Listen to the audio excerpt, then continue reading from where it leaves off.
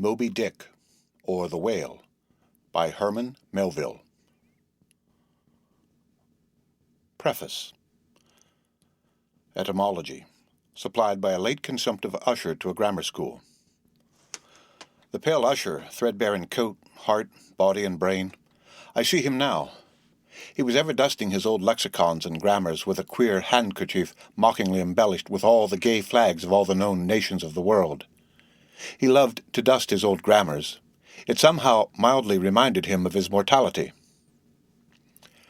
While you take in hand to school others, and to teach them by what name a whalefish is to be called in our tongue, leaving out, through ignorance, the letter H, which almost alone maketh the signification of a word, you deliver that which is not true.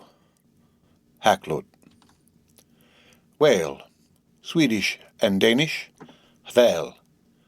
This animal is named from roundness or rolling, for in Danish, ● is arched or vaulted, from Webster's Dictionary. Whale. It is more immediately from the Dutch and German ◌vallen, to roll, to wallow, from Richardson's Dictionary. From the Greek, ketos, from the Latin, cetus, Anglo-Saxon, wol, Danish, ●vald, Dutch, val, Swedish, ●hval, Icelandic, whale, English, whale, French, baleine, Spanish, balena, Fiji, ℌ𝔞𝔫𝔫𝔞𥗌. Extracts supplied by a sub-librarian. It will be seen that this mere painstaking burrower and grubworm of a poor devil of a sub appears to have gone through the long Vaticans and street stalls of the earth, picking up whatever random allusions to whales he could anyways find in any book whatsoever, sacred or profane. Therefore you must not, in every case at least, take the higgledy-piggledy whale statements, however authentic in these extracts, for veritable gospel cetology. Far from it. As touching the ancient authors generally, as well as the poets here appearing, these extracts are solely valuable or entertaining, as affording a glancing bird's-eye view of what has been promiscuously said, thought, fancied, and sung of Leviathan by many nations and generations, including our own. So fare thee well, poor devil of a sub, whose commentator I am. Thou belongest to that hopeless, sallow tribe, which no wine of this world will ever warm, and for whom even pale sherry would be too rosy strong, but with whom one sometimes loves to sit, and feel poor devilish too, and grow convivial upon tears, and say to them bluntly, with full eyes and empty glasses, and in not altogether unpleasant sadness, give it up, subs, for by how much the more pains ye take to please the world, by so much the more shall ye for ever go thankless. Would that I could clear out Hampton Courtyard and the Tuileries for ye, but gulp down your tears, and hie aloft to the royal mast with your hearts. For your friends who have gone before are clearing out the 7-storied heavens, and making refugees of long-pampered Gabriel, Michael, and Raphael against your coming. Here ye strike but splintered hearts together. There ye shall strike unsplinterable glasses. Extracts. And God created great whales, from Genesis. Leviathan maketh a path to shine after him. One would think the deep to be hoary. From Job. Now the Lord had prepared a great fish to swallow up Jonah. From Jonah. There go the ships. There is that Leviathan whom thou hast made to play therein. From Psalms. In that day the Lord with his sore and great and strong sword shall punish Leviathan, the piercing serpent, even Leviathan, that crooked serpent, and he shall slay the dragon that is in the sea. From Isaiah. And what thing soever besides cometh within the chaos of this monster's mouth, be it beast, boat, or stone, down it goes all incontinently, that foul great swallow of his, and perisheth in the bottomless gulf of his paunch. From Holland's Plutarch's Morals. The Indian Sea breedeth the most and the biggest fishes that are, among them which the whales and whirlpools call baleine, take up as much in length as 4 acres or arpens of land. From Holland's Pliny. Scarcely had we proceeded 2 days on the sea, when about sunrise a great many whales and other monsters of the sea appeared. Among the former, one was of a most monstrous size. This came towards us open-mouthed, raising the waves on all sides, and beating the sea before him into a foam. From ℌ𝔞𝔫𝔫𝔞𥗌, The True History. He visited this country also with a view of catching horse whales, which had bones of very great value for their teeth, of which he brought some to the king. The best whales were catched in his own country, of which some were 48, some 50 yards long. He said that he was one of 6 who had killed 60 in 2 days. Other, or author's verbal narrative, taken down from his mouth by King Alfred, A.D. 890. And whereas all the other things, whether beast or vessel, that enter into the dreadful gulf of this monster whale's mouth, are immediately lost and swallowed up, the sea gudgeon retires into it in great security, and there sleeps. From Montaigne, Apology for Raymond Sebon. Let us fly, let us fly. Old Nick take me, if it is not Leviathan described by the noble prophet Moses in the life of patient Job. From Rabelais. This whale's liver was 2 cartloads. From Stowe's Annals.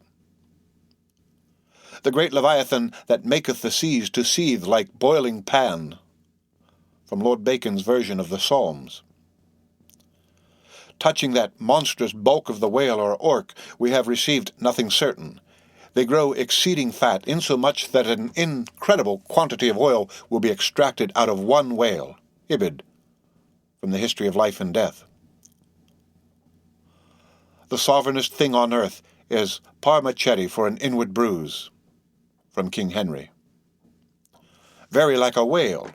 From Hamlet. Which to secure no skill of leech's art mote him avail, but to return again to his wound's worker, that with lowly dart dinting its breast had bred his restless pain, like as the wounded whale to shore flies thro' the main. From The Faerie Queen. Immense as whales, the motion of whose vast bodies can in a peaceful calm trouble the ocean till it boil. From Sir William Davenant, Preface to Gondibert. What ℌ𝔞𝔫𝔞𥗌 is, men might justly doubt, since the learned Hosmanus in his work of 30 years saith plainly, Necio quid sit.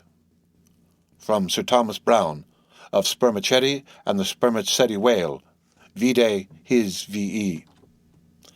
Like Spencer's Talus with his modern flail, he threatens ruin with his ponderous tail. Their fixed javelins in his side he wears, and on his back a grove of pikes appears. From Waller's Battle of the Summer Islands. By art is created that great Leviathan called a commonwealth or state, which in Latin is civitas, which is but an artificial man. From the opening sentence of Hobbes' Leviathan. Silly man's soul swallowed it without chewing, as if it had been a sprat in the mouth of a whale. From Pilgrim's Progress. That sea-beast Leviathan which God of all his works created you just that swim the ocean stream. From Paradise Lost.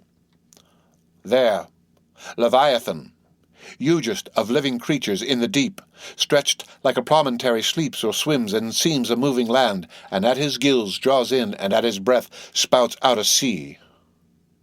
Ibid. The mighty whales which swim in a sea of water, and have a sea of oil swimming in them. From Fuller's Profane and Holy State. So close behind some promontory lie the huge Leviathan to attend their prey, and give no chance but swallow in the fry, which through their gaping jaws mistake the way. From Dryden's Annus Mirabilis. While the whale is floating at the stern of the ship, they cut off his head and tow it with a boat as near the shore as it will come, but it will be aground in 12 or 13 feet of water. From Thomas Edge's 10 Voyages to Spitzbergen, in Purchas. In their way, they saw many whales sporting in the ocean, and in wantonness fuzzing up the water through their pipes and vents, which nature has placed on their shoulders. From Sir Thomas Herbert's Voyages into Asia and Africa, Harris College. Here they saw such huge troops of whales that they were forced to proceed with a great deal of caution, for fear they should run their ship upon them. Schooten's Sixth Circumnavigation. We set sail from the Elbe, wind northeast, in the ship called the Jonas and the Whale. Some say the whale can't open his mouth, but that is a fable. They frequently climb up the masts to see whether they can see a whale, for the first discoverer has a ducat for his pains. I was told of a whale taken near Shetland that had above a barrel of herrings in his belly. One of our harpooners told me that he caught once a whale in Spitzbergen that was white all over. From a Voyage to Greenland, A.D. 1671, Harris College. Several whales have come in upon this coast, or Fife. In the year 1652, one 80 feet in length of the whalebone kind came in, which was, as I was informed, beside a vast quantity of oil, did afford 500 weight of baleen. The jaws of it stand for a gate in the garden of Pitfarron. From Sibbald's Fife in Kinross. Myself have agreed to try whether I can master and kill this ℌ𝔞𝔫𝔞𝔥 whale, for I could never hear of any of that sort that was killed by any man, such is his fierceness and swiftness. From Richard Strafford's Letter from the Bermudas, translated in A.D. 1668. Whales in the sea God's voice obey, from the New England Primer. We saw also abundance of large whales, there being more in those southern seas, as I may say by 100 to 1, than we have come to the northward of us. From Captain Cowley's Voyage Around the Globe, A.D. 1729.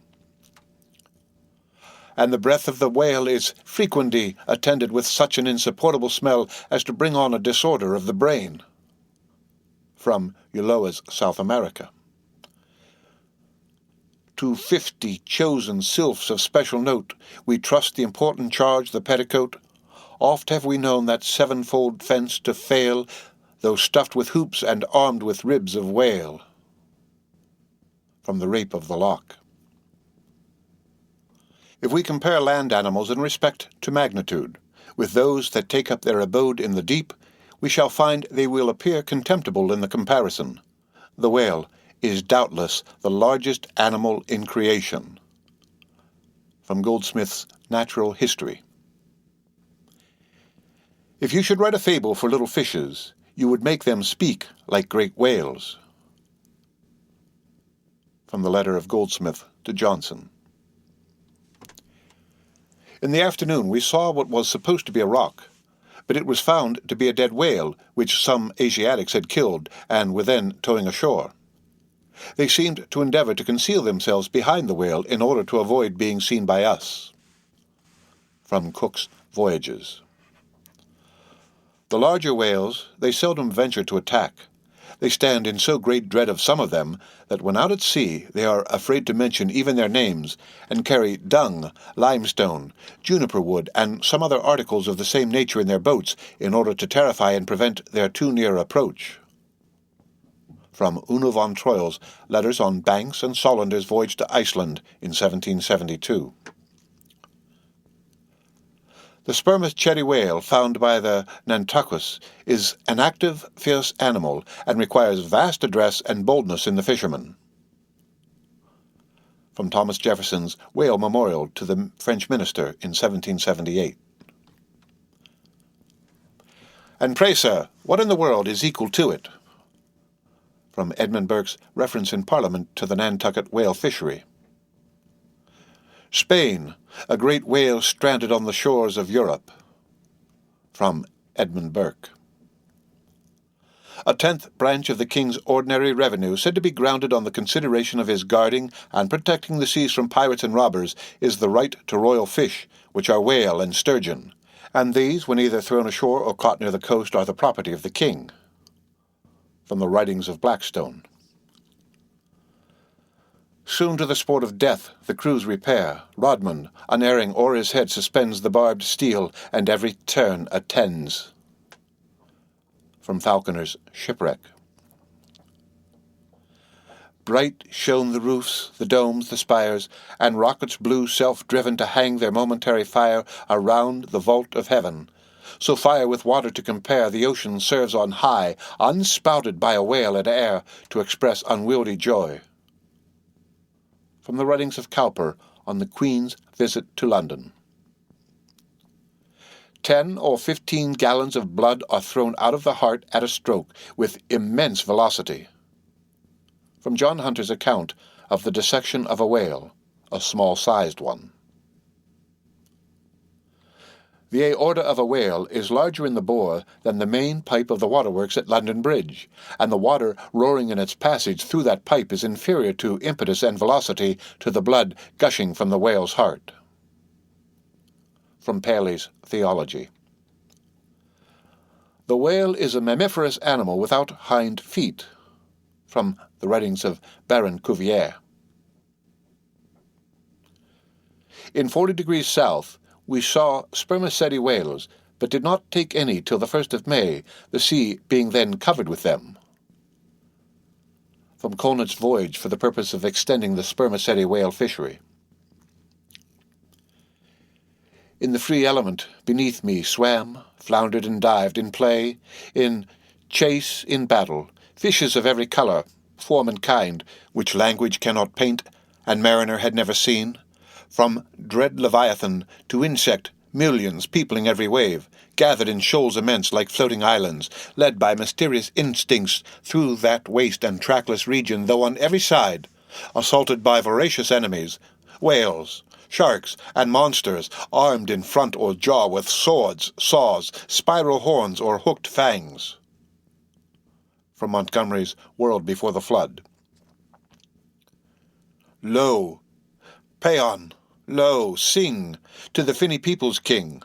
Not a mightier whale than this in the vast Atlantic is, not a fatter fish than he flounders round the polar sea. From Charles Lamb's Triumph of the Whale. In the year 1690, some persons were on a high hill observing the whales spouting and sporting with each other, when one observed, there, pointing to the sea, is a green pasture where our children's grandchildren will go for bread. From Obadiah Macy's History of Nantucket.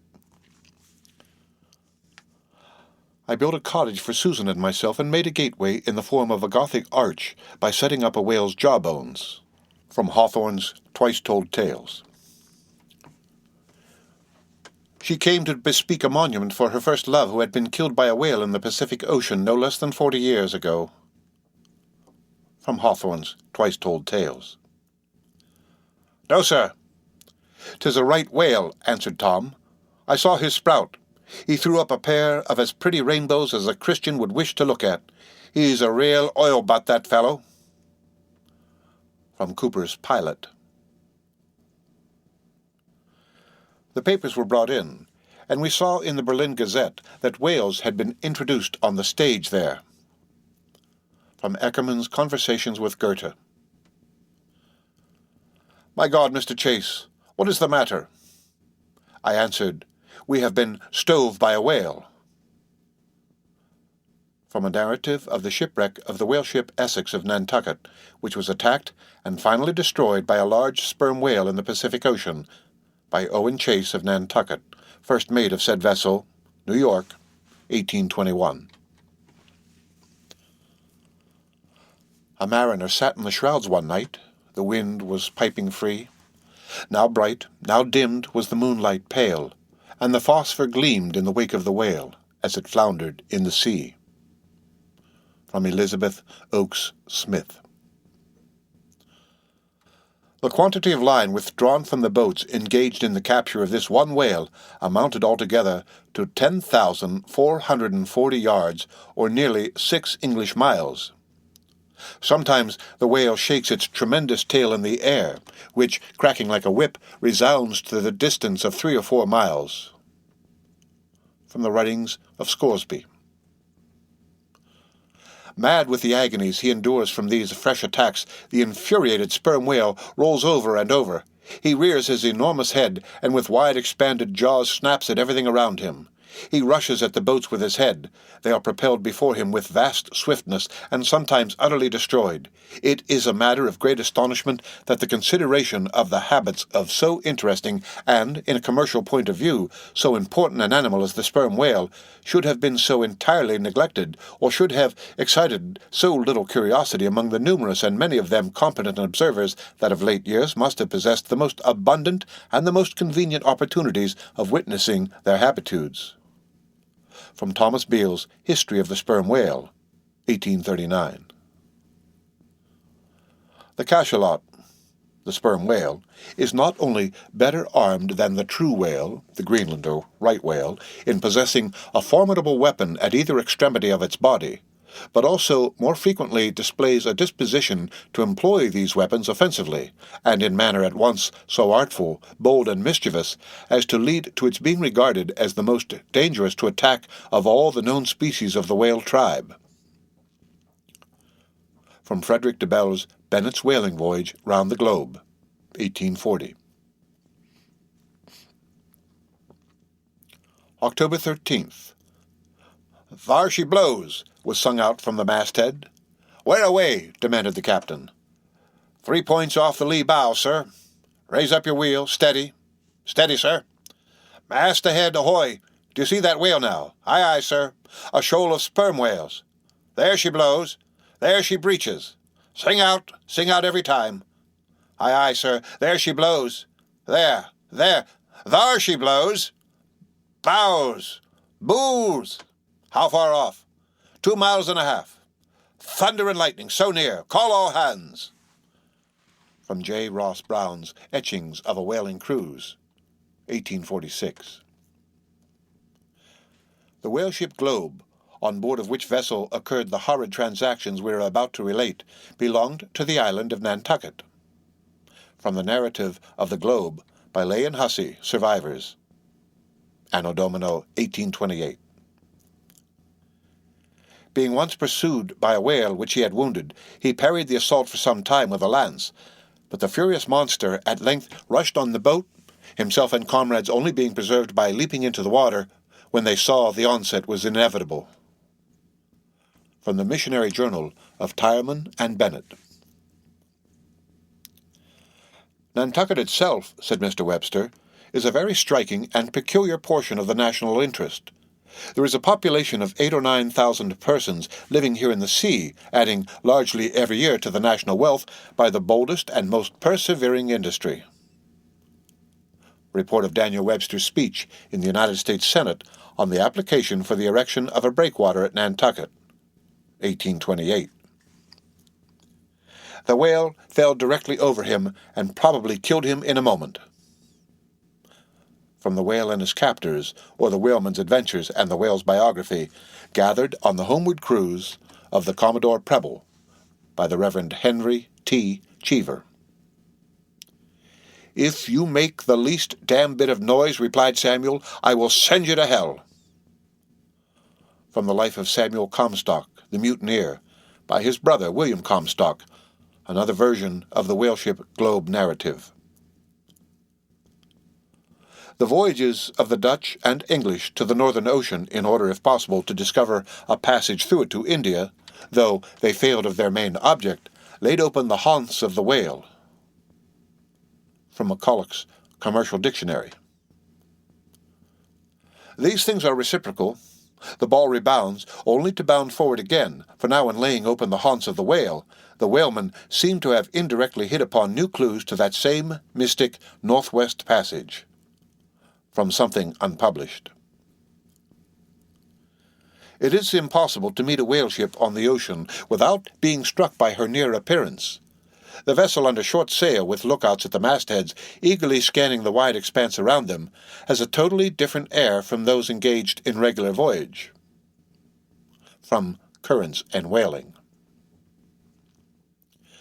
Pedestrians in the vicinity of London and elsewhere may recollect having seen large curved bones set upright in the earth, either to form arches over gateways, or entrances to alcoves, and they may perhaps have been told that these were the ribs of whales.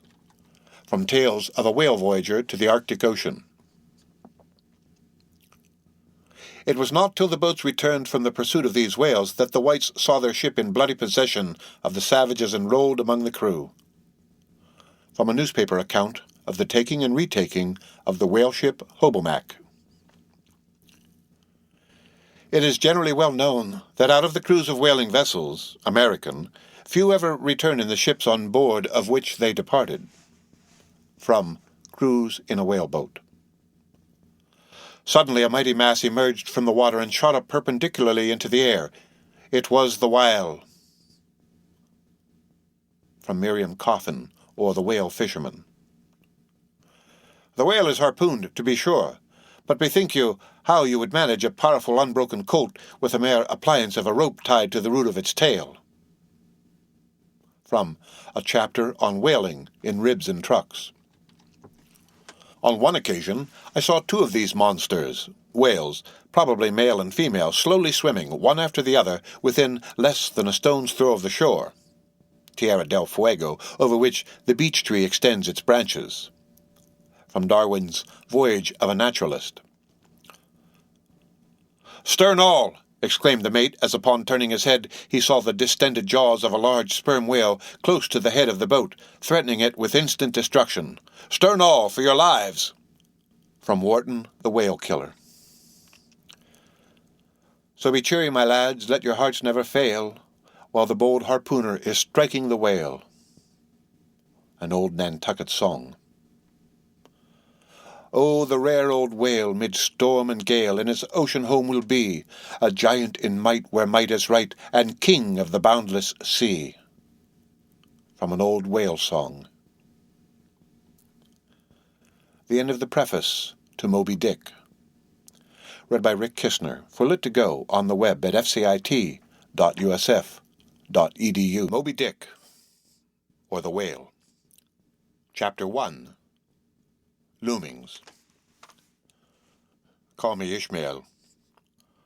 Some years ago, never mind how long precisely, having little or no money in my purse, and nothing particular to interest me on shore, I thought I would sail about a little and see the watery part of the world.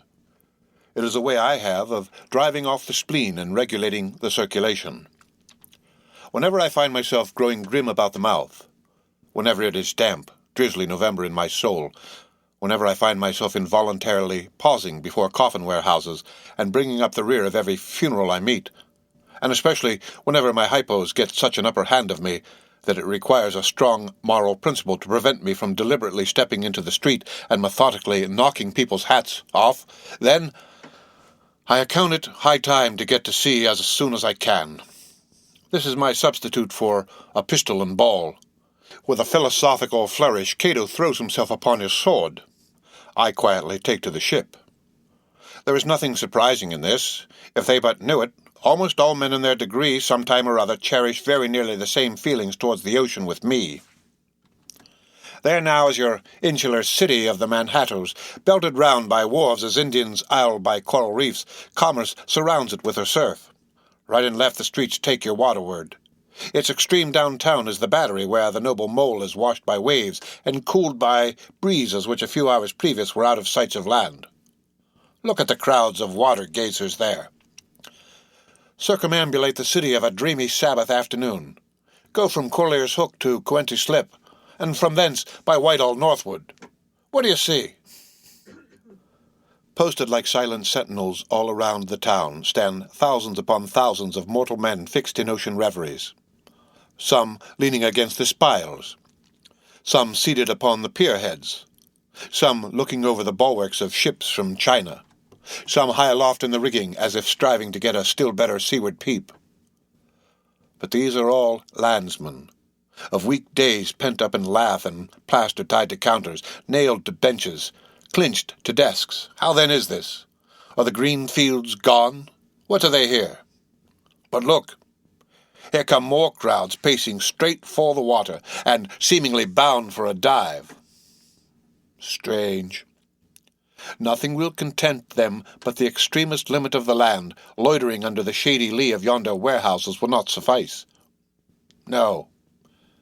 They must get just as nigh the water as they possibly can without falling in. And there they stand, miles of them, leagues, inlanders all. They come from lanes and alleys, streets and avenues, north, east, south, and west. Yet here they all unite. Tell me, does the magnetic virtue of the needles of the compasses of all these ships attract them thither? Once more, say you're in the country, in some high land of lakes. Take almost any path you please, and 10 to 1 it carries you down in a dale and leaves you there by a pool in the stream. There is magic in it. Let the most absent-minded of men be plunged in his deepest reveries. Stand that man on his legs, set his feet a-going, and he will infallibly lead you to water, if water there be in all that region. Should you ever be athirst in the great American desert, try this experiment if your caravan happen to be supplied with a metaphysical professor. Yes, as everyone knows, meditation and water are wedded forever. But here is an artist. He desires to paint you the dreamiest, shadiest, quietest, most enchanting bit of romantic landscape in all the valley of the Saco. What is the chief element he employs? There stand his trees, each with a hollow trunk, as if a hermit and a crucifix were within, and here sleeps his meadow, and there sleep his cattle, and up from yonder cottage goes a sleepy smoke. Deep into distant woodlands winds a mazy way, reaching to overlapping spurs of mountains bathed in their hillside blue. But though the picture lies thus tranced, and though this pine tree shakes down its sighs like leaves upon this shepherd's head, yet all were vain unless the shepherd's eye were fixed upon the magic stream before him. Go visit the prairies in June, when for scores on scores of miles you wade knee-deep among tiger lilies. What is the one charm wanting? Water. There is not a drop of water there. Were Niagara but a cataract of sand, would you travel your 1,000 miles to see it? Why did the poor poet of Tennessee, upon suddenly receiving 2 handfuls of silver, deliberate whether to buy him a coat, which he sadly needed, or invest his money in a pedestrian trip to Rockaway Beach? Why is almost every robust, healthy boy with a robust, healthy soul in him at some time or other crazy to go to sea? Why, upon your first voyage as a passenger, did you yourself feel such a mystical vibration when first told that you and your ship were now out of sight of land? Why did the old Persians hold the sea holy? Why did the Greeks give it a separate deity and own brother of Jove? Surely all this is not without meaning, and still deeper the meaning of that story of Narcissus, who, because he could not grasp the tormenting mild image he saw in the fountain, plunged into it and was drowned. But that same image we ourselves see in all rivers and oceans. It is the image of the ungraspable phantom of life, and this is the key to it all. Now, when I say that I am in the habit of going to sea whenever I begin to grow hazy about the eyes and begin to be overconscious of my lungs, I do not mean to have it inferred that I ever go to sea as a passenger. For to go as passenger, you must needs have a purse, and the purse is but a rag unless you have something in it. Besides, passengers get seasick, grow quarrelsome, don't sleep of nights, do not enjoy themselves much as a general thing. No, I never go as a passenger, nor, though I am something of a salt, do I ever go to sea as a commodore or a captain or a cook. I abandon the glory and distinction of such offices to those who like them. For my part, I abominate all honorable, respectable toils, trials, and tribulations of every kind whatsoever. It is quite as much as I can do to take care of myself without taking care of ships, barks, brigs, schooners, and what not. And as for going as cook, though I confess there is considerable glory in that, a cook being a sort of officer on shipboard, yet somehow I never fancied broiling fowls, though once broiled, judiciously buttered, and judgmatically salted and peppered, there is no one who will speak more respectfully, not to say reverentially, of a broiled fowl than I will. It is out of the idolatrous dotings of the old Egyptians upon broiled ibis and roasted river horse that you see the mummies of those creatures in their huge bakehouses, the pyramids. No, when I go to sea, I go as a simple sailor, right before the mast, plumb down into the forecastle, aloft there to the royal masthead. True, they rather order me about some, and make me jump from spar to spar like a grasshopper in a May meadow, and at first this sort of thing is unpleasant enough. It touches one's sense of honor, particularly if you come of an old established family in the land, the Van Rensselaers or Randolphs or de Canuts. And more than all, if just previous to putting your hand into the tar pot you have been lording it as a country schoolmaster, making the tallest boy stand in awe of you. The transition is a keen one, I assure you, from a schoolmaster to a sailor, and requires a strong decoction of Seneca and the Stoics to enable you to grin and bear it. But even this wears off in time. What of it if some old hunk of a sea captain orders me to get a broom and sweep down the decks? What does the indignity amount to, weighed, I mean, in the scales of the New Testament?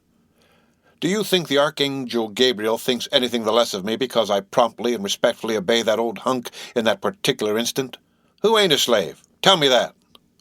Well then, however the old sea captains may order me about, however they may thump and punch me about, I have the satisfaction of knowing that it is all right, that everybody else is, one way or another, served in much the same way, either in a physical or metaphysical point of view, that is, and so the universal thump is passed round, and all hands should rub each other's shoulder blades and be content.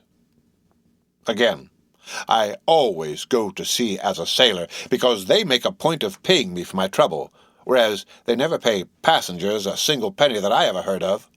On the contrary, passengers themselves must pay. And there is all the difference in the world between paying and being paid.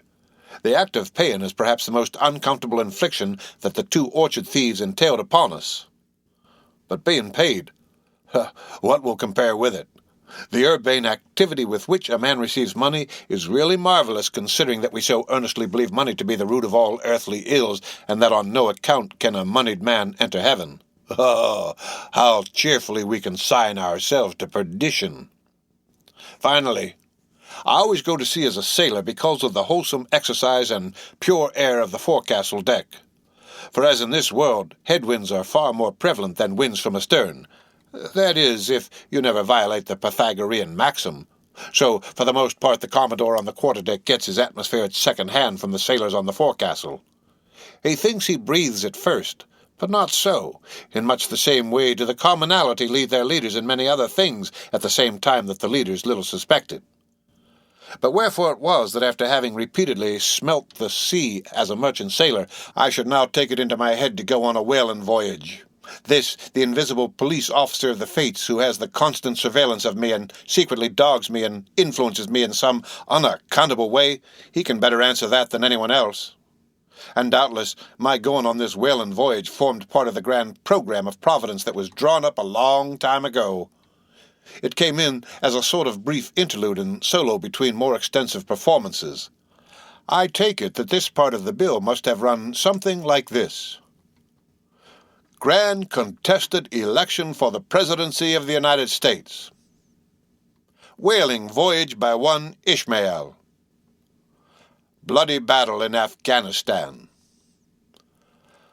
Though I cannot tell why it was exactly that those stage managers, the fates, put me down for this shabby part of a whaling voyage when others were set down for magnificent parts in high tragedies, and short and easy parts in genteel comedies, and jolly parts in farces, though I cannot tell why this was exactly, yet, now that I recall all the circumstances, I think I can see a little into the springs and motives which, being cunningly presented to me under various disguises, induced me to set about performing the part I did, besides cajoling me into the delusion that it was a choice resulting from my own unbiased free will and discriminating judgment.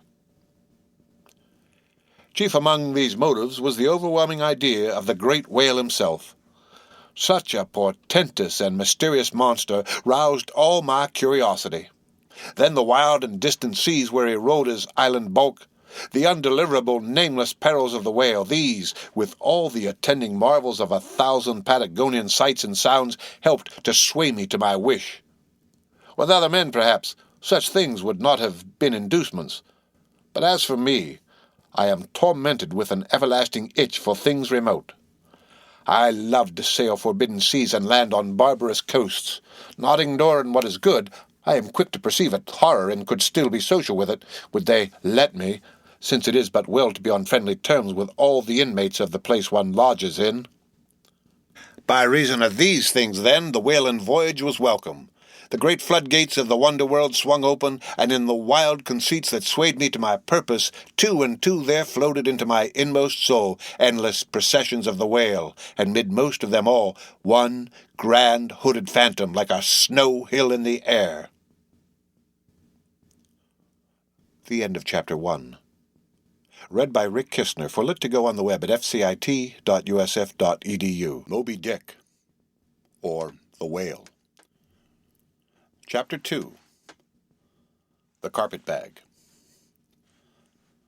I stuffed a shirt or two into my old carpet bag, tucked it under my arm, and started for Cape Horn and the Pacific. Quitting the good old city of Manhattan, I duly arrived in New Bedford. It was a Saturday night in December.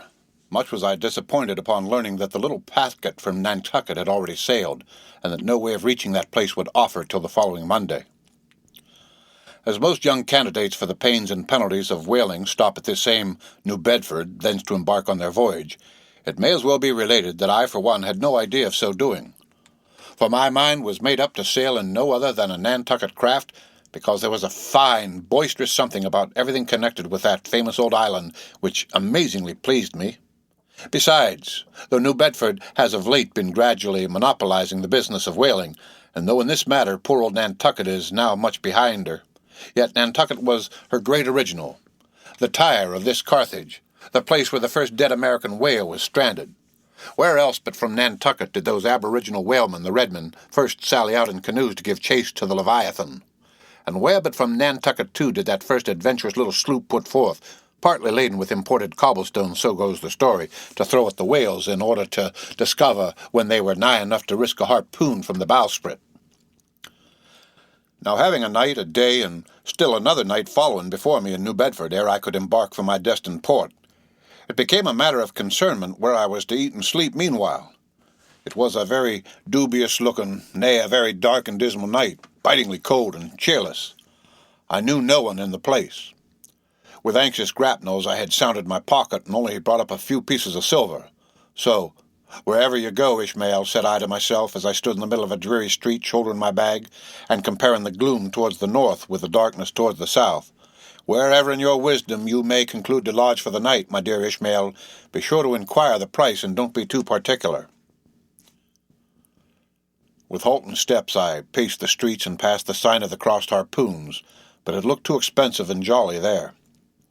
Further on, from the bright red windows of the Swordfish Inn, there came such fervent rays that it seemed to have melted the packed snow and ice from before the house, for everywhere else the congealed frost lay 10 inches thick in a hard asphaltic pavement, rather weary for me when I struck my foot against the flinty projections, because from hard remorseless service the soles of my boots were in a most miserable plight. Too expensive and jolly again, thought I, pausing one moment to watch the broad glare in the street and hear the sounds of the tinkling glasses within. But go on, Ishmael, said I at first. Don't you hear? Get away from before the door. Your patched boots are stopping the way. So on I went. I now by instinct followed the streets that took me waterward, for there doubtless were the cheapest if not the cheeriest inns. Such dreary streets, blocks of blackness, not houses on either hand, and here and there a candle, like a candle moving about in a tomb. At this hour of the night of the last day of the week, that quarter of the town proved all but deserted. But presently I came to a smoky light proceeding from a low, wide building, the door of which stood invitingly open. It had a careless look as if it were meant for the uses of the public, so, entering, the first thing I did was to stumble over an ash-box in the porch. "Ah," thought I, "ha, ha," as the flying particles almost choked me. "Are these the ashes from that destroyed city of Gomorrah?" But the crossed harpoons and the swordfish, this, then, must needs be the sign of the trap. However, I picked myself up, and, hearing a loud voice within, pushed on and opened a second interior door. It seemed the great black Parliament sitting in Tophet. 100 black faces turned round in their rows to peer, and beyond a black angel of doom was beating a book in a pulpit. It was a Negro church, and the preacher's text was about the blackness of darkness and the weeping and wailing and teeth-gnashing there. "Ah," Ishmael muttered I, backing out. "Wretched entertainment at the sign of the trap." Moving on, I at last came to a dim sort of light not far from the docks, and heard a forlorn creaking in the air.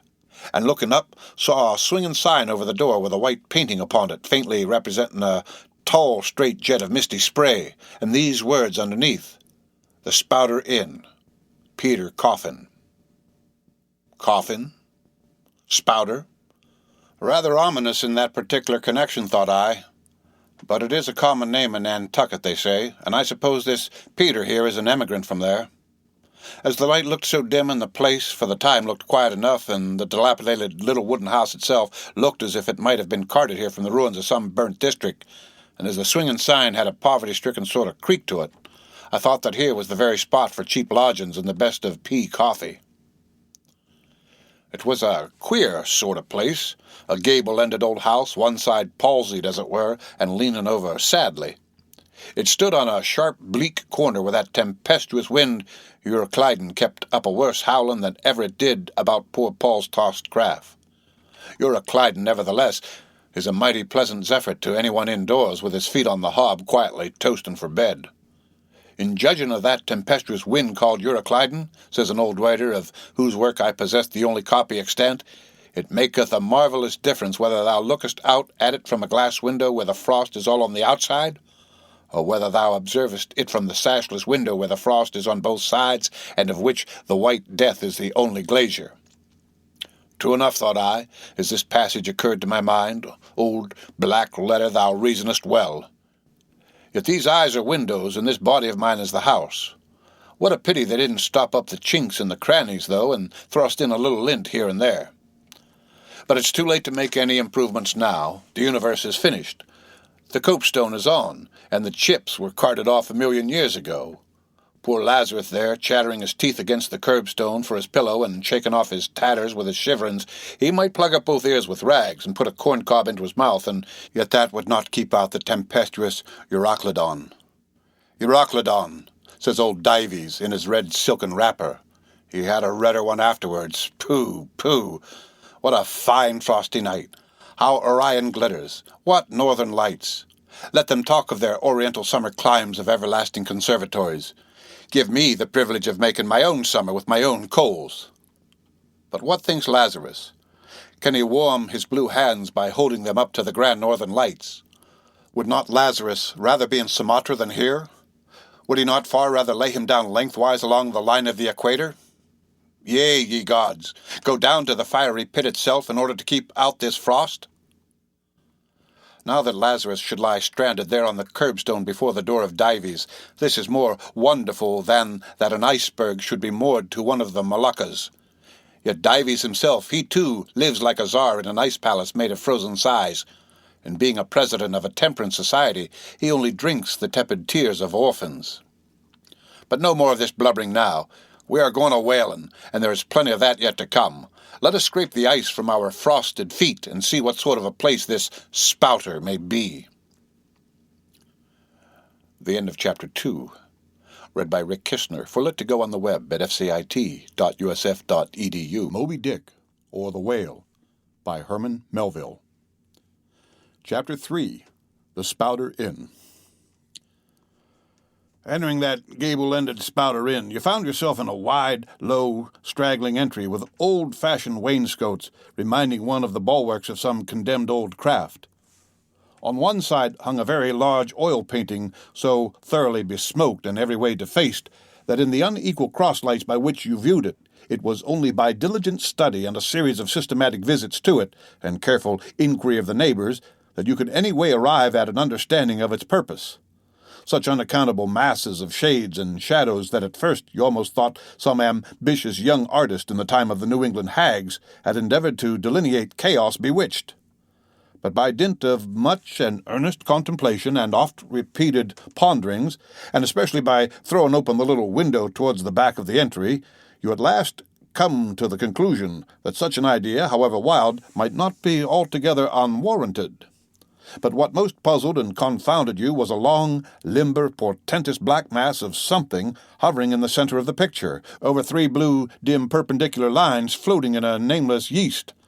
A boggy, soggy, squitchy picture truly, enough to drive a nervous man distracted. Yet was there a sort of indefinite, half-attained, unimaginable sublimity about it that fairly froze you to it till you involuntarily took an oath with yourself to find out what that marvelous painting meant? Ever and anon a bright but, alas, deceptive idea would dart you through. It's the Black Sea in a midnight gale. It's the unnatural combat of the four primal elements. It's a blasted heath. It's a Hyperborean winter scene. It's the breaking up of the icebound stream of time. But at last all these fancies yielded to that one portentous something in the picture's midst. That once found out, and all the rest were plain. But stop. Does it not bear a faint resemblance to a gigantic fish, even the great Leviathan himself? In fact, the artist's design seemed this, a final theory of my own, partly based upon the aggregated opinions of many aged persons with whom I conversed upon the subject. The picture represents a Cape Horner in a great hurricane, the half-foundered ship weltering there with its 3 dismantled masts alone visible, and an exasperated whale purposing to spring clean over the craft is in the enormous act of impaling himself upon the 3 mastheads. The opposite wall of this entry was hung all over with a heathenish array of monstrous clubs and spears. Some were thickly set with glittering teeth resembling ivory saws. Others were tufted with knots of human hair, and one was sickle-shaped with a vast handle sweeping round like the segment made in the new-mown grass by a long-armed mower. You shuddered and wondered what monstrous cannibal and savage could ever have gone a death-harvesting with such a hacking, horrifying implement. Mixed with these were rusty old whaling lances and harpoons, all broken and deformed. Some were storied weapons. With this once long lance, now wildly elbowed 50 years ago, did Nathan Swain kill 15 whales between a sunrise and a sunset.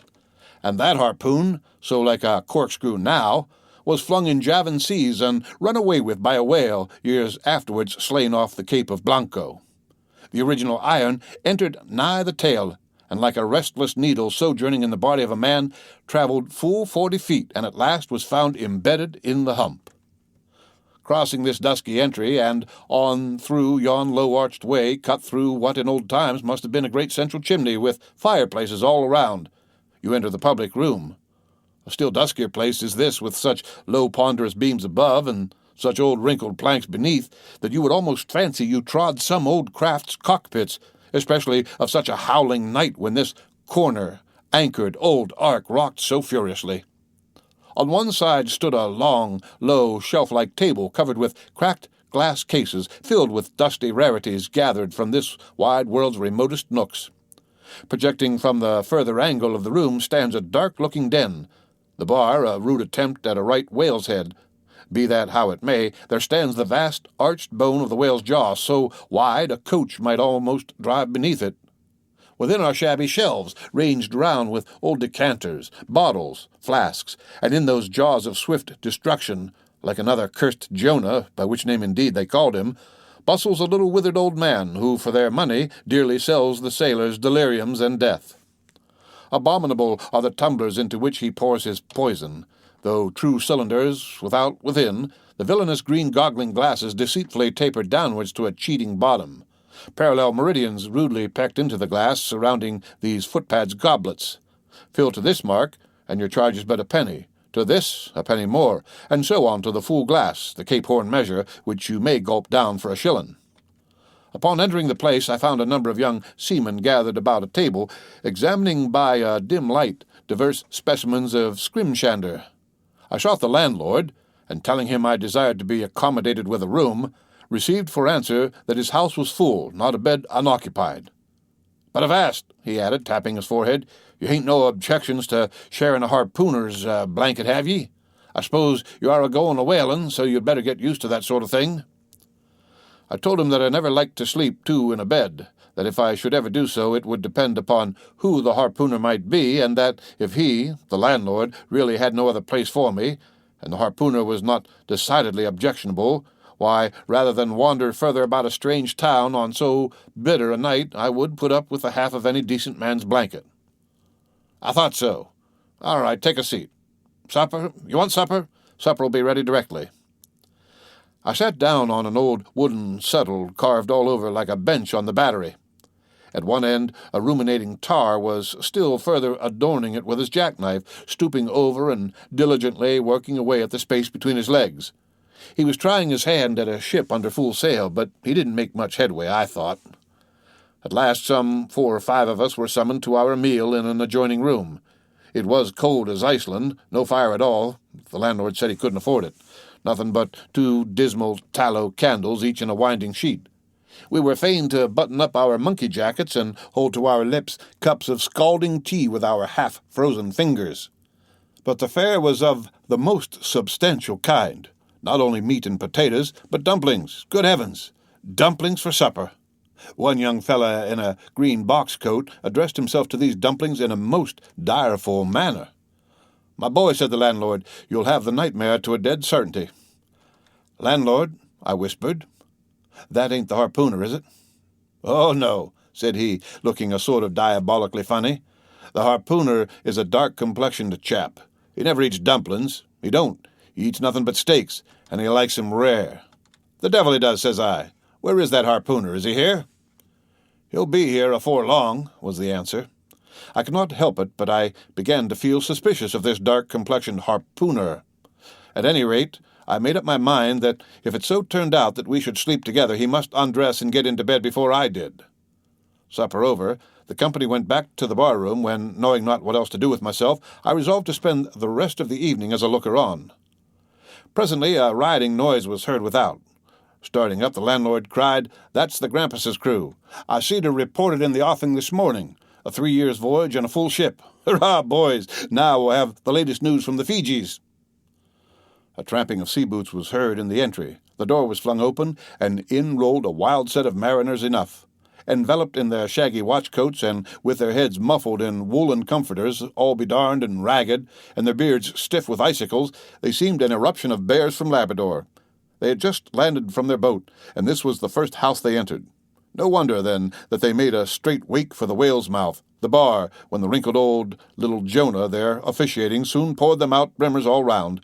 One complained of a bad cold in his head, upon which Jonah mixed him a pitch-like potion of gin and molasses, which he swore was a sovereign cure for all colds and catarrhs whatsoever, never mind of how long standing, or whether caught off the coast of Labrador or on the weather side of a nice island. The liquor soon mounted into their heads, as it generally does even with the arrantest topers newly landed from sea, and they began capering about most obstreperously. I observed, however, that one of them held somewhat aloof, and though he seemed desirous not to spoil the hilarity of his shipmates by his own sober face, yet upon the whole he refrained from making as much noise as the rest. This man interested me at once, and since the sea gods had ordained that he should soon become my shipmate, though but a sleeping partner one, so far as this narrative is concerned, I will here venture upon a little description of him. He stood full 6 feet in height, with noble shoulders, and a chest like a cofferdam. I have seldom seen such brawn in a man. His face was deeply brown and burnt, making his white teeth dazzling by the contrast, while in the deep shadows of his eyes floated some reminiscences that did not seem to give him much joy. His voice at once announced that he was a Southerner, and from his fine stature I thought he must be one of those tall mountaineers from the Alleghanian Ridge in Virginia. When the revelry of his companions had mounted to its height, this man slipped away unobserved, and I saw no more of him till he became my comrade on the sea.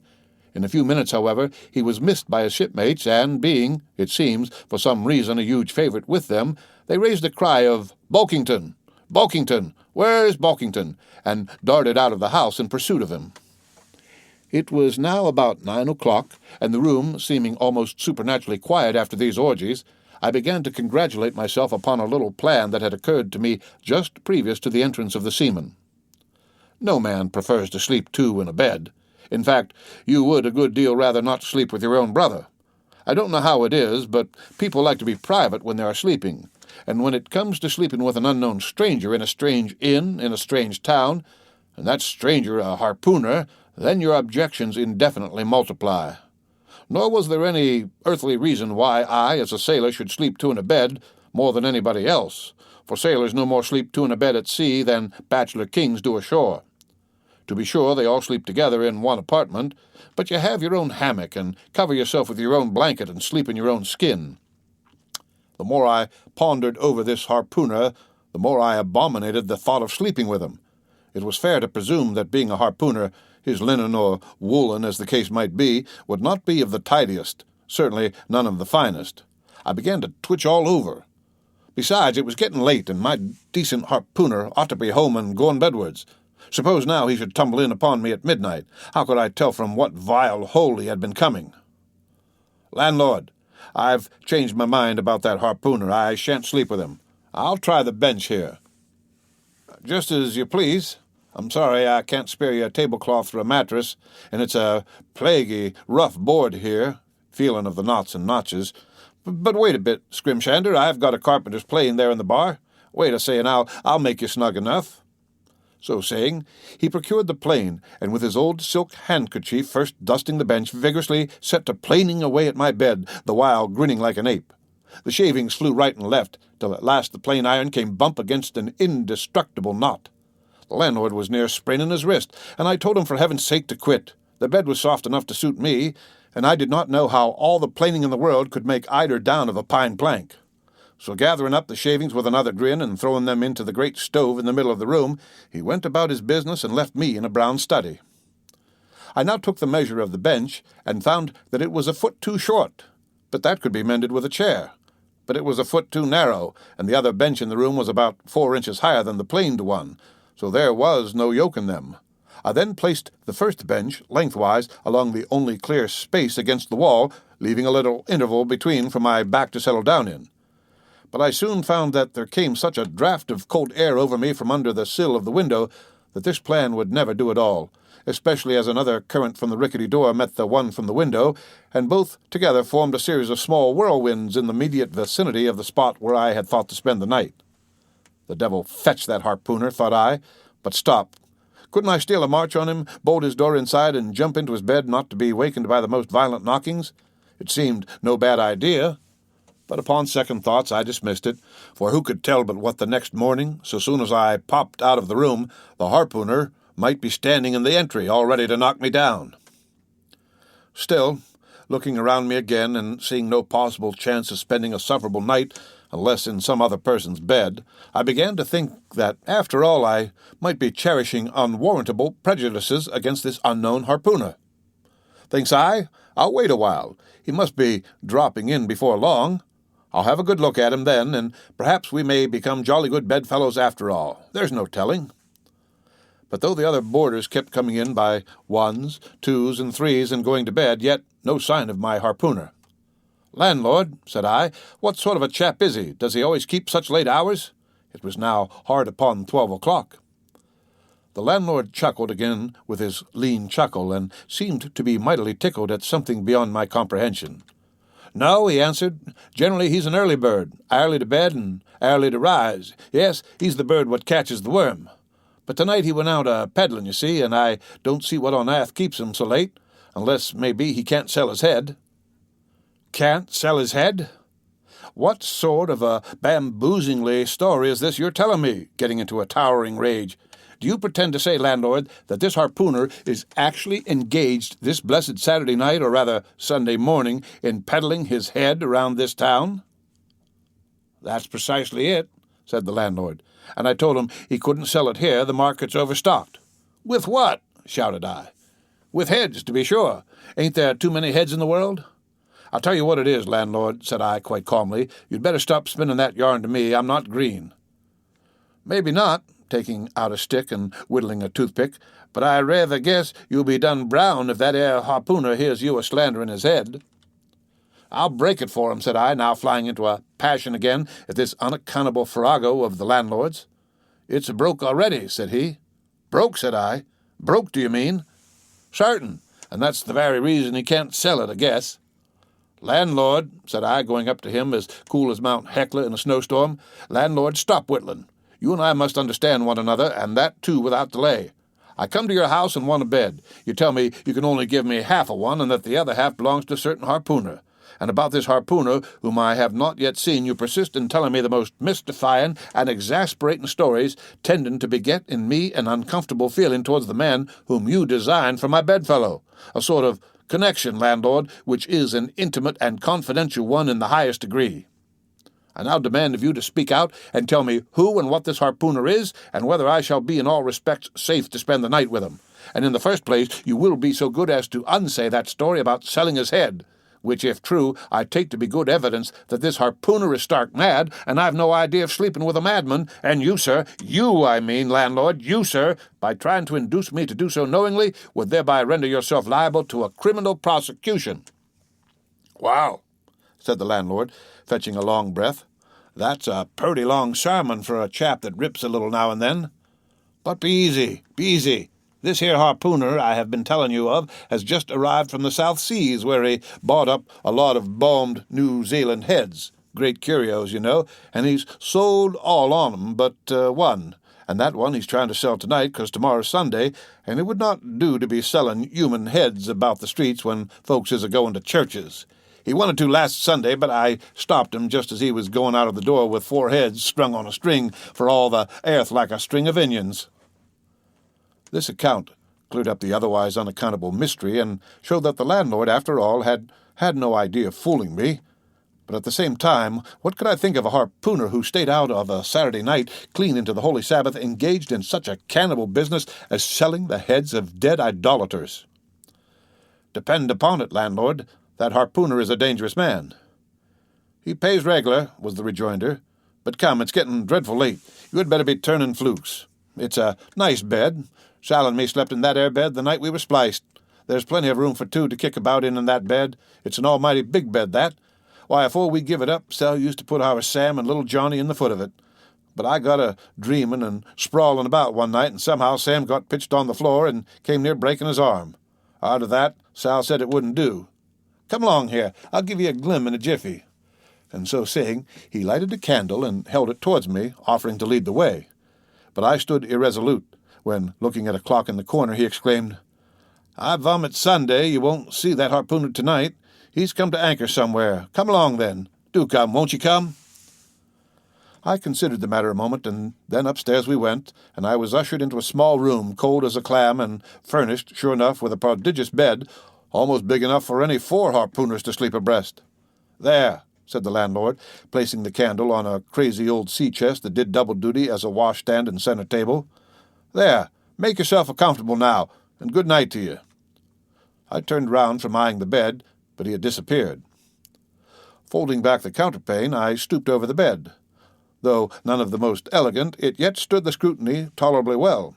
I then glanced round the room, and besides the bedstead and centre table could see no other furniture belonging to the place but a rude shelf, the 4 walls, and a papered fireboard representing a man striking a whale. Of things not properly belonging to the room, there was a hammock lashed up and thrown upon the floor in one corner, also a large seaman's bag containing the harpooner's wardrobe, no doubt, in lieu of a land trunk.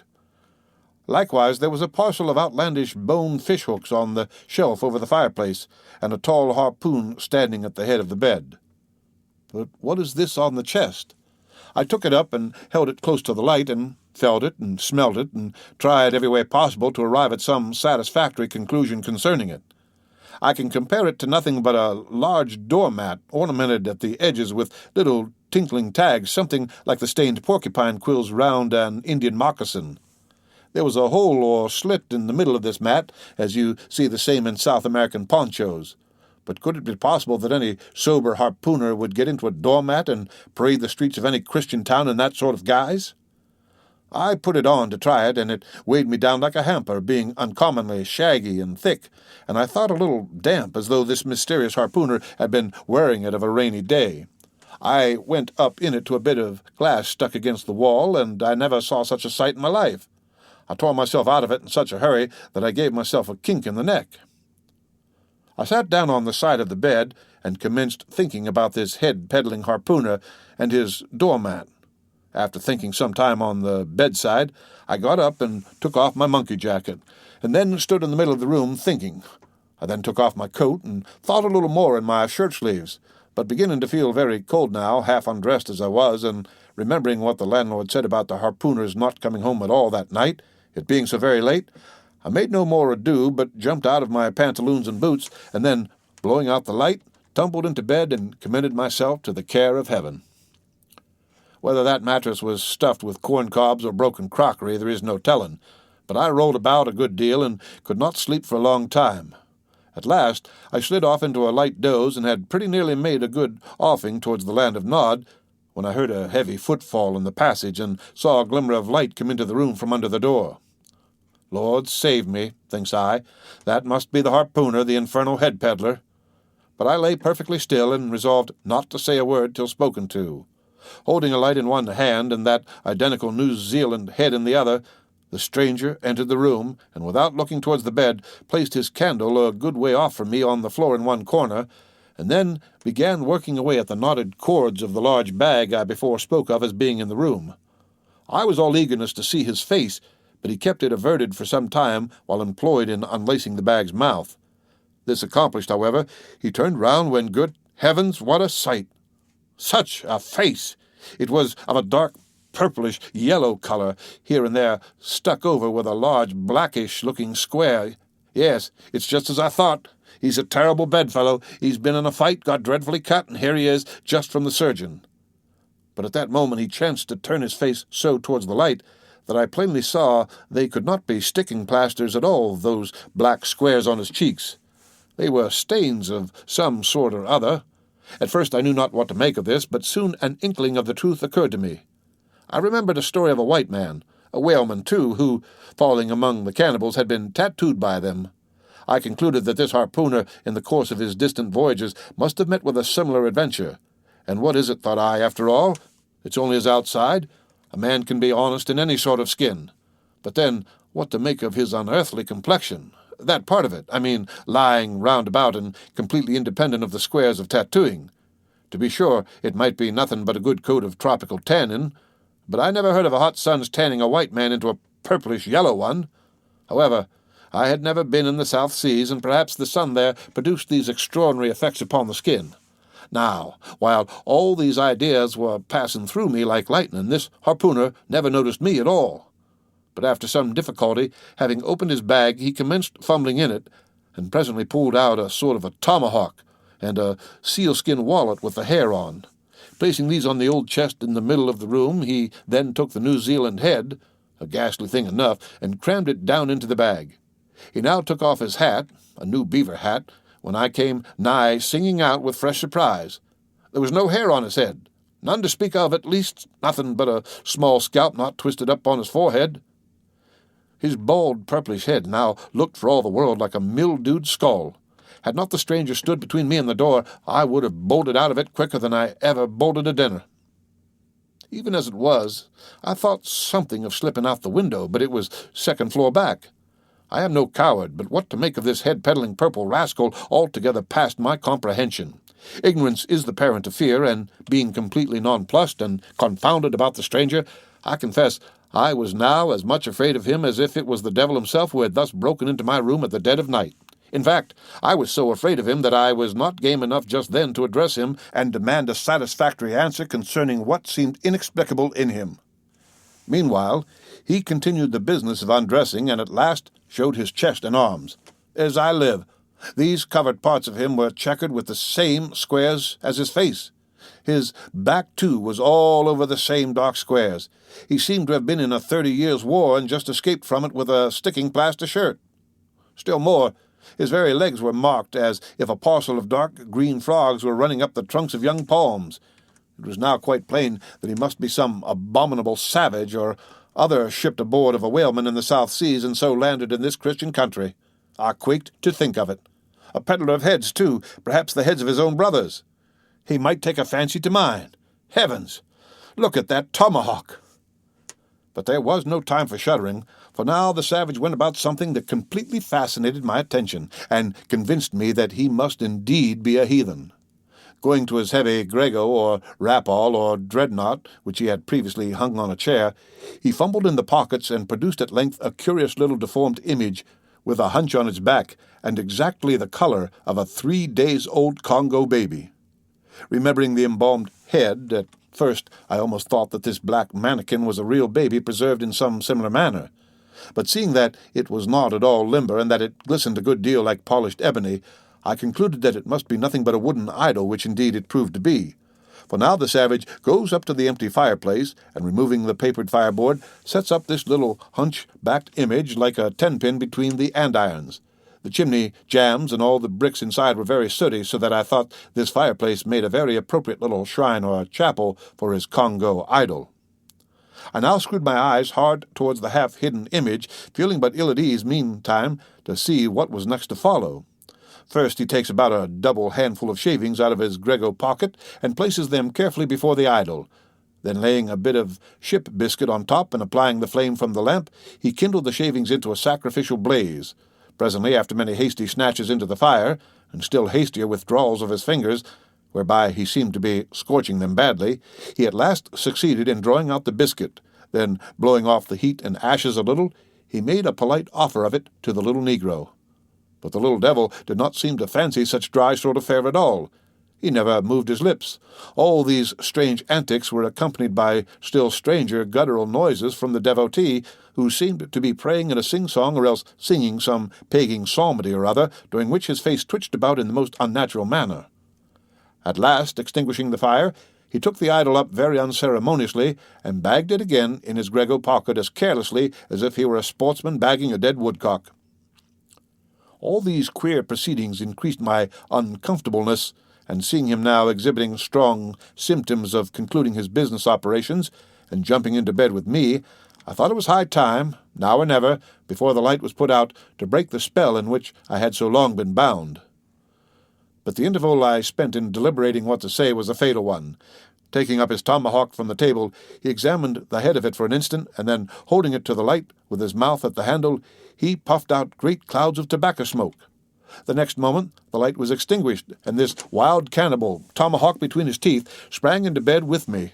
I sang out. I could not help it now, and giving a sudden grunt of astonishment, he began feeling me. Stammering out something, I knew not what, I rolled away from him against the wall, and then conjured him, whoever or whatever he might be, to keep quiet and let me get up and light the lamp again. But his guttural responses satisfied me at once that he but ill comprehended my meaning. "Who devil you?"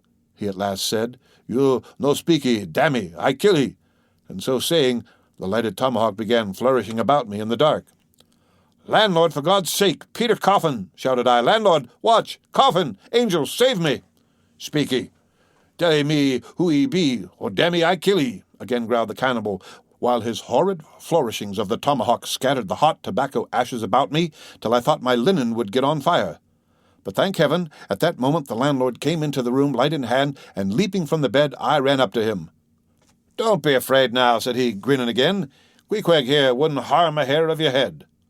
"Stop your grinning," shouted I, "and why didn't you tell me that infernal harpooner was a cannibal?" "I thought you'd know it. Didn't I tell you he was a peddling heads around town? But turn flukes again and go to sleep. Queequeg, look here, you sabby me, I sabby you. This man sleepy you sabby?" "Me sabby plenty," grunted Queequeg, puffing away at his pipe and sitting up in bed. "You getty in," he added, motioning to me with his tomahawk and throwing the clothes to one side. He really did this in not only a civil but a really kind and charitable way. I stood looking at him for a moment. For all his tattooings, he was on the whole a clean, comely-looking cannibal. What's all this fuss I have been making about, I thought to myself. The man's a human being, just as I am. He has just as much reason to fear me as I have to be afraid of him. Better sleep with a sober cannibal than a drunken Christian. "Landlord," said I, "tell him to stash his tomahawk there, or pipe, or whatever you call it. Tell him to stop smoking, in short, and I will turn in with him. But I don't fancy having a man smoking in bed with me. It's dangerous. Besides, I ain't insured." This being told to Queequeg, he at once complied, and again politely motioned me to get into bed, rolling over to one side as much as to say, "I won't touch a leg of ye." "Good night, landlord," said I. "You may go." I turned in, and never slept better in my life. The end of Chapter 3 of Moby Dick, read by Rick Kistner for Lit to Go on the web at fcit.usf.edu. Moby Dick, or the Whale. Chapter 4. The Counterpane. Upon waking next morning about daylight, I found Queequeg's arm thrown over me in the most loving and affectionate manner. You had almost thought I had been his wife. The counterpane was of patchwork, full of odd little party-colored squares and triangles, and this arm of his tattooed all over with an interminable Cretan labyrinth of a figure, no two parts of which were of one precise shade, owing, I suppose, to his keeping his arm at sea unmethodically in sun and shade, his shirt-sleeves irregularly rolled up at various times. This same arm of his, I say, looked for all the world like a strip of that same patchwork quilt. Indeed, partly lying on it, as the arm did when I first awoke, I could hardly tell it from the quilt, they so blended their hues together, and it was only by the sense of weight and pressure that I could tell that 𝌌❊𐌁𝔁 was hugging me. My sensations were strange. Let me try to explain them. When I was a child, I well remember a somewhat similar circumstance that befell me. Whether it was a reality or a dream, I never could entirely settle. The circumstance was this. I had been cutting up some caper or other. I think it was trying to crawl up the chimney, as I had seen a little sweep do a few days previous, and my stepmother, who somehow or other was all the time whipping me or sending me to bed supperless, my mother dragged me by the legs out of the chimney and packed me off to bed, though it was only 2 o'clock in the afternoon of the 21st June, the longest day in the year in our hemisphere. I felt dreadfully, but there was no help for it, so upstairs I went to my little room on the 3rd floor, undressed myself as slowly as possible so as to kill time, and with a bitter sigh, got between the sheets. I lay there dismally calculating that 16 entire hours must elapse before I could hope for a resurrection. 16 hours in bed. The small of my back ached to think of it. And it was so light, too, the sun shining in at the window, and a great rattling of coaches in the streets, and the sound of gay voices all over the house. I felt worse and worse. At last I got up, dressed, and softly going down in my stockinged feet, sought out my stepmother, and suddenly threw myself at her feet, beseeching her as a particular favour to give me a good slippering for my misbehaviour, anything indeed but condemning me to lie abed such an unendurable length of time. But she was the best and most conscientious of stepmothers, and back I had to go to my room. For several hours I lay there, broad awake, feeling a great deal worse than I have ever done since, even from the greatest subsequent misfortunes. At last I must have fallen into a troubled nightmare of a doze, and slowly waking from it, half steeped in dreams, I opened my eyes, and the before sunlit room was now wrapped in outer darkness. Instantly I felt a shock running through all my frame. Nothing was to be seen, and nothing was to be heard, but a supernatural hand seemed placed in mine. My arm hung over the counterpane, and the nameless, unimaginable silent form or phantom to which the hand belonged seemed closely seated by my bedside. For what seemed ages piled on ages, I lay there, frozen with the most awful fears, not daring to drag away my hand, yet ever thinking that if I could but stir it 1 single inch, the horrid spell would be broken. I knew not how this consciousness at last glided away from me, but waking in the morning, I shudderingly remembered it all, and for days and weeks and months afterwards I lost myself in confounding attempts to explain the mystery. Nay, to this very hour I often puzzle myself with it. Now, take away the awful fear, and my sensations at feeling the supernatural hand in mine were very similar in their strangeness to those which I experienced on waking up and seeing 𝌌❊𐶺𝔁𝔁's pagan arm thrown round me. But at length all the past night's events soberly recurred one by one, in fixed reality, and then I lay only alive to the comical predicament. For though I tried to move his arm, unlock his bridegroom clasp, yet sleeping as he was, he still hugged me tightly, as though naught but death should part us twain. I now strove to rouse him. 𝌌❊𝐶�𝔁𝔁! But his only answer was a snore. I then rolled over, my neck feeling as if it were in a horse-collar, and suddenly felt a slight scratch. Throwing aside the counterpane, there lay the tomahawk sleeping by the savage's side, as if it were a hatchet-faced baby. A pretty pickle, truly, thought I. A bed here in a strange house in the broad day with a cannibal and a tomahawk. 𝌌❊𝐶�𝔁𝔁! In the name of goodness, 𝌌❊𝐶�𝔁𝐁, wake! At length, by dint of much wriggling and loud and incessant expostulations upon the unbecomingness of his hugging a fellow male in that matrimonial sort of style, I succeeded in extracting a grunt, and presently he drew back his arm, shook himself all over like a Newfoundland dog just from the water, and sat up in bed, stiff as a pikestaff, looking at me, and rubbing his eyes as if he did not altogether remember how I came to be there, though a dim consciousness of knowing something about me seemed slowly dawning over him. Meanwhile, I lay quietly eyeing him, having no serious misgivings now, and bent upon narrowly observing so curious a creature. When at last his mind seemed made up touching the character of his bedfellow, and he became, as it were, reconciled to the fact, he jumped out upon the floor, and by certain signs and sounds gave me to understand that, if it pleased me, he would dress first, and then leave me to dress afterwards, leaving the whole apartment to myself. Thinks I, Queequeg, under the circumstances, this is a very civilized overture.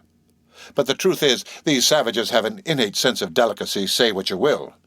It is marvelous how essentially polite they are.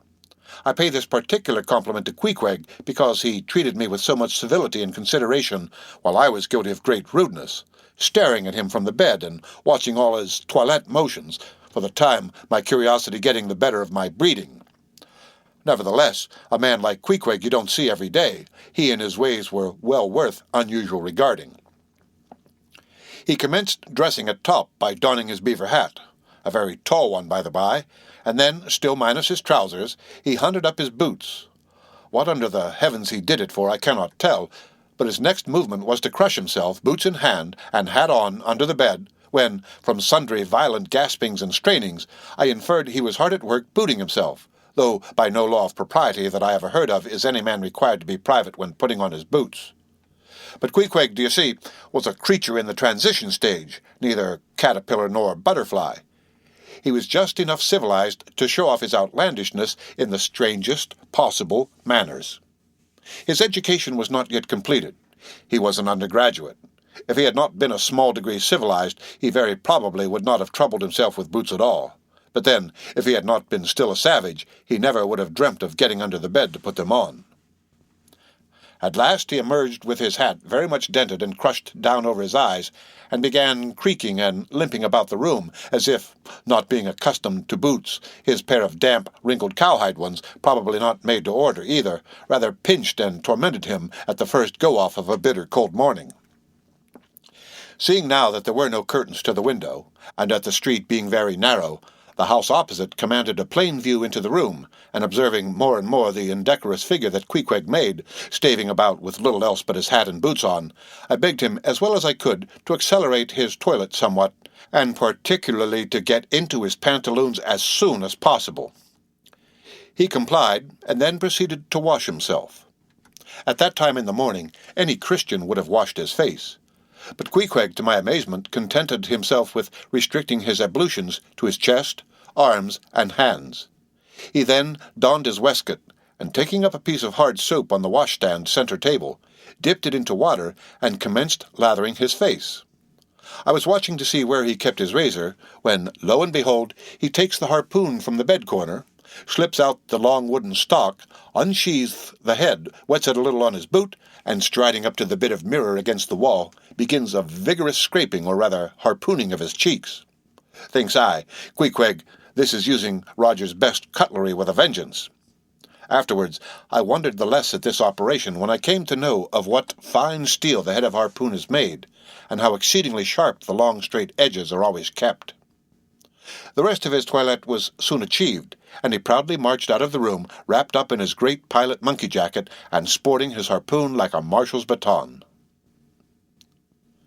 The end of Chapter 4 of Moby Dick. Read by Rick Kistner. For Lit to Go on the web at fcit.usf.edu.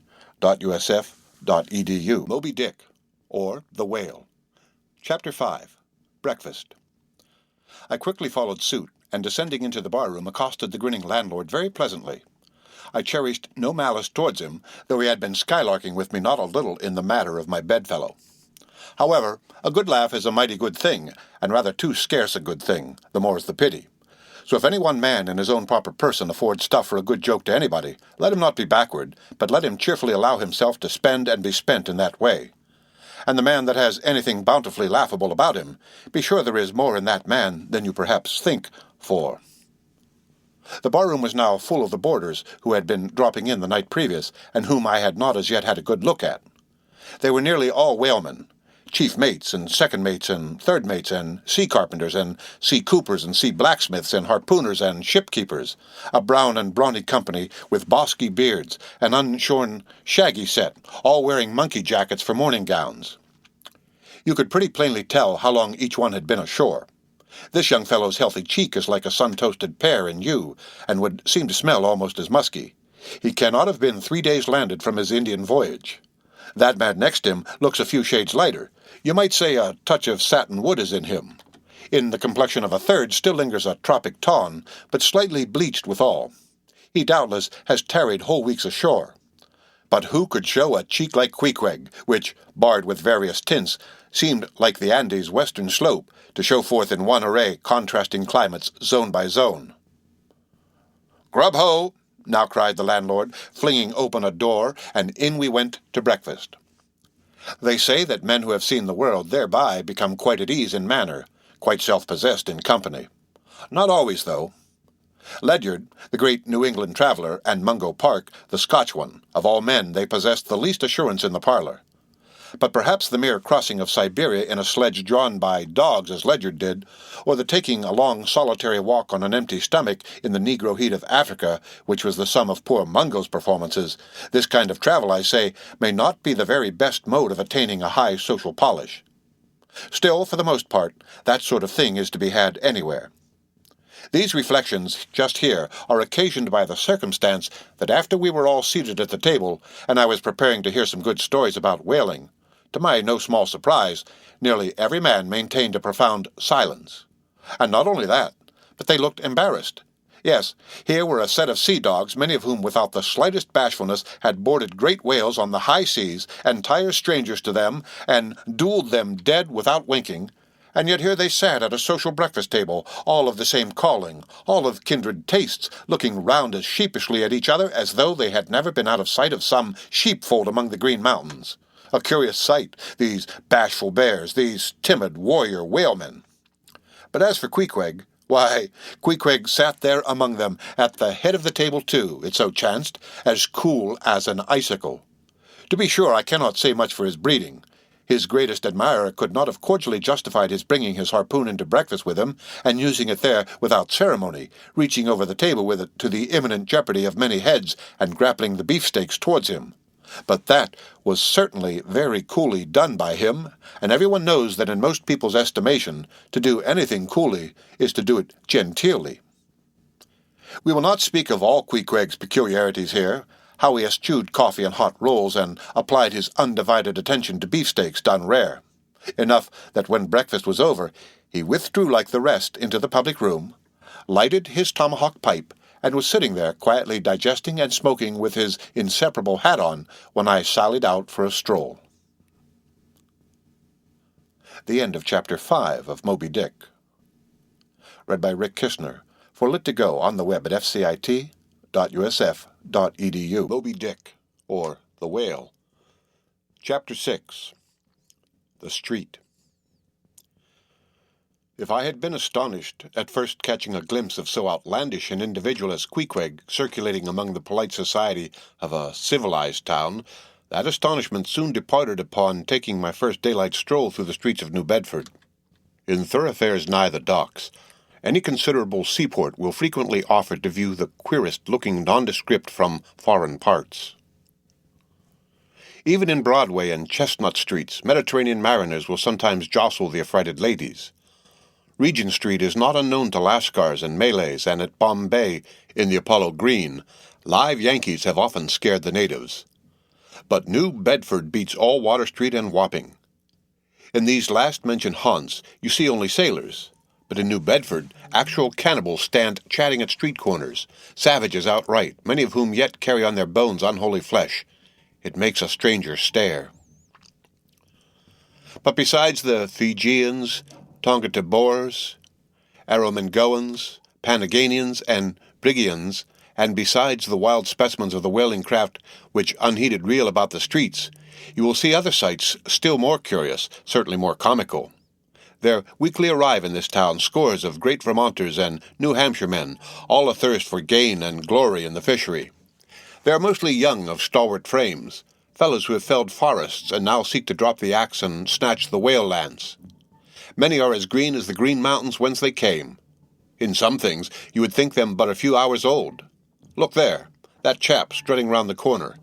He wears a beaver hat and swallow-tailed coat, girdled with a sailor belt and sheath knife. Here comes another with sou'wester and a bombazine cloak.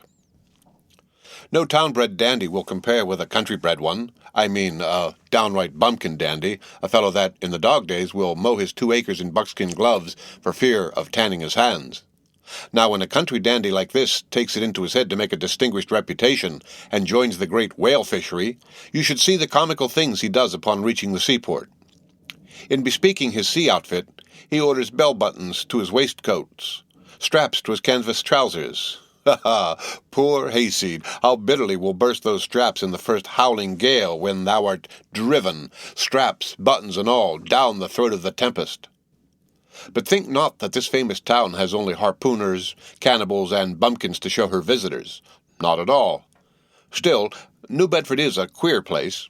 Had it not been for us whalemen, that tract of land would this day perhaps have been in as howling condition as the coast of Labrador. As it is, parts of her back country are enough to frighten one, they look so bony. The town itself is perhaps the dearest place to live in all New England. It is a land of oil, true enough, but not like Canaan, a land also of corn and wine. The streets do not run with milk, nor in the springtime do they pave them with fresh eggs. Yet in spite of this, nowhere in all America will you find more patrician-like houses, parks, and gardens more opulent than in New Bedford. Whence came they? How planted upon this once scraggy scoria of a country? Go and gaze upon the iron emblematical harpoons round yonder lofty mansion, and your question will be answered. Yes, all these brave houses and flowery gardens came from the Atlantic, Pacific, and Indian Oceans. One and all, they were harpooned and dragged up hither from the bottom of the sea. Can Herr Alexander perform a feat like that? In New Bedford, fathers, they say, give whales for dowers to their daughters, and portion off their nieces with a few porpoises apiece. You must go to New Bedford to see a brilliant wedding, for they say they have reservoirs of oil in every house, and every night recklessly burn their lengths in spermaceti candles. In summertime, the town is sweet to see, full of fine maples, long avenues of green and gold, and in August, high in air, the beautiful and bountiful horsed chestnuts, candelabra-wise, proffer the passers-by their tapering upright cones of congregated blossoms. So omnipotent is art, which in many a district of New Bedford has superinduced bright terraces of flowers upon the barren refuse rocks thrown aside at creation's final day. And the women of New Bedford, they bloom like their own red roses. But roses only bloom in summer, whereas the fine carnation of their cheeks is perennial as sunlight in the seventh heavens. Elsewhere match that bloom of theirs ye cannot, save in Salem, where they tell me the young girls breathe such musk, their sailor sweethearts smell them miles offshore, as though they were drawing nigh the odorous Moluccas instead of the puritanic sands. The end of Chapter 6. Read by Rick Kishner. For Lit to Go on the web at fcit.usf.edu. Moby Dick, or The Whale. Chapter 7. The Chapel. In this same New Bedford there stands a whaleman's chapel, and few are the moody fishermen, shortly bound for the Indian Ocean or Pacific, who fail to make a Sunday visit to the spot. I am sure that I did not. Returning from my first morning stroll, I again sallied out upon this special errand. The sky had changed from clear sunny cold to driving sleet and mist. Wrapping myself in my shaggy jacket of the cloth called bearskin, I fought my way against the stubborn storm. Entering, I found a small, scattered congregation of sailors and sailors' wives and widows. A muffled silence reigned, only broken at times by the shrieks of the storm. Each silent worshipper seemed purposely sitting apart from the other, as if each silent grief were insular and incommunicable. The chaplain had not yet arrived, and there these silent islands of men and women sat steadfastly eyeing several marble tablets with black borders masoned into the wall on either side of the pulpit. 3 of them ran something like the following, but I do not pretend to quote. Sacred to the memory of John Talbot, who at the age of 18 was lost overboard near the Isle of Desolation off Patagonia, November 1st, 1836. This tablet is erected to his memory by his sister.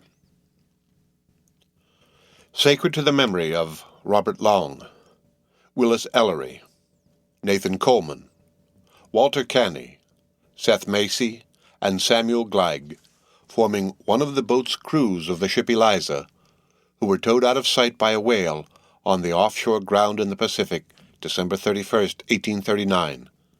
This marble is here placed by their surviving shipmates. Sacred to the memory of the late Captain Ezekiel Hardy, who in the bows of his boat was killed by a sperm whale on the coast of Japan, August 3rd, 1833.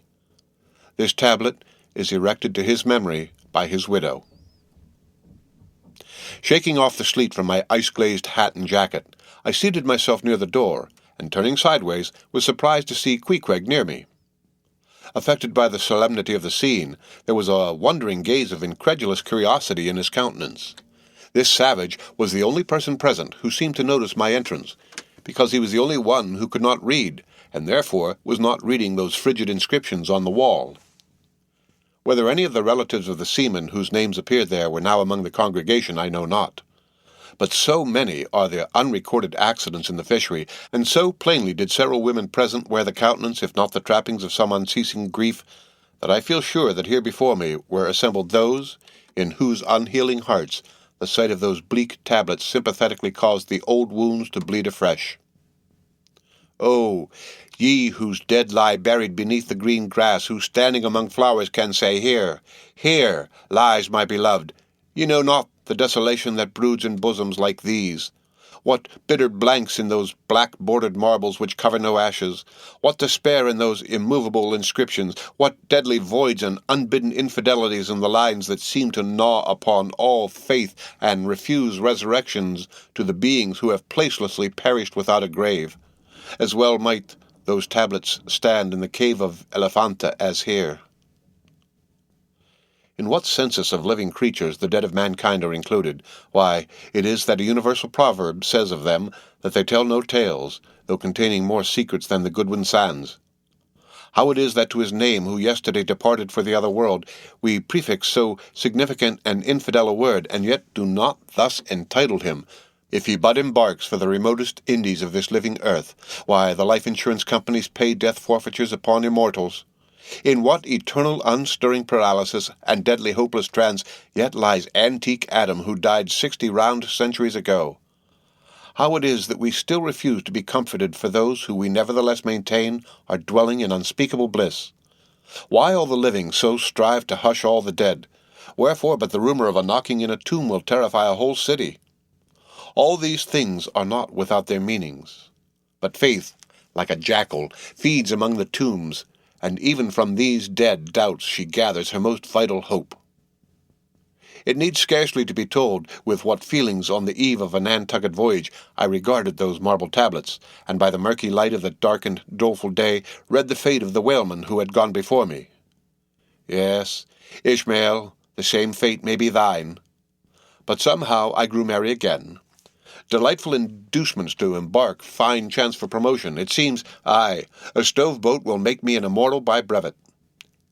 Yes, there is death in this business of whaling, a speechlessly quick, chaotic bundling of a man into eternity. But what then? Methinks we have hugely mistaken this matter of life and death. Methinks that what they call my shadow here on earth is my true substance. Methinks that in looking at things spiritual, we are too much like oysters observing the sun through the water, and thinking that thick water the thinnest of air. Methinks my body is but the lees of my better being. In fact, take my body who will, take it, I say, it is not me. And therefore, 3 cheers for Nantucket, and come a stove boat and stove body when they will, for stave my soul Jove himself cannot. The end of Chapter 7. Read by Rick Kistner. For lit to go on the web at fcit.usf.edu. Moby Dick, or The Whale. Chapter 8. The Pulpit. I had not been seated very long ere a man of a certain venerable robustness entered. Immediately, as the storm-pelted door flew back upon admitting him, a quick, regardful eyeing of him by all the congregation sufficiently attested that this fine old man was the chaplain. Yes, it was the famous Father Mapple, so called by the whalemen, among whom he was a very great favourite. He had been a sailor and a harpooner in his youth, but for many years past had dedicated his life to the ministry.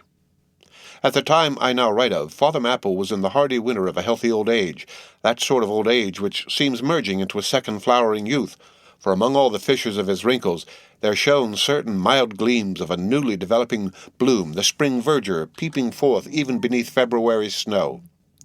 No one having previously heard his history could for the first time behold Father Mapple without the utmost interest, because there were certain engrafted clerical peculiarities about him, imputable to that adventurous maritime life he had led. When he entered, I observed that he carried no umbrella, and certainly had not come in his carriage, for his tarpaulin hat ran down with melting sleet, and his great pilot cloth jacket seemed almost to drag him to the floor with the weight of the water it had absorbed. However, hat and coat and overshoes were one by one removed, and hung up in a little space in an adjacent corner when, arrayed in a decent suit, he quietly approached the pulpit. Like most old-fashioned pulpits, it was a very lofty one, and since irregular stairs to such a height would, by its long angle with the floor, seriously contract the already small area of the chapel, the architect, it seemed, had acted upon the hint of Father Mapple, and finished the pulpit without a stairs, substituting a perpendicular side-ladder like those used in mounting a ship from a boat at sea. The wife of a whaling captain had provided the chapel with a handsome pair of red-worsted man-ropes for this ladder, which, being itself nicely headed, and stained with a mahogany colour, the whole contrivance, considering what manner of chapel it was, seemed by no means in bad taste. Halting for an instant at the foot of the ladder, and with both hands grasping the ornamental knobs of the man-ropes, Father Mapple cast a look upwards, and then, with a truly sailor-like but still reverential dexterity, hand over hand, mounted the steps as if ascending the main top of his vessel. The perpendicular parts of this side ladder, as is usually the case with swinging ones, were of a cloth-covered rope, only the rounds were of wood, so that at every step there was a joint. At my first glimpse of the pulpit, it had not escaped me that, however convenient for a ship, these joints in the present instance seemed unnecessary. For I was not prepared to see Father Mapple, after gaining the height, slowly turn round, and stooping over the pulpit, deliberately drag up the ladder step by step, till the whole was deposited within, leaving him impregnable in his little Quebec. I pondered some time without fully comprehending the reason for this. Father Mapple enjoyed such a wide reputation for sincerity and sanctity that I could not suspect him of courting notoriety by any mere tricks of the stage. No, thought I, there must be some sober reason for this thing. Furthermore, it must symbolize something unseen. Can it be, then, that by the act of physical isolation he signifies his spiritual withdrawal for the time from all outward worldly ties and connections? Yes, for replenished with the meat and wine of the Word, to the faithful man of God, this pulpit I see is a self-containing stronghold, a lofty ℌ𝔞𝔫𝔞𥗌 with a perennial well of water within the walls. But the side ladder was not the only strange feature of the place, borrowed from the chaplain's former seafarings. Between the marble cenotaphs on either hand of the pulpit, the wall which formed its back was adorned with a large painting representing a gallant ship beating against a terrible storm off a lee coast of black rocks and snowy breakers.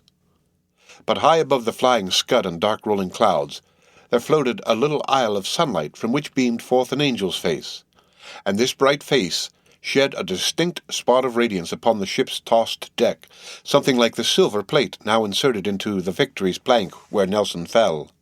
Ah, noble ship, the angel seemed to say, beat on, thou noble ship, and bear a hardy helm, for lo, the sun is breaking through.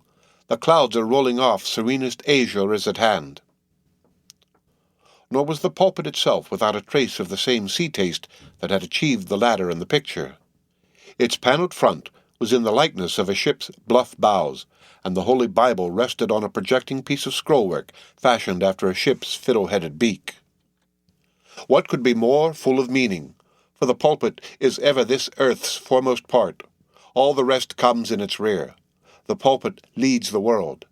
From thence it is the storm of God's quick wrath is first decried, and the bow must bear the earliest brunt.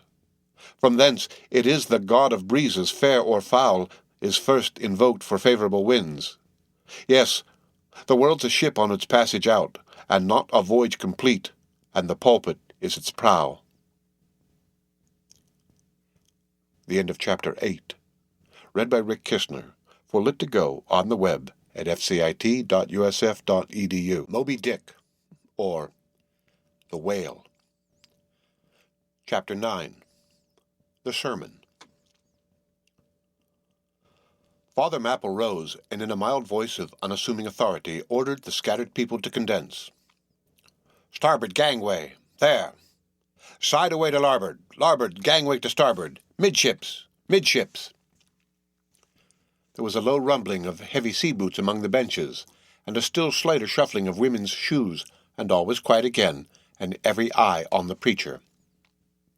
He paused a little, then, kneeling in the pulpit's bows, folded his large brown hands across his chest, uplifted his closed eyes, and offered a prayer so deeply devout that he seemed kneeling and praying at the bottom of the sea.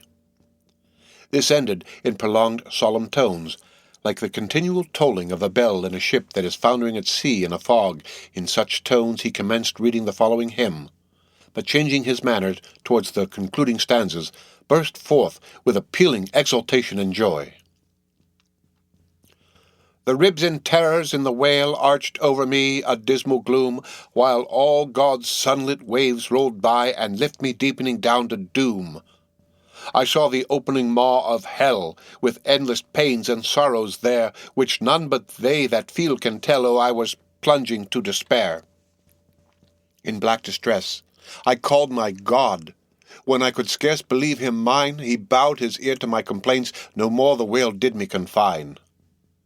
With speed he flew to my relief, as on a radiant dolphin borne, and awful yet bright as lightning shone the face of my deliverer, God.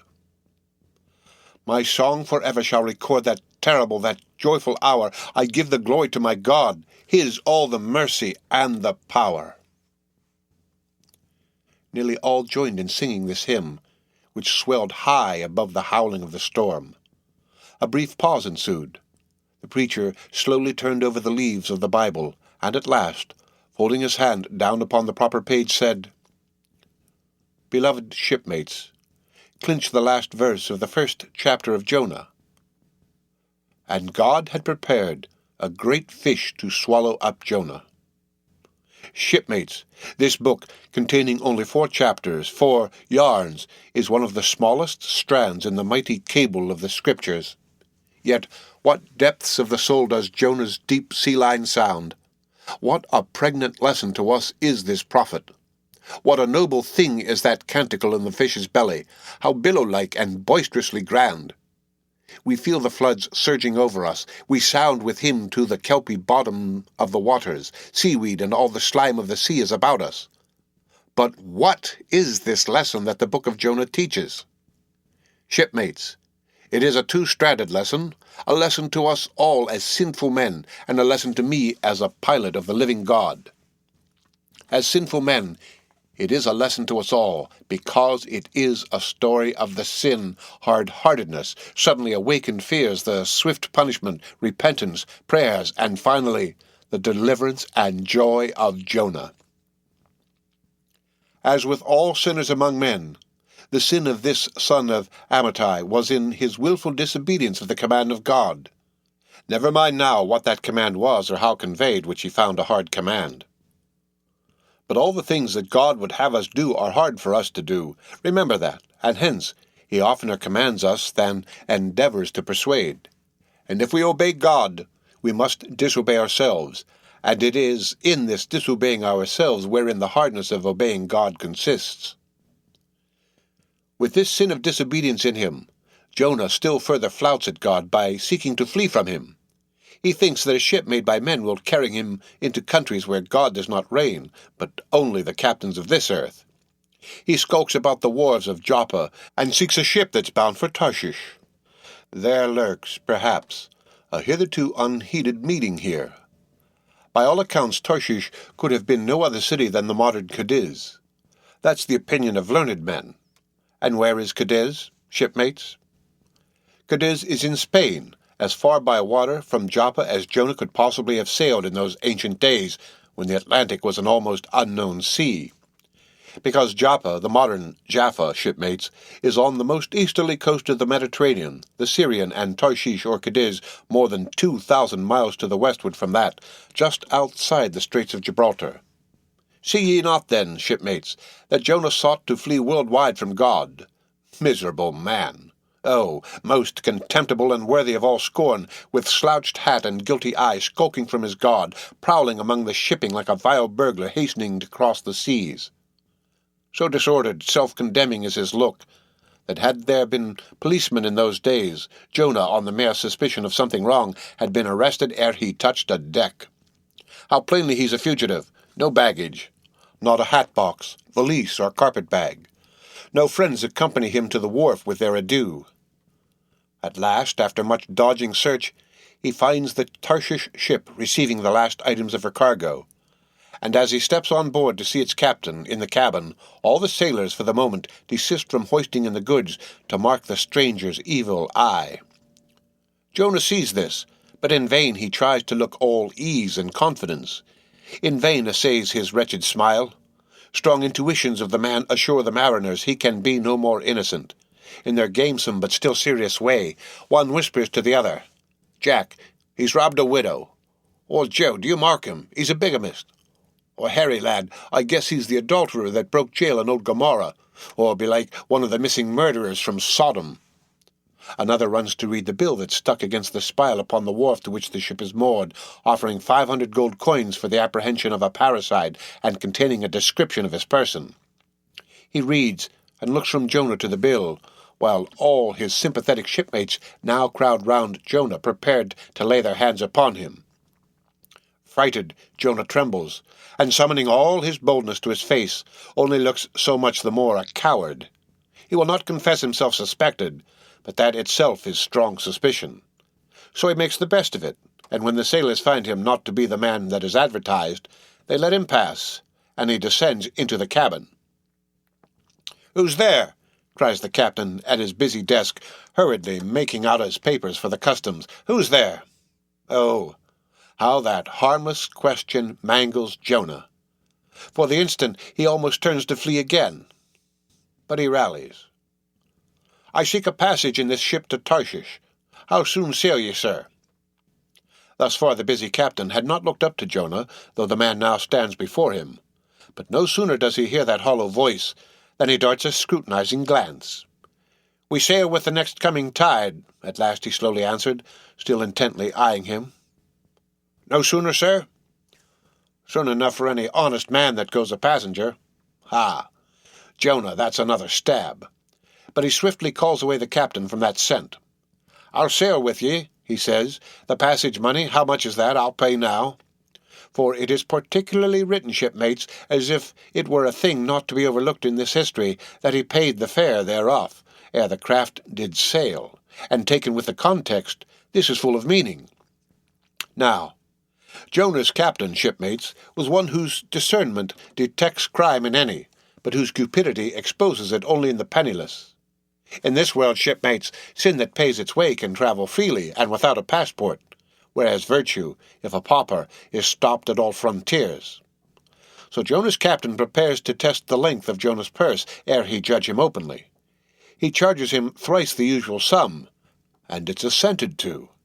Then the captain knows that Jonah is a fugitive, but at the same time resolves to help a flight that paves its rear with gold. Yet when Jonah fairly takes out his purse, prudent suspicions still molest the captain. He rings every coin to find a counterfeit. "Not a forger, anyway," he mutters, and Jonah is put down for his passage. "Point out my stateroom, sir," says Jonah now. "I'm travel-weary, I need sleep." "Thou lookest it like it," says the captain. "There's thy room." Jonah enters, and would lock the door, but the lock contains no key. Hearing him foolishly fumbling there, the captain laughs slowly to himself, and mutters something about the doors of convicts' cells being never allowed to be locked within. All dressed and dusty as he is, Jonah throws himself into his berth, and finds the little stateroom ceiling almost resting on his forehead. The air is close, and Jonah gasps. Then in that contracted hole, sunk too beneath the ship's waterline, Jonah feels the heralding presentiment of that stifling hour when the whale shall hold him in the smallest of his bowels' wards. Screwed at its axis against the side, a swinging lamp slightly oscillates in Jonah's room, and the ship, heeling over towards the wharf with the weight of the last bales received, the lamp, flame and all, though in slight motion, still maintains a permanent obliquity with reference to the room, though in truth infallibly straight itself, it but made obvious the false, lying levels among which it hung. The lamp alarms and frightens Jonah, as lying in his berth his tormented eyes roll round the place, and this thus far successful fugitive finds no refuge for his restless glance.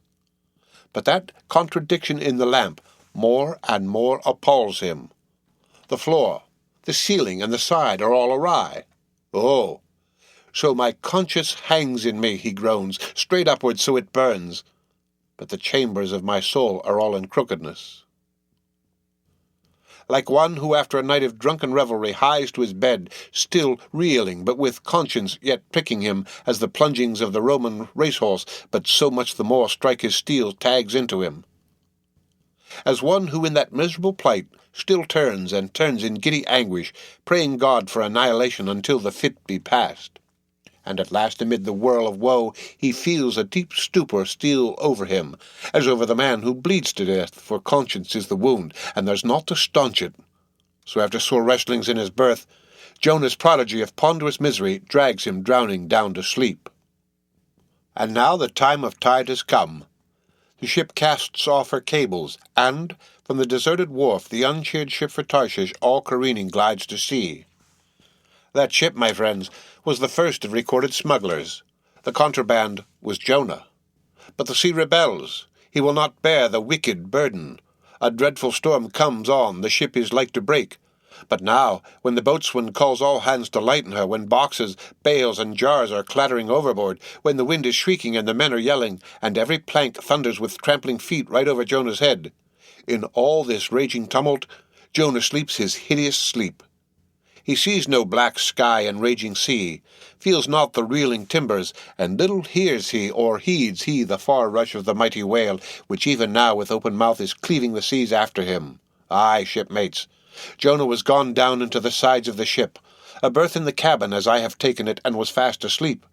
But the frightened master comes to him, and shrieks in his dead ear, "What meanest thou, O sleeper? Arise!" Startled from his lethargy by that direful cry, Jonah staggers to his feet, and stumbling to the deck, grasps a shroud to look out upon the sea. But at that moment he is sprung upon by a panther billow leaping over the bulwarks. Wave after wave thus leaps into the ship, and finding no speedy vent, runs roaring fore and aft, till the mariners come nigh to drowning while yet afloat.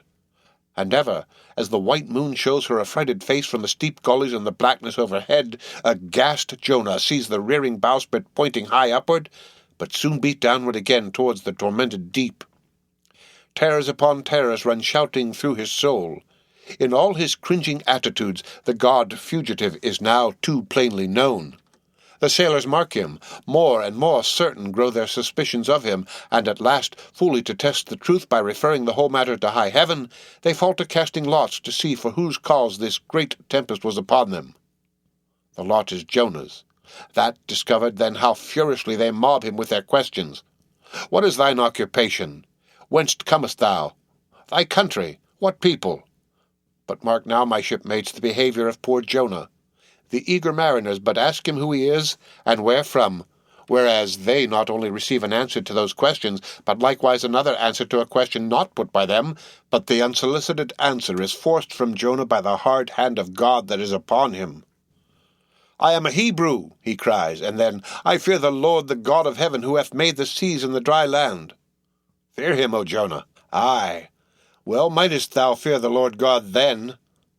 Straightway he now goes on to make a full confession, whereupon the mariners become more and more appalled, but still are pitiful. For when Jonah, not yet supplicating God for mercy, since he but too well knew the darkness of his deserts, when wretched Jonah cries out to them to take him and cast him forth into the sea, for he knew that for his sake this great tempest was upon them, they mercifully turn from him and seek by other means to save the ship. But all in vain. The indignant gale howls louder, then, with one hand raised invokingly to God, with the other they not unreluctantly lay hold of Jonah. And now, behold Jonah taken up as an anchor and dropped into the sea, when instantly an oily calmness floats out from the east, and the sea is still, as Jonah carries down the gale with him, leaving smooth water behind. He goes down in the whirling heart of such a masterless commotion that he scarce heeds the moment when he drops seething into the yawning jaws awaiting him, and the whale shoots to all his ivory teeth like so many white bolts upon his prison. Then Jonah prayed unto the Lord out of the fish's belly. But observe his prayer, and learn a weighty lesson. For sinful as he is, Jonah does not weep and wail for direct deliverance. He feels that his dreadful punishment is just. He leaves all his deliverance to God, contenting himself with this, that spite of all his pains and pangs, he will still look towards his holy temple. And here, shipmates, is true and faithful repentance, not clamorous for pardon, but grateful for punishment. And how pleasing to God was this conduct in Jonah is shown in the eventual deliverance of him from the sea and the whale. Shipmates, I do not place Jonah before you to be copied for his sin, but I do place him before you as a model for repentance. Sin not, but if you do, take heed to repent of it like Jonah. While he was speaking these words, the howling of the shrieking, slanting storm without seemed to add new power to the preacher, who, when describing Jonah's sea storm, seemed tossed by a storm himself. His deep chest heaved as with a ground-swell. His tossed arms seemed the warring elements at work, and the thunders that rolled away from off his swarthy brow and the light leaping from his eye made all his simple hearers look on him with a quick fear that was strange to them. There now came a lull in his look as he silently turned over the leaves of the book once more, and, at last, standing motionless with closed eyes for the moment, seemed communing with God and himself. But again he leaned over towards the people, and bowing his head lowly, with an aspect of the deepest yet manliest humility, he spake these words. Shipmates, God has laid but one hand upon you. Both his hands press upon me. I have read ye by what murky light may be mine the lesson that Jonah teaches to all sinners, and therefore to ye, and still more to me, for I am a greater sinner than ye. And now how gladly would I come down from this masthead, and sit on the hatches where there you sit, and listen as you listen, while some one of you reads me that other and more awful lesson which Jonah teaches to me as a pilot of the living God. How being an anointed pilot prophet, or speaker of two things, and bidden by the Lord to sound those unwelcome truths in the ears of a wicked Nineveh, Jonah, appalled at the hostility he should raise, fled from his mission and sought to escape his duty and his God by taking ship at Joppa. But God is everywhere. Tarshish he never reached. As we have seen, God came upon him in the whale and swallowed him down to the living gulfs of doom, and with swift slantings tore him along into the midst of the seas, where the eddying depths sucked him 10,000 fathoms down, and the weeds were wrapped about his head, and all the watery world of woe bowled over him. Yet even then, beyond the reach of any plummet, out of the belly of hell, when that whale grounded upon the ocean's utmost bones, even then God heard the engulfed, repenting prophet when he cried. And then God spoke unto the fish.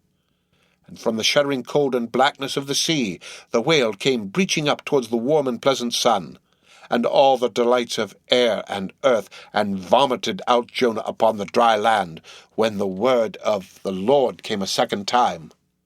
And Jonah, bruised and beaten, his ears like two seashells, still multitudinously murmuring of the ocean, Jonah did the Almighty's bidding. And what was that, shipmates? To preach the truth to the face of falsehood. That was it. This, shipmates, this is that other lesson. And woe to that pilot of the living God who slights it. Woe to him whom this world charms from gospel duty. Woe to him who seeks to pour oil upon the waters when God has brewed them into a gale. Woe to him who seeks to please rather than to appall. Woe to him whose good name is more to him than goodness. Woe to him who in this world courts not dishonor. Woe to him who would not be true, even though to be false were salvation. Yea, woe to him who, as the great pilot Paul has it, while preaching to others is himself a castaway. He dropped and fell away from himself for a moment. Then lifting his face to them again, showed a deep joy in his eyes as he cried out with a heavenly enthusiasm, "But, oh, shipmates, on the starboard hand of every woe there is a sure delight, and higher the top of that delight than the bottom of the woe is deep. Is not the main truck higher than the kelson is low? Delight is to him a far, far upward and inward delight, who against the proud gods and commodores of this earth ever stands forth his own inexorable self. Delight is to him whose strong arms yet support him when the ship of this base, treacherous world has gone down beneath him.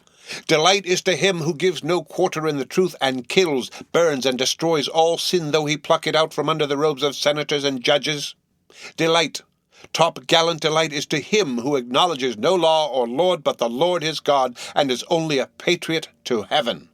Delight is to him whom all the waves of the billows of the seas of the boisterous mob can never shake from this sure keel of the ages, and eternal delight and deliciousness will be his, who, coming to lay him down, can say with his final breath, "O Father, chiefly known to me by thy rod, mortal or immortal, here I die.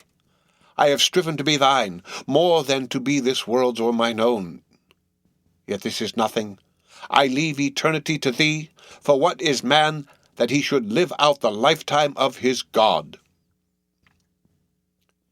He said no more, but slowly, waving a benediction, covered his face with his hands, and so remained kneeling till all the people had departed, and he was left alone in the place. The end of Chapter 9. Read by Rick Kistner for Lit2Go on the web at fcit.usf.edu. Moby Dick, or The Whale. Chapter 10. A Bosom Friend. Returning to the Spouter Inn from the chapel, I found Queequeg there quite alone, he having left the chapel before the benediction some time. He was sitting on a bench before the fire with his feet on the stove hearth, and in one hand was holding close up to his face that little negro idol of his, peering hard into its face, and with a jackknife gently whittling away at its nose, meanwhile humming to himself in his heathenish way. But being now interrupted, he put up the image, and pretty soon, going to the table, took up a large book there, and placing it on his lap, began counting the pages with deliberate regularity, at every 50th page, as I fancied, stopping a moment, looking vacantly around him, and giving utterance to a long-drawn, gurgling whistle of astonishment. He would then begin again at the next 50, seeming to commence at number 1 each time, as though he could not count more than 50. And it was only by such a large number of 50s being found together that his astonishment at the multitude of pages was excited. With much interest I sat watching him. Savage though he was, and hideously marred about the face, at least to my taste, his countenance yet had a something in it which was by no means disagreeable. You cannot hide the soul. Through all his unearthly tattooings, I thought I saw the traces of a simple, honest heart, and in his large, deep eyes, fiery black and bold, there seemed tokens of a spirit that would dare 1,000 devils. And besides all this, there was a certain lofty bearing about the pagan, which even his uncouthness could not altogether maim. He looked like a man who had never cringed and never had had a creditor. Whether it was, too, that his head being shaved, his forehead was drawn out in fear in brighter relief, and looked more expansive than it otherwise would, this I will not venture to decide. But certain it was, his head was phrenologically an excellent one. It may seem ridiculous, but it reminded me of General Washington's head as seen in popular busts of him. It had the same long, regularly graded, retreating slope from above the brows, which were likewise very projecting, like 2 long promontories thickly wooded on top. Queequeg was George Washington cannibalistically developed. Whilst I was thus closely scanning him, half pretending meanwhile to be looking out at the storm from the casement, he never heeded my presence, never troubled himself with so much as a single glance, but appeared wholly occupied with counting the pages of the marvelous book. Considering how sociably we had been sleeping together the night previous, and especially considering the affectionate arm I had found thrown over me upon waking in the morning, I thought this indifference of his very strange. But savages are strange beings. At times you do not know exactly how to take them. At first they are overawing. Their calm self-collectedness of simplicity seems a Socratic wisdom. I had noticed also that ℌ𝔞𝔫𝔞𥐥 never consorted at all, but very little with the other seamen in the inn. He made no advances whatever, appeared to have no desire to enlarge the circle of his acquaintances. All this struck me as mighty singular, yet upon second thoughts there was something almost sublime in it. Here was a man some 20,000 miles from home, by way of Cape Horn, that is, which was the only way he could get there, thrown among people as strange to him as though he were in the planet Jupiter. And yet he seemed entirely at his ease, preserving the utmost serenity, content with his own companionship, always equal to himself. Surely this was a touch of fine philosophy, though no doubt he had never heard there was such a thing as that. But perhaps to be true philosophers, we mortals should not be conscious of so living or so striving. So soon as I hear that such or such a man gives himself out for a philosopher, I conclude that, like the dyspeptic old woman, he must have broken his digester. As I sat there in that now lonely room, the fire burning low, in that mild stage when after its first intensity has warmed the air, it then only glows to be looked at. The evening shades and phantoms gathering around the casements and peering in upon us, silent, solitary twain, the storm booming without in solemn swells, I began to be sensible of strange feelings. I felt a melting in me. No more my splintered heart and maddened hand were turned against the wolfish world. This soothing savage had redeemed it. There he sat, his very indifference speaking a nature in which there lurked no civilized hypocrisies and bland deceits. Wild he was, a very sight of sights to see. Yet I began to feel myself mysteriously drawn towards him. And those same things that would have repelled most others, they were the very magnets that thus drew me. I'll try a pagan friend, thought I, since Christian kindness has proved but hollow courtesy. I drew my bench near him, and made some friendly signs and hints, doing my best to talk with him meanwhile. At first he little noticed these advances, but presently, upon my referring to his last night's hospitalities, he made out to ask me whether we were again to be bedfellows. I told him yes, whereat I thought he looked pleased, perhaps a little complimented. We then turned over the book together, and I endeavored to explain to him the purpose of the printing and the meaning of the few pictures that were in it. Thus I soon engaged his interest, and from that we went to jabbering the best we could about the various outer sights to be seen in this famous town. Soon I proposed a social smoke, and producing his pouch and tomahawk, he quietly offered me a puff. And then we sat exchanging puffs from that wild pipe of his, and keeping it regularly passing between us. If there yet lurked any ice of indifference towards me in the pagan's breast, this pleasant, genial smoke we had soon thawed it out and left us cronies. He seemed to take to me quite as naturally and unbiddenly as I to him, and when our smoke was over, he pressed his forehead against mine, clasped me around the waist, and said that henceforth we were married, meaning, in his country's phrase, that we were bosom friends. He would gladly die for me if need should be. In a countryman, this sudden flame of friendship would have seemed far too premature, a thing to be much distrusted. But in this simple savage, those old rules would not apply. After supper and another social chat and smoke, we went to our room together. He made me a present of his embalmed head, took out his enormous tobacco wallet, and groping under the tobacco, drew out some $30 in silver, then, spreading them on the table, and mechanically dividing them into 2 equal portions, pushed one of them towards me, and said it was mine. I was going to remonstrate, but he silenced me by pouring them into my trousers pockets. I let them stay. He then went about his evening prayers, took out his idol, and removed the paper fireboard. By certain signs and symptoms, I thought he seemed anxious for me to join him, but well knowing what was to follow, I deliberated a moment whether, in case he invited me, I would comply or otherwise. I was a good Christian, born and bred in the bosom of the infallible Presbyterian Church. How then could I unite with this wild idolater in worshipping his piece of wood? But what is worship, thought I? Do you suppose now, Ishmael, that the magnanimous God in heaven and earth, pagans and all included, can possibly be jealous of an insignificant bit of black wood? Impossible. But what is worship? To do the will of God, that is worship. And what is the will of God? To do to my fellow man what I would have my fellow man do to me, that is the will of God. Now, ℌ𝔞𝔫𝔞𥥐 is my fellow man, and what do I wish that this ℌ𝔞𝔫𝔞𥥐 would do to me? Why unite with me in my particular Presbyterian form of worship? Consequently, I must then unite with him in his. Ergo, I must turn idolater. So, I kindled the shavings, helped prop up the innocent little idol, offered him burnt biscuit with ℌ𝔞𝔫𝔞𥐽, salaamed before him twice or thrice, kissed his nose, and that done, we undressed and went to bed, at peace with our own consciences and all the world.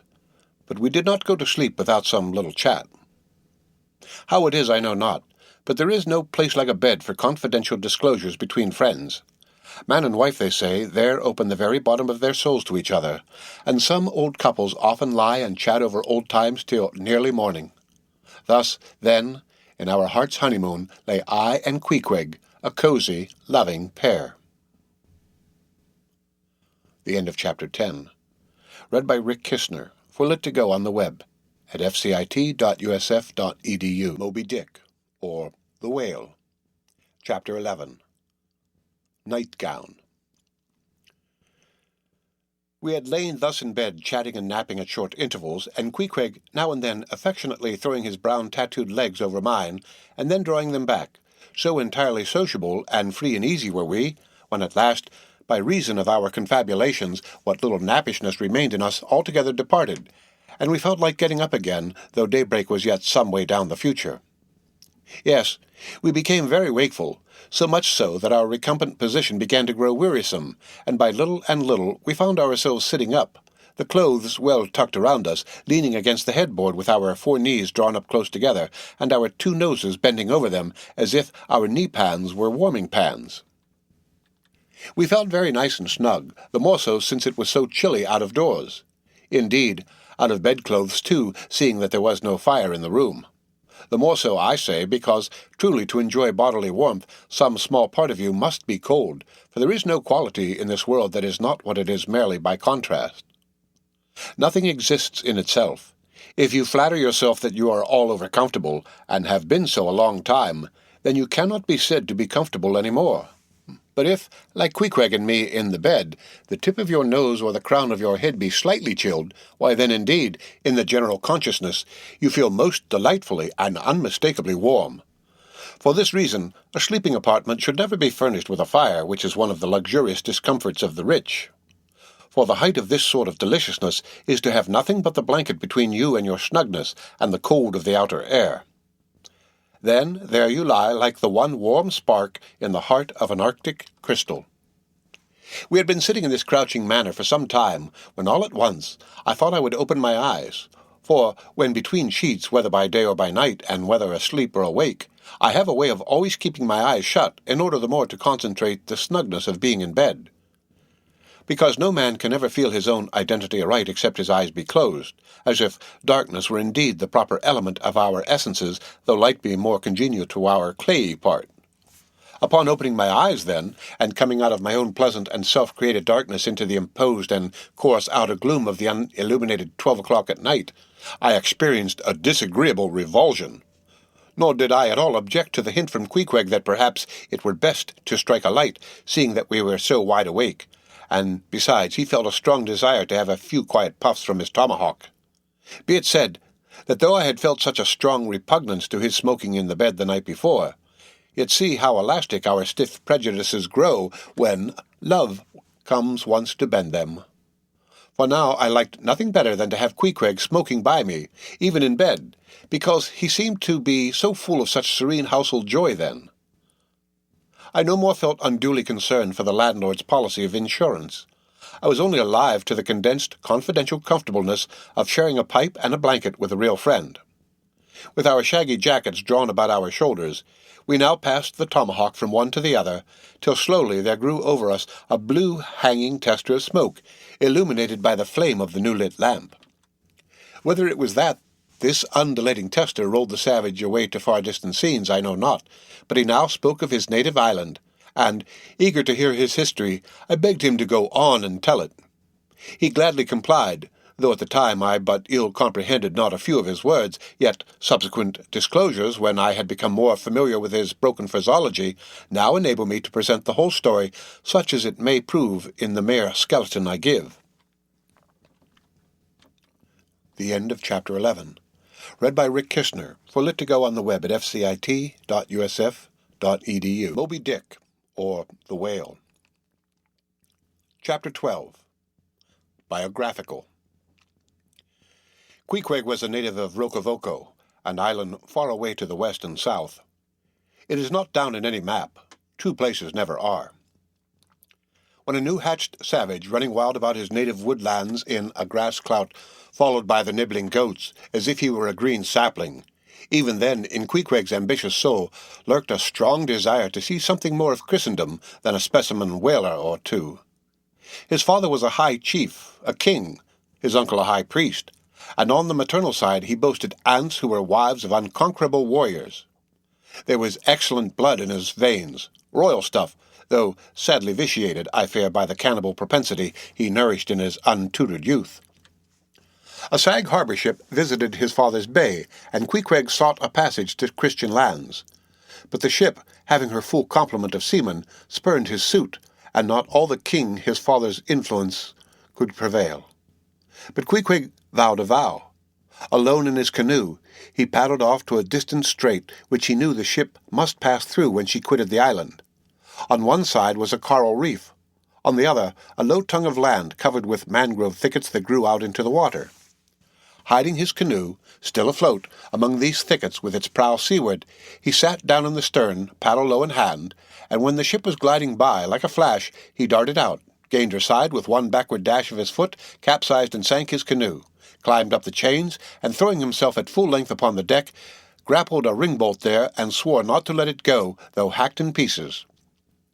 In vain the captain threatened to throw him overboard, suspended a cutlass over his naked wrists. ℌ𝔞𝔫𝔞𝔥 was the son of a king, and ℌ𝔞𝔫𝔞𝔥 budged not. Struck by his desperate dauntlessness and his wild desire to visit Christendom, the captain at last relented and told him he might make himself at home.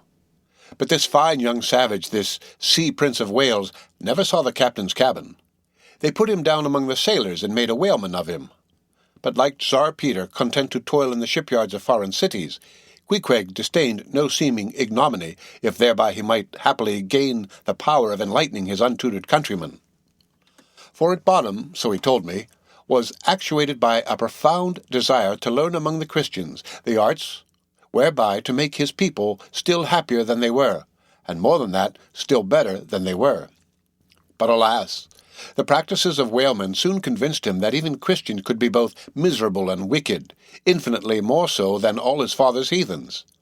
Arrived at last in old Sag Harbor, and seeing what the sailors did there, and then going on to Nantucket, and seeing how they spent their wages in that place also, poor ℌ𝔞𝔫𝔞𝔥 gave it up for lost. Thought he, it's a wicked world in all meridians. I'll die a pagan. And thus, an old idolater at heart, he yet lived among these Christians, wore their clothes, and tried to talk their gibberish.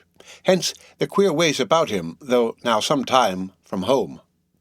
By hints I asked him whether he did not propose going back, and having a coronation, since he might now consider his father dead and gone, he being very old and feeble at the last accounts. He answered no, not yet, and added that he was fearful Christianity, or rather Christians, had unfitted him for ascending the pure and undefiled throne of 30 pagan kings before him. But by and by he said he would return, as soon as he felt himself baptized again. For the nonce, however, he proposed to sail about and sow his wild oats in all 4 oceans. They had made a harpooner of him, and that barbed iron was in lieu of a sceptre now. I asked him what might be his immediate purpose touching his future movements. He answered to go to sea again in his old vocation. Upon this, I told him that whaling was my own design, and informed him of my intention to sail out of Nantucket as being the most promising port for an adventurous whaleman to embark from. He at once resolved to accompany me to that island, ship aboard the same vessel, get into the same watch, the same boat, the same mess with me, in short to share my every hap, with both my hands in his, boldly dip into the potluck of both worlds. To all this I joyously assented, for besides the affection I now felt for ℌ𝔞𝔫𝔞𝔥, he was an experienced harpooner, and as such could not fail to be of great usefulness to one who, like me, was wholly ignorant of the mysteries of whaling, though well acquainted with the sea as known to merchant seamen. His story being ended with his pipe's last dying puff, ℌ𝔞𝔫𝔞𝔥 embraced me, pressed his forehead against mine, and blowing out the light, We rolled over from each other this way and that, and very soon were sleeping. The end of Chapter 12. Read by Rick Kirshner for Lit2Go on the web at fcit.usf.edu. Moby Dick, or The Whale. Chapter 13. Wheelbarrow. Next morning, Monday, after disposing of the embalmed head to a barber for a block, I settled my own and comrade's bill, using, however, my comrade's money. The grinning landlord, as well as the boarders, seemed amazingly tickled at the sudden friendship which had sprung up between me and Queequeg, especially as Peter Coffin's cock and bull stories about him had previously so much alarmed me concerning the very person whom I now companied with. We borrowed a wheelbarrow, and embarking our things, including my own poor carpet-bag and Queequeg's canvas sack and hammock, away we went down to the Moss, the little Nantucket packet schooner moored at the wharf. As we were going along, the people stared, not at Queequeg so much, for they were used to seeing cannibals like him in their streets, but at seeing him and me upon such confidential terms. But we heeded them not, going along wheeling the barrow by turns, and Queequeg now and then stopping to adjust the sheath on his harpoon barbs. I asked him why he carried such a troublesome thing with him ashore, and whether all whaling ships did not find their own harpoons. To this in substance he replied that, though what I hinted was true enough, yet he had a particular affection for his own harpoon, because it was of assured stuff, well tried in many a mortal combat, and deeply intimate with the hearts of whales. In short, like many inland reapers and mowers who go into the farmers' meadows armed with their own scythes, though in no wise obliged to furnish them, even so, Queequeg, for his own private reasons, preferred his own harpoon. Shifting the barrow from my hand to his, he told me a funny story about the first wheelbarrow he had ever seen. It was in Sag Harbor. The owners of his ship, it seems, had lent him one, in which to carry his heavy chest to his boarding-house. Not to seem ignorant about the thing, though in truth he was entirely so concerning the precise way in which to manage the barrow, Queequeg puts his chest upon it, lashes it fast, and then shoulders the barrow and marches up the wharf. "Why," said I, "Queequeg, you might have known better than that, one would think. Didn't the people laugh?" Upon this he told me another story. The people of his island of Rokovoko, it seems, at their wedding feasts, express the fragrant water of young coconuts into a large stained calabash like a punch bowl, and this punch bowl always forms the great central ornament on the braided mat where the feast is held.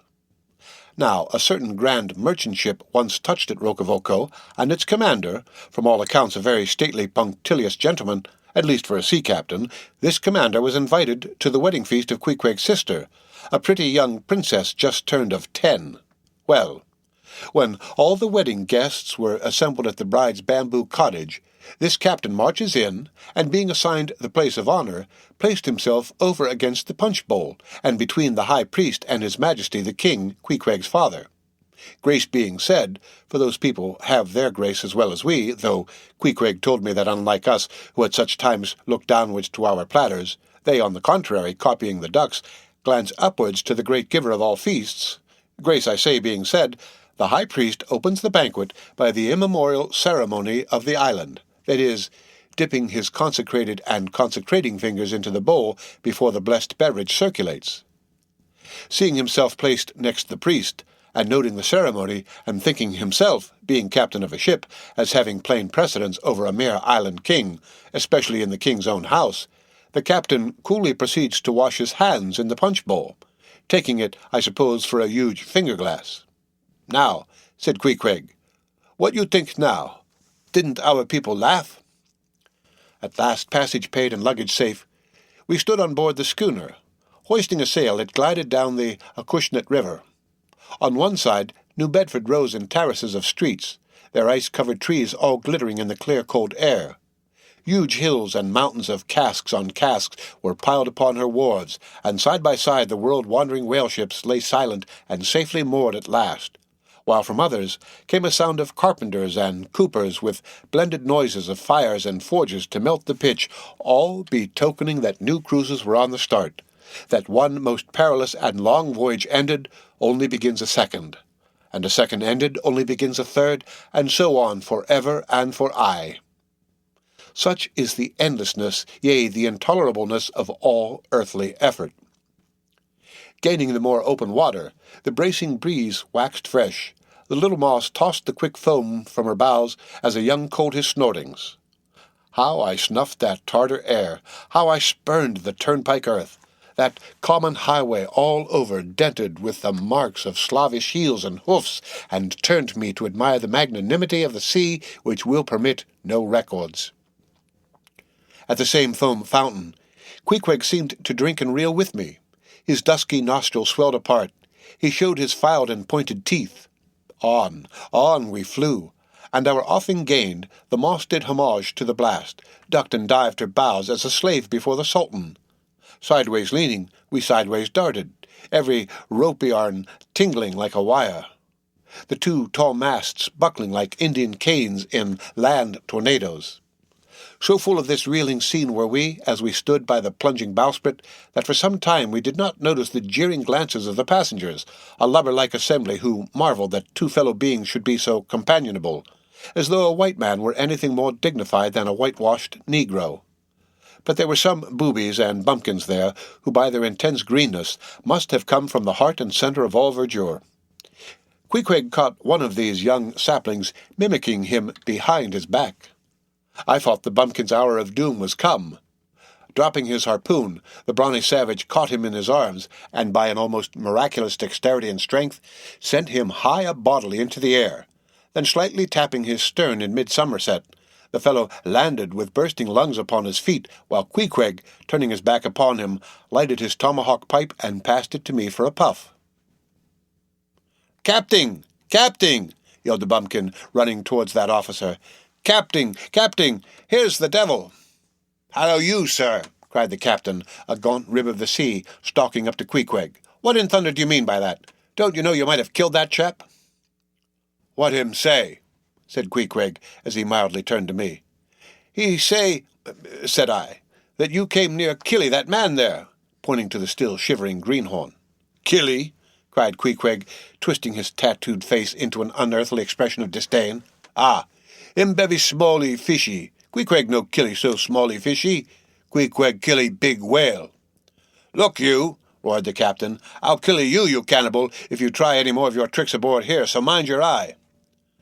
But it so happened just then that it was high time for the captain to mind his own eye. The prodigious strain upon the mainsail had parted the weather sheet, and the tremendous boom was now flying from side to side, completely sweeping the entire after part of the deck. The poor fellow whom Queequeg had handled so roughly was swept overboard. All hands were in a panic, and to attempt snatching at the boom to lay it seemed madness. It flew from right to left and back again almost in one ticking of a watch, and every instant seemed on the point of snapping into splinters. Nothing was done, and nothing seemed capable of being done. Those on deck rushed towards the bows and stood eyeing the boom as if it were the lower jaw of an exasperated whale.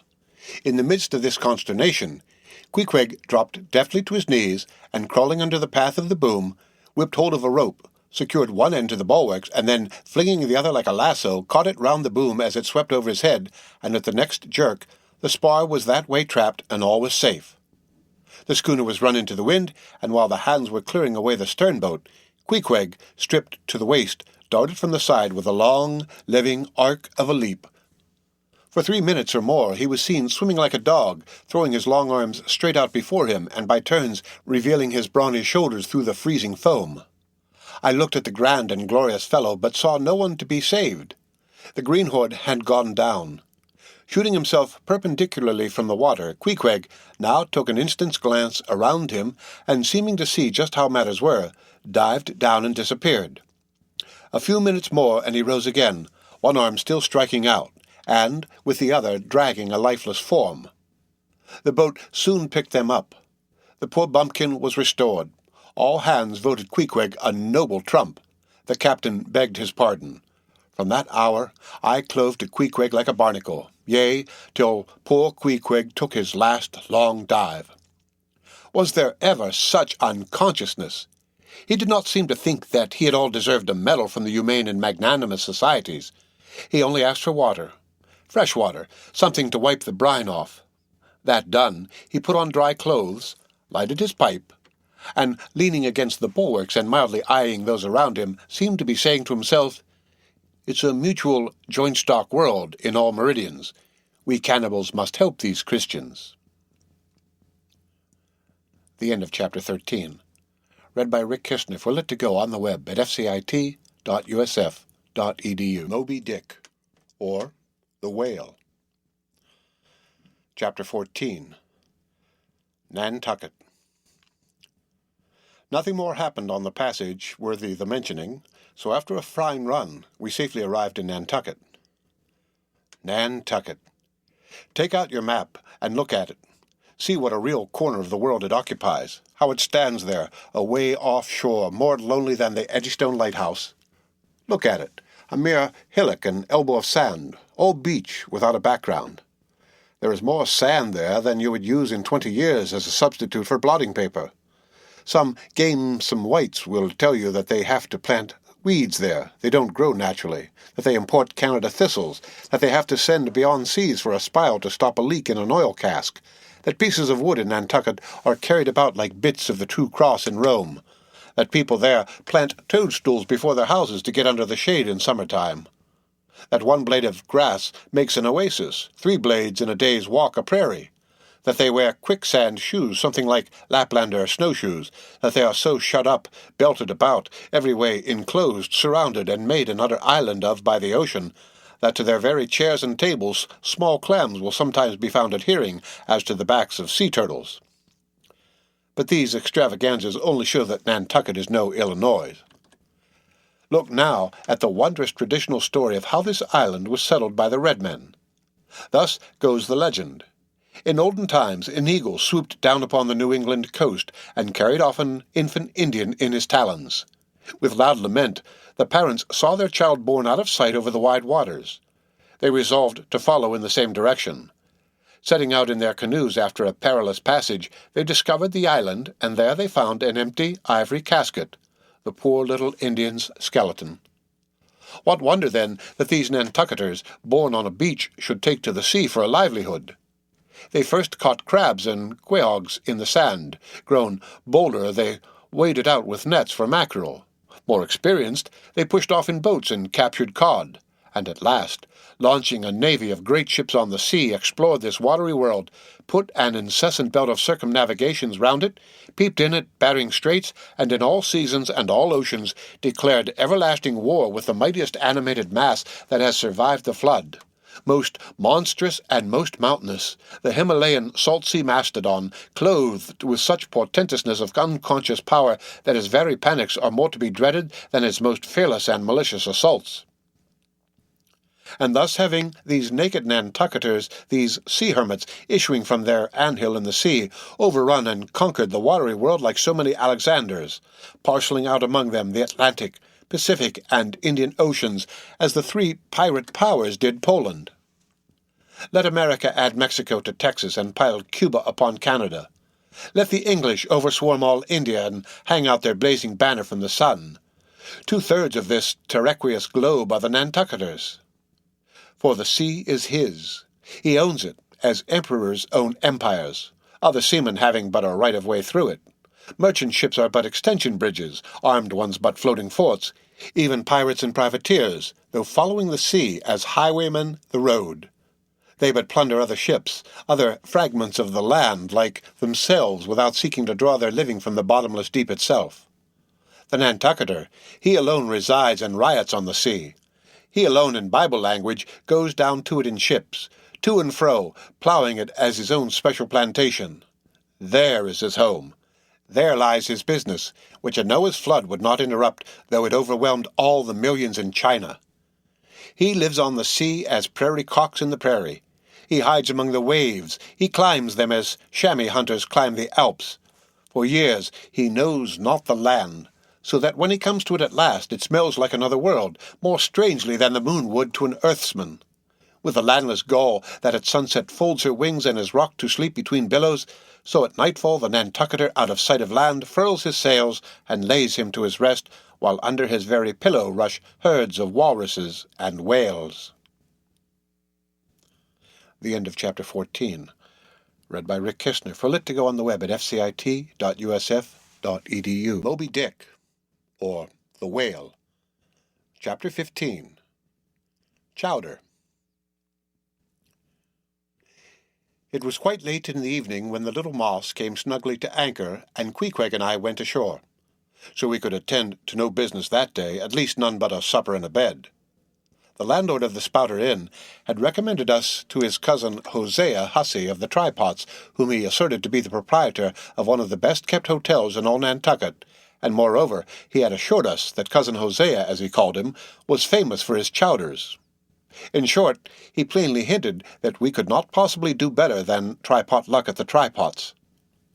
But the directions he had given us about keeping a yellow warehouse on our starboard hand till we opened a white church to the larboard, and then keeping that on the larboard hand till we made a corner 3 points to the starboard, and that done, then ask the first man we met where the place was, these crooked directions of his very much puzzled us at first, especially as, at the outset, Queequeg insisted that the yellow warehouse, our first point of departure, must be left on the larboard hand, whereas I had understood Peter Coffin to say it was on the starboard.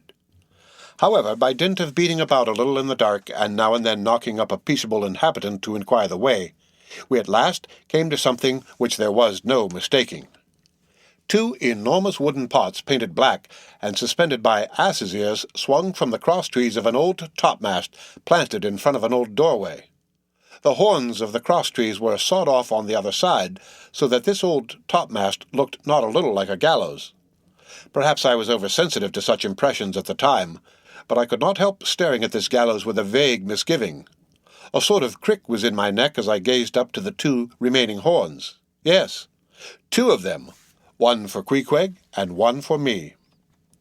It's ominous, thinks I.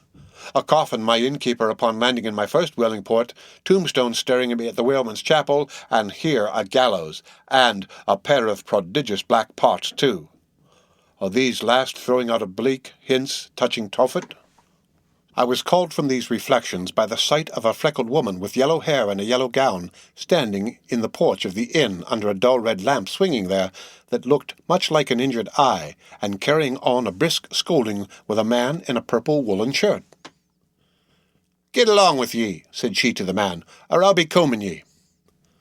"Come on, Queequeg," said I. "All right. There's Mrs. Hussey." And so it turned out.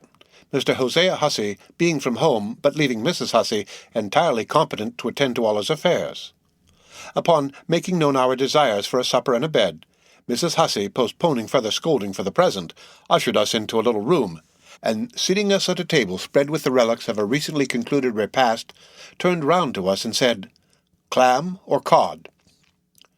"What's that about cods, ma'am?" said I with much politeness. "Clam or cod," she repeated. "A clam for supper? A cold clam, is that what you mean, Mrs. Hussey?" says I. "But that's a rather cold and clammy reception in the winter-time, ain't it, Mrs. Hussey?"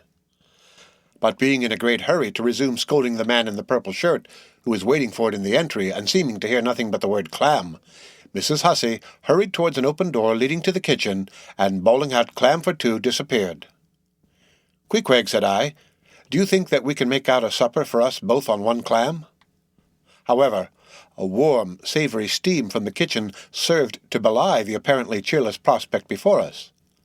But when that smoking chowder came in, the mystery was delightfully explained. "Oh, sweet friend, hearken to me. It was made of small juicy clams, scarcely bigger than hazelnuts, mixed with pounded ship biscuit and salted pork cut into little flakes, the whole enriched with butter and plentifully seasoned with pepper and salt. Our appetites being sharpened by the frosty voyage, and in particular Queequeg seeing his favourite fishing food before him, and the chowder being surpassingly excellent, we dispatched it with great expedition. When leaning back a moment and bethinking me of Mrs. Hussey's clam and cod announcement, I thought I would try a little experiment. Stepping to the kitchen door, I uttered the word cod with great emphasis, and resumed my seat. In a few moments the savoury steam came forth again, but with a different flavour, and in good time a fine cod chowder was placed before us. We resumed business, and while plying our spoons in the bowl, thinks I to myself, I wonder now if this here has any effect on the head. What's that stultifying saying about chowder-headed people? But look, Queequeg, ain't that a live eel in your bowl? Where's your harpoon? Fishiest of all fishy places was the Trypots, which well deserved its name, for the pots there were always boiling chowders. Chowder for breakfast, and chowder for dinner, and chowder for supper, till you began to look for fish bones coming through your clothes. The area before the house was paved with clamshells. Mrs. Hussey wore a polished necklace of codfish vertebra, and Hosea Hussey had his account books bound in superior old sharkskin. There was a fishy flavour to the milk, too, which I could not at all account for, till one morning, happening to take a stroll along the beach among some fishermen's boats, I saw Hosea's brindled cow feeding on fish remnants and marching along the sand with each foot in a cod's decapitated head, looking very slipshod, I assure ye. Supper concluded, we received a lamp and directions from Mrs. Hussey concerning the nearest way to bed. But as Queequeg was about to precede me up the stairs, the lady reached forth her arm and demanded his harpoon. She allowed no harpoon in her chambers. "Why not?" said I. "Every true whaleman sleeps with his harpoon." "But why not?" "Because it's dangerous," says she. "Ever since young Stiggs coming from that unfortunate voyage of his when he was gone 4 years and a half with only 3 barrels of ile was found dead in my first-floor back with his harpoon in his side. Ever since then I allow no boarders to take such dangerous weapons in their room at night. So, Mr. Queequeg," for she had learned his name, "I will just take this here iron and keep it for you till morning. But the chowder, clammer cod tomorrow for breakfast, men?" "Both," says I, "and let's have a couple of smoked herring by way of variety." The end of Chapter 15. Read by Rick Kishner for Lit to Go on the web at fcit.usf.edu. Moby Dick, or The Whale. Chapter 16. The Ship. In bed we concocted our plans for the morrow. But to my surprise, and no small concern, Queequeg now gave me to understand that he had been diligently consulting Yojo, the name of his black little god, and Yojo had told him 2 or 3 times over, and strongly insisted upon it every way, that instead of our going together among the whaling fleet in harbour, and in concert selecting our craft, instead of this, I say, Yojo earnestly enjoined that the selection of the ship should rest wholly with me, inasmuch as Yojo proposed befriending us, and in order to do so had already pitched upon a vessel which, if left to myself, I, Ishmael, should infallibly light upon, for all the world as though it had turned out by chance, and in that vessel I must immediately ship myself for the present irrespective of Queequeg. I have forgotten to mention that, in many things, Queequeg placed great confidence in the excellence of Yojo's judgment, and surprising forecast of things, and cherished Yojo with considerable esteem as a rather good sort of god, who perhaps meant well enough upon the whole, but in all cases did not succeed in his benevolent designs. Now, this plan of Queequeg's, or rather Yojo's, touching the selection of our craft, I did not like that plan at all. I had not a little relied upon Queequeg's sagacity to point out the whaler best fitted to carry us and our fortunes securely.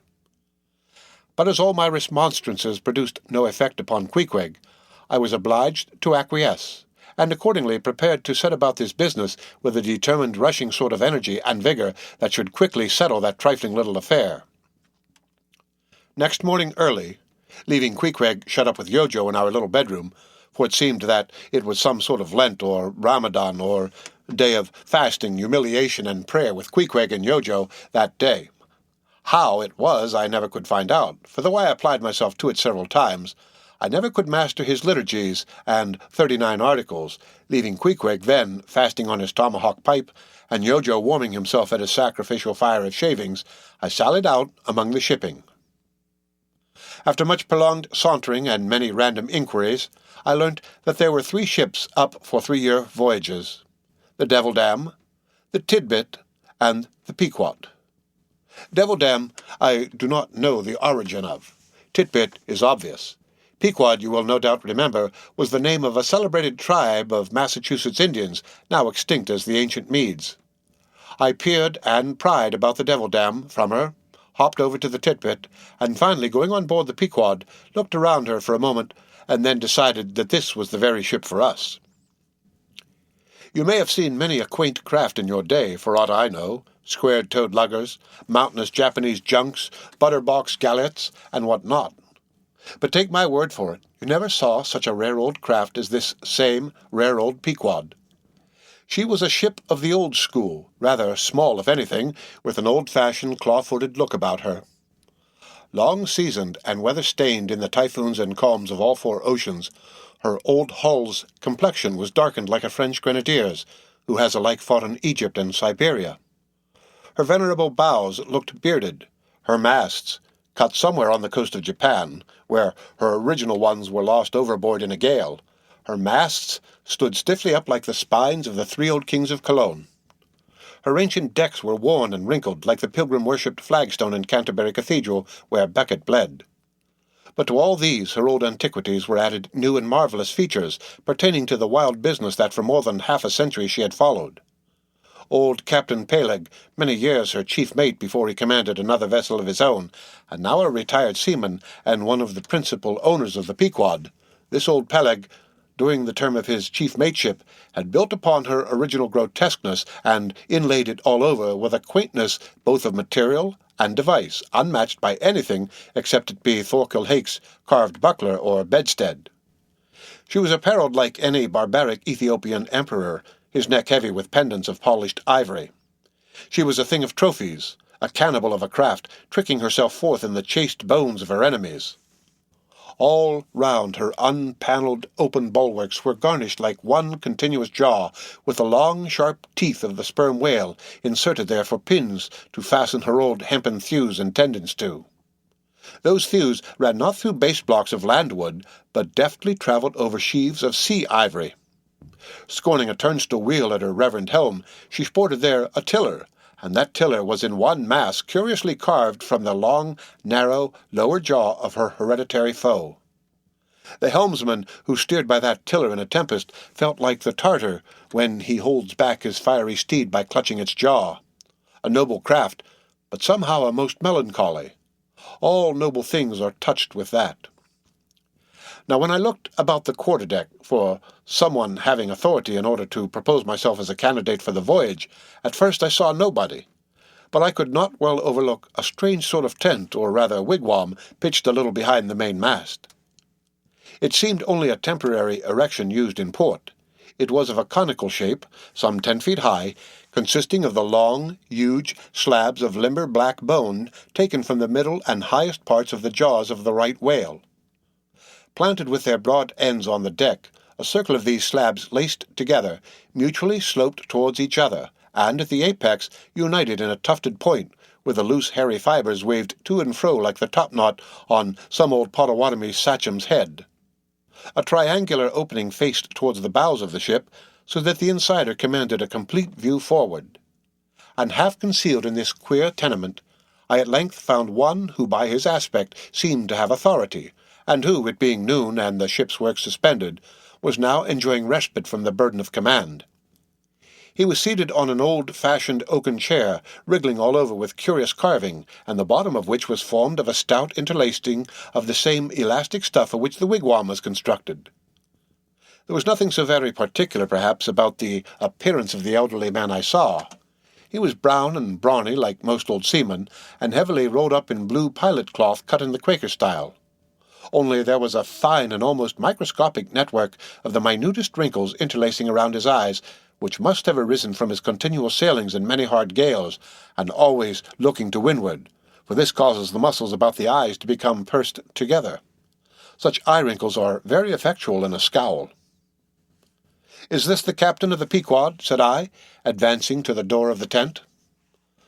"Supposing it to be the captain of the Pequod, what dost thou want of him?" he demanded. "I was thinking of shipping." "Thou wast, was thou? I see thou art no Nantucketer. Ever been in a stove-boat?"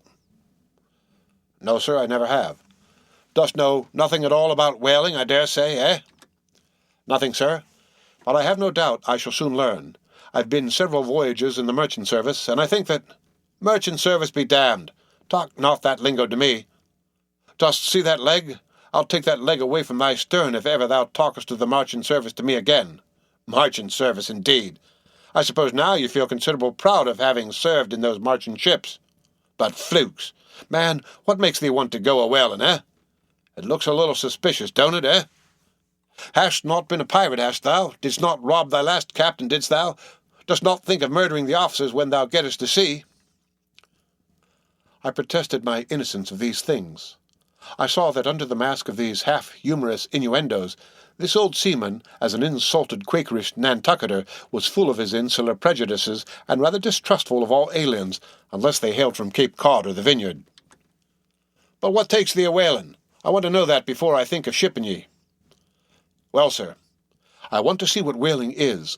I want to see the world." "Want to see what whaling is, eh? Have ye clapped eye on Captain Ahab?" "Who is Captain Ahab, sir?" I thought so. Captain Ahab is the captain of this ship." "I am mistaken, then. I thought I was speaking to the captain himself." "Thou art speaking to Captain Peleg. That's who you're speaking to, young man. It belongs to me, and Captain Bildad to see the Pequod fitted out for the voyage and supplied with all her needs, including crew. We are part owners and agents. But I was going to say, if thou wantest to know what whaling is, as thou tellest you do, I can put ye in a way of finding it out before you bind yourself to it, past backing out. Clap eye on Captain Ahab, young man, and thou wilt find that he has only one leg." "What do you mean, sir? Was the other one lost by a whale?" "Lost by a whale? Ha! Young man, come nearer to me. It was devoured, chewed up, crunched by the monstrousest parmacetti that ever shipped a boat. I was a little alarmed by his energy, perhaps also a little touched at the hearty grief in his concluding exclamation, but said as calmly as I could, "What you say is no doubt true enough, sir. But how could I know there was any peculiar ferocity in that particular whale, though indeed I might have inferred as much from the simple fact of the accident?" "Look ye now, young man, thy lungs are a sort of soft, you see. Thou dost not talk shark a bit. Sure, you've been to sea before now. Sure of that?" "Sir," said I thought I told you that I had been 4 voyages in the merchant—" "Hard down out of that. Mind what I said about the merchant service. Don't aggravate me. I won't have it.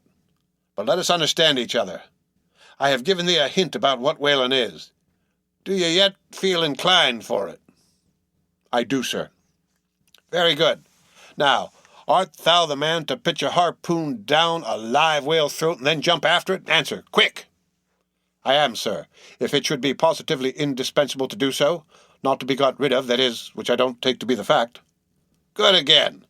Now then, thou not only wantest to go a whaling to find out by experience what whaling is, but ye also want to go in order to see the world. Was not that what ye said? I thought so. Well then, just step forward there and take a peep over the weather bow and then back to me and tell me what you see there." For a moment I stood a little puzzled by this curious request, not knowing exactly how to take it, whether humorously or in earnest. But concentrating all his crow's feet into one scow, Captain Peleg started me on the errand. Going forward and glancing over the weather bow, I perceived that the ship swinging to her anchor with the flood tide was now obliquely pointing towards the open sea. The prospect was unlimited, but exceedingly monotonous and forbidding, not the slightest variety that I could see. "Well, what's the report?" said Peleg when I came back. "What did you see?" "Not much," I replied. "Nothing but water. Considerable horizon, though, and there's a squall coming up, I think." "Well, what dost thou think then of seeing the world? Do you wish to go round Cape Horn to see any more of it, eh? Can't you see the world where you stand?" I was a little staggered, but go a-whaling I must and I would, and the Pequod was as good a ship as any. I thought the best, and all this I now repeated to Peleg. Seeing me so determined, he expressed his willingness to ship me. "And thou mayest as well sign the papers right off," he added. "Come along with ye." And so saying, he led the way below deck into the cabin. Seated on the transom was what seemed to me a most uncommon and surprising figure. It turned out to be Captain Bildad, who, along with Captain Peleg, was one of the largest owners of the vessel, the other shares, as is sometimes the case in these ports, being held by a crowd of old annuitants, widows, fatherless children, and chancery wards, each owning about the value of a timberhead or a foot of plank or a nail or two in the ship. People in Nantucket invest their money in whaling vessels the same way that you do yours in approved state stocks, bringing in good interest. Now, Bildad, like Peleg, and indeed many other Nantucketers, was a Quaker, the island having been originally settled by that sect, and to this day its inhabitants in general retain in an uncommon measure the peculiarities of the Quaker, only variously and anomalously modified by things altogether alien and heterogeneous. For some of these same Quakers are the most sanguinary of all sailors and whale hunters. They are fighting Quakers. They are Quakers with a vengeance. so that there are instances among them of men who, named with Scripture names, a singularly common fashion on the island, and in childhood naturally imbibing the stately dramatic thee and thou of the Quaker idiom, still, from the audacious daring and boundless adventure of their subsequent lives, strangely blend with these unoutgrown peculiarities 1,000 bold dashes of character not unworthy a Scandinavian sea king or a poetical pagan Roman. And when these things unite in a man of greatly superior natural force, with a globular brain and a ponderous heart, who has also, by the stillness and seclusion of many long night watches in the remotest waters, and beneath constellations never seen here at the north, been led to think untraditionally and independently, receiving all nature's sweet or savage impressions fresh from her own virgin voluntary and confiding breast, and thereby chiefly, but with some help from accidental advantages, to learn a bold and nervous, lofty language, that man makes one in a whole nation's census, a mighty pageant creature, formed for noble tragedies. Nor will it at all detract from him, dramatically regarded, if either by birth or other circumstances he have what seems a half-wilful, overruling morbidness at the bottom of his nature. For all men tragically great are made so through a certain morbidness. Be sure of this, O young ambition, all mortal greatness is but disease. But as yet we have not to do with such an one, but with quite another, and still a man who, if indeed peculiar, it only results again from another phase of the Quaker, modified by individual circumstances. Like Captain Peleg, Captain Bildad was a well-to-do retired whaleman. But unlike Captain Peleg, who cared not a rush for what are called serious things, and indeed deemed those self-same serious things the veriest of all trifles, Captain Bildad had not only been originally educated according to the strictest sect of Nantucket Quakerism, but all his subsequent ocean life, and the sight of many unclad lovely island creatures round the Horn, all that had not moved this native-born Quaker one single jot, had not so much as altered one angle of his vest. Still, for all this immutableness, was there some lack of common consistency about worthy Captain Peleg. Though refusing from conscientious scruples to bear arms against land invaders, yet himself had illimitably invaded the Atlantic and Pacific, and though a sworn foe to human bloodshed, yet had he, in his straight-bodied coat, spilled tons upon tons of Leviathan gore. How now, in the contemplative evening of his days, the pious Bildad reconciled these things in the reminiscence, I do not know. But it did not seem to concern him much, and very probably he had long since come to the sage and sensible conclusion that a man's religion is one thing, and this practical world quite another. This world pays dividends, rising from a little cabin boy in short clothes of the drabbest drab to a harpooner in a broad shad-bellied waistcoat, from that becoming boatheader, chief mate, and captain, and finally a ship owner. Bildad, as I hinted before, had concluded his adventurous career by wholly retiring from active life at the goodly age of 60, and dedicating his remaining days to the quiet receiving of his well-deserved income. Now Bildad, I am sorry to say, had the reputation of being an incorrigible old hunks, and in his seagoing days a bitter, hard taskmaster. They told me in Nantucket, though it certainly seems a curious story, that when he sailed the old Cattegat whaleman, his crew, upon arriving home, were mostly all carried ashore to the hospital, sore exhausted and worn out. For a pious man, especially for a Quaker, he was certainly rather hard-hearted, to say the least. He never used to swear, though at his men, they said, but somehow he got an inordinate quantity of cruel, unmitigated hard work out of them. When Bildad was a chief mate, to have his drab-colored eye intently looking at you made you feel completely nervous, till you could clutch something, a hammer or a marling spike, and go to work like mad at something or other, never mind what. Indolence and idleness perished before him. His own person was the exact embodiment of his utilitarian character. On his long, gaunt body he carried no spare flesh, no superfluous beard, his chin having a soft, economical nap to it, like the worn nap of his broad-brimmed hat. Such, then, was the person that I saw seated on the transom when I followed Captain Peleg down into the cabin. The space between the decks was small, and there, bolt upright, sat old Bildad, who always sat so and never leaned, and this to save his coat-tails. His broad brim was placed beside him. His legs were stiffly crossed, his drab vesture was buttoned up to his chin, and, spectacles on nose, he seemed absorbed in reading from a ponderous volume. "Bildad!" cried Captain Peleg. "At it again, Bildad, eh? You have been studying those scriptures now for the last 30 years, to my certain knowledge. How far you got, Bildad?" As if long habituated to such profane talk from his old shipmate, Bildad, without noticing his present irreverence, quietly looked up, and seeing me, glanced again inquiringly towards Peleg. "He says he's our man, Bildad," said Peleg. "He wants to ship." "Dost thee?" said Bildad in a hollow tone, and turning round to me. "I dost," said I unconsciously, he was so intense a Quaker. "What do you think of him, Bildad?" said Peleg. "He'll do," said Bildad, eyeing me, and then went on spelling away at his book in a mumbling tone quite audible. I thought him the queerest old Quaker I ever saw, especially as Peleg, his friend and old shipmate, seemed such a blusterer. But I said nothing, only looking round me sharply. Peleg now threw open a chest, and drawing forth the ship's articles, placed pen and ink before him, and seated himself at a little table. I began to think it was high time to settle with myself at what terms I would be willing to engage for the voyage. I was already aware that in the whaling business they paid no wages, but all hands, including the captain, received certain shares of the profits called lays, and that these lays were proportioned to the degree of importance pertaining to the respective duties of the ship's company. I was also aware that, being a green hand at whaling, my own lay would not be very large.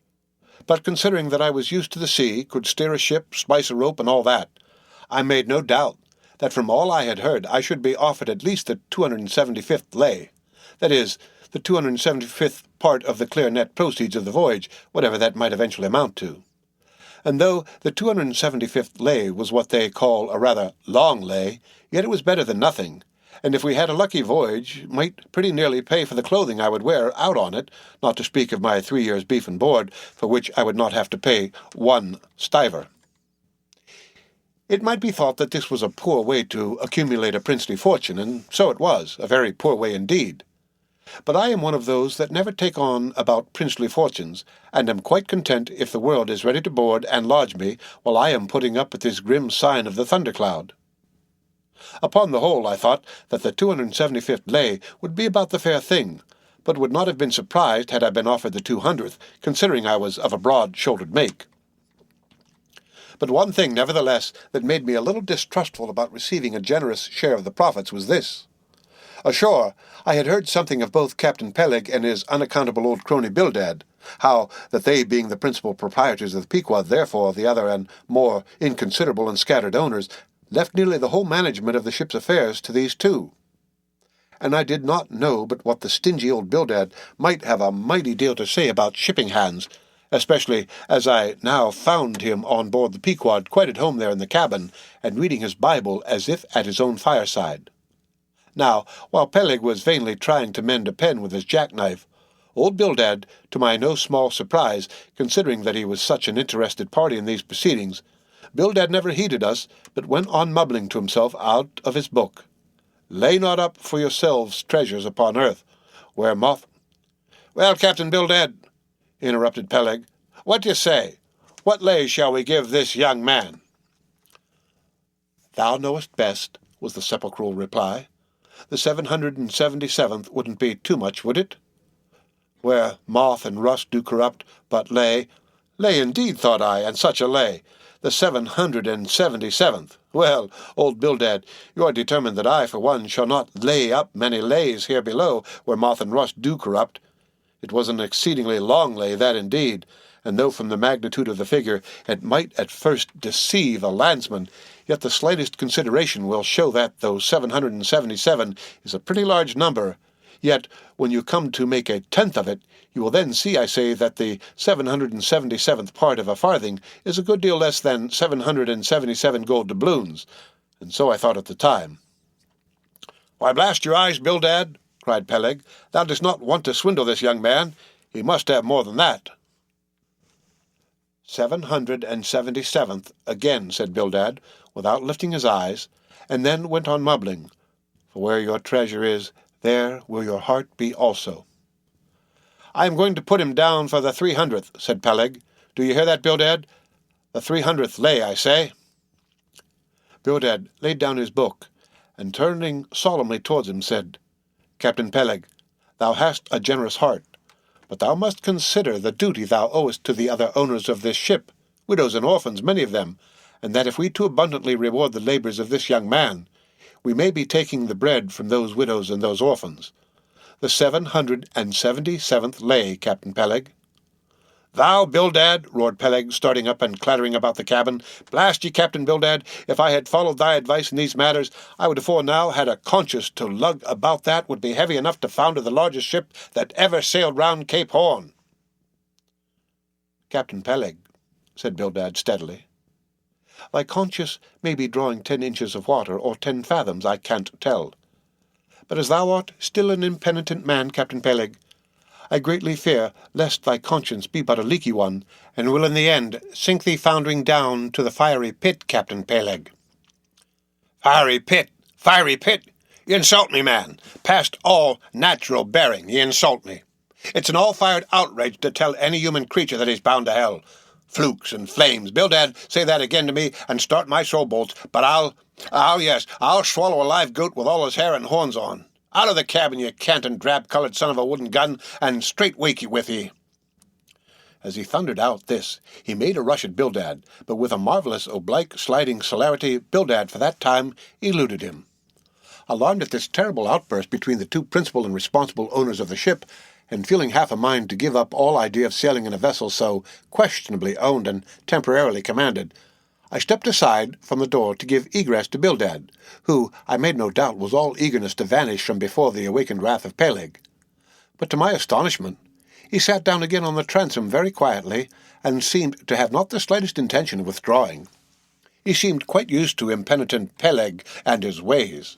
As for Peleg, after letting off his rage as he had, there seemed no more left in him, and he too sat down like a lamb, though he twitched a little, as if still nervously agitated. "Whew!" he whistled at last. "The squall's gone off to leeward, I think." "Bildad, thou used to be good at sharpening a lance. Mend that pen, will ye? My jackknife here needs the grindstone." "That's he. Thank ye, Bildad. Now then, my young man, Ishmael's thy name, did ye say? Well then, down you go here, Ishmael, for the 300th lay." "Captain Peleg," said I have a friend with me who wants to ship too. Shall I bring him down tomorrow?" "To be sure," said Peleg. "Fetch him along, and we'll look at him."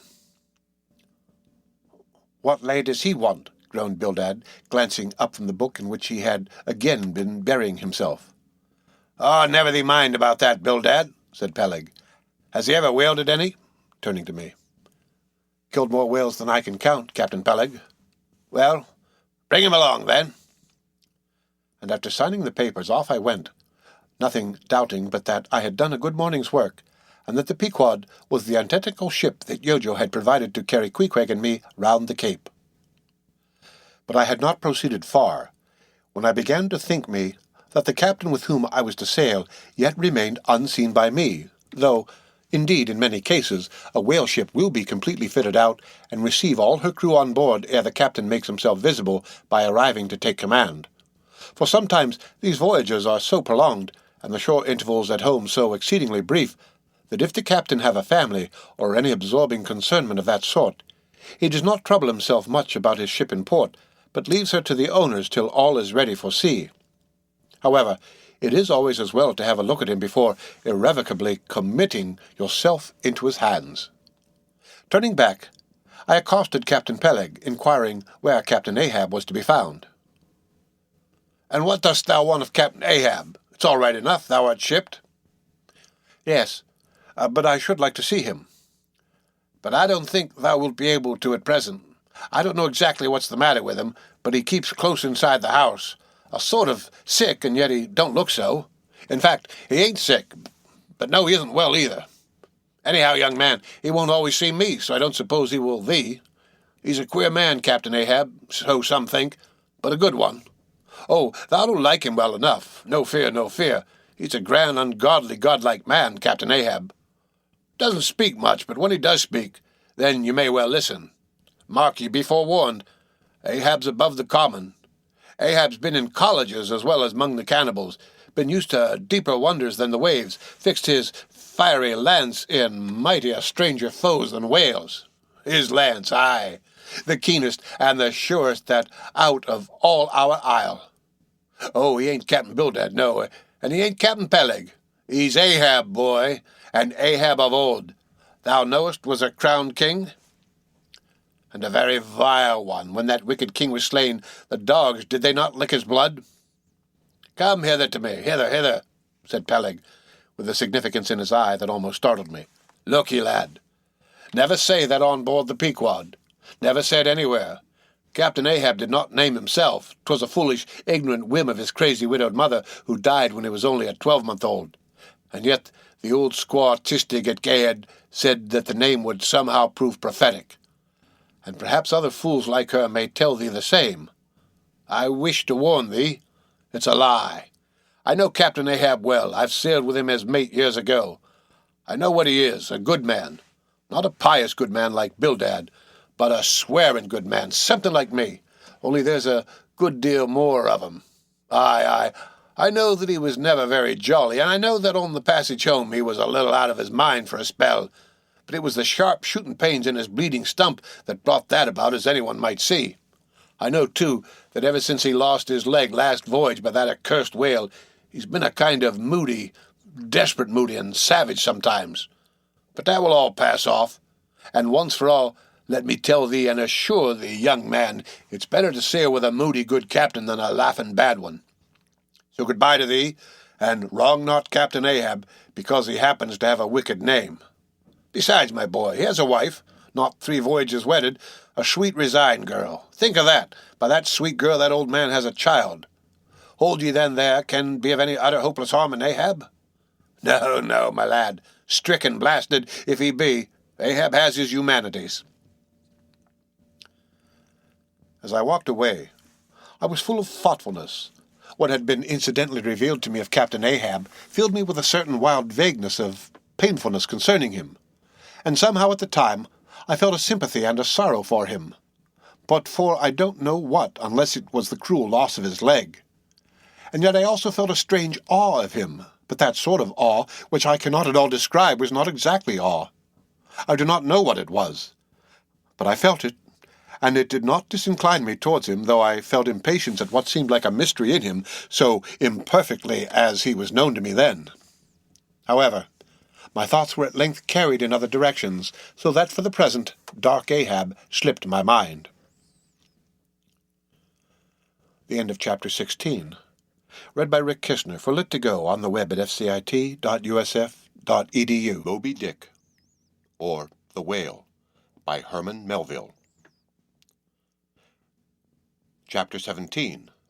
The Ramadan. As Queequeg's Ramadan, or fasting and humiliation, was to continue all day, I did not choose to disturb him till towards nightfall, for I cherish the greatest respect towards everybody's religious obligations, never mind how comical, and could not find it in my heart to undervalue even a congregation of ants worshipping a toadstool, or those other creatures in certain parts of the earth who, with a degree of footmanism quite unprecedented in other planets, bow down before the torso of a deceased landed proprietor merely on account of the inordinate possessions yet owned and rented in his name. I say we good Presbyterian Christians should be charitable in these things, and not fancy ourselves so vastly superior to other mortals, pagans and what not, because of their half-crazy conceits on these subjects. There was Queequeg, now, certainly entertaining the most absurd notions about Yojo and his Ramadan. But what of that? Queequeg thought he knew what he was about, I suppose. He seemed to be content, and there let him rest. All our arguing with him would not avail. Let him be, I say, and heaven have mercy on us all, Presbyterians and pagans alike, for we are all somehow dreadfully cracked about the head, and sadly need mending. Towards evening, when I felt assured that all his performances and rituals must be over, I went to his room and knocked at the door, but no answer. I tried to open it, but it was fastened inside.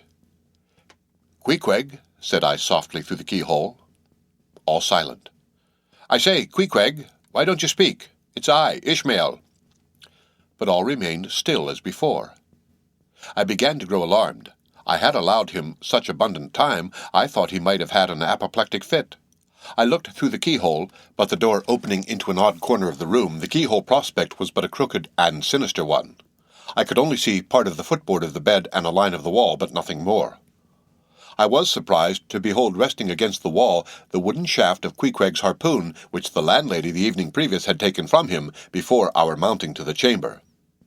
That's strange, thought I, but at any rate, since the harpoon stands yonder, and he seldom or never goes abroad without it, therefore he must be inside here, and no possible mistake. Queequeg!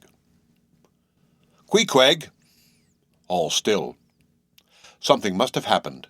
Apoplexy. I tried to burst open the door, but it stubbornly resisted. Running downstairs, I quickly stated my suspicions to the first person I met, the chambermaid. "La, la," she cried. "I thought something must be the matter. I went to make the bed after breakfast, and the door was locked, and not a mouse to be heard, and it's been just so silent ever since. But I thought maybe you had both gone off and locked your luggage in for safekeeping. La, la, ma'am, mistress, murder! Mrs. Hussey, apoplexy!" And with these cries she ran towards the kitchen, I following. Mrs. Hussey soon appeared with a mustard pot in one hand and a vinegar cruet in the other, having just broken away from the occupation of attending to the castors and scolding her little black boy meantime. "Woodhouse," cried I, "which way to it? Run, for God's sake, and fetch something to pry open the door. The axe! The axe! He's had a stroke, depend upon it." And so saying, I was unmethodically rushing upstairs again empty-handed, when Mrs. Hussey interposed the mustard pot and vinegar cruet and the entire castor of her countenance. "What's the matter with you, young man?" "Get the axe, for God's sake! Run for the doctor, someone, while I pry it open." "Look here," said the landlady, quickly putting down the vinegar cruet so as to have one hand free. "Look here. Are you talking about prying open any of my doors?" And with that she seized my arm. "What's the matter with you? What's the matter with you, shipmate?" In as calm but rapid a manner as possible, I gave her to understand the whole case. Unconsciously clapping the vinegar cruet to one side of her nose, she ruminated for an instant, then exclaimed, "No, I haven't seen it since I put it there." Running to a little closet under the landing of the stairs, she glanced in, and returning, told me that Queequeg's harpoon was missing. "He's killed himself," she cried. "It's unfortunate Stig's done over again. There goes another counterpane. God pity his poor mother. It will be the ruin of my house. Has the poor lad a sister? Where's that girl? There, Betty, go to Snarls the painter and tell him to paint me a sign with... No suicides permitted here, and no smoking in the parlor. Might as well kill both words at once. Kill! Oh, the Lord be merciful to his ghost. What's that noise there? You, young man, avast there!" And running after me, she caught me as I was again trying to force open the door. "I won't allow it. I won't have my premises spoiled. Go for the locksmith. There's one about a mile from here. But avast," putting her hand in her side pocket. "Here's a key that'll fit, I guess. Let's see." And with that, she turned it in the lock. But alas, Queequeg's supplemental bolt remained unwithdrawn within. "Have to burst it open," said I, and was running down the entry a little for a good start, when the landlady caught at me again, vowing I should not break down her premises. But I tore from her, and with a sudden bodily rush dashed myself full against the mark.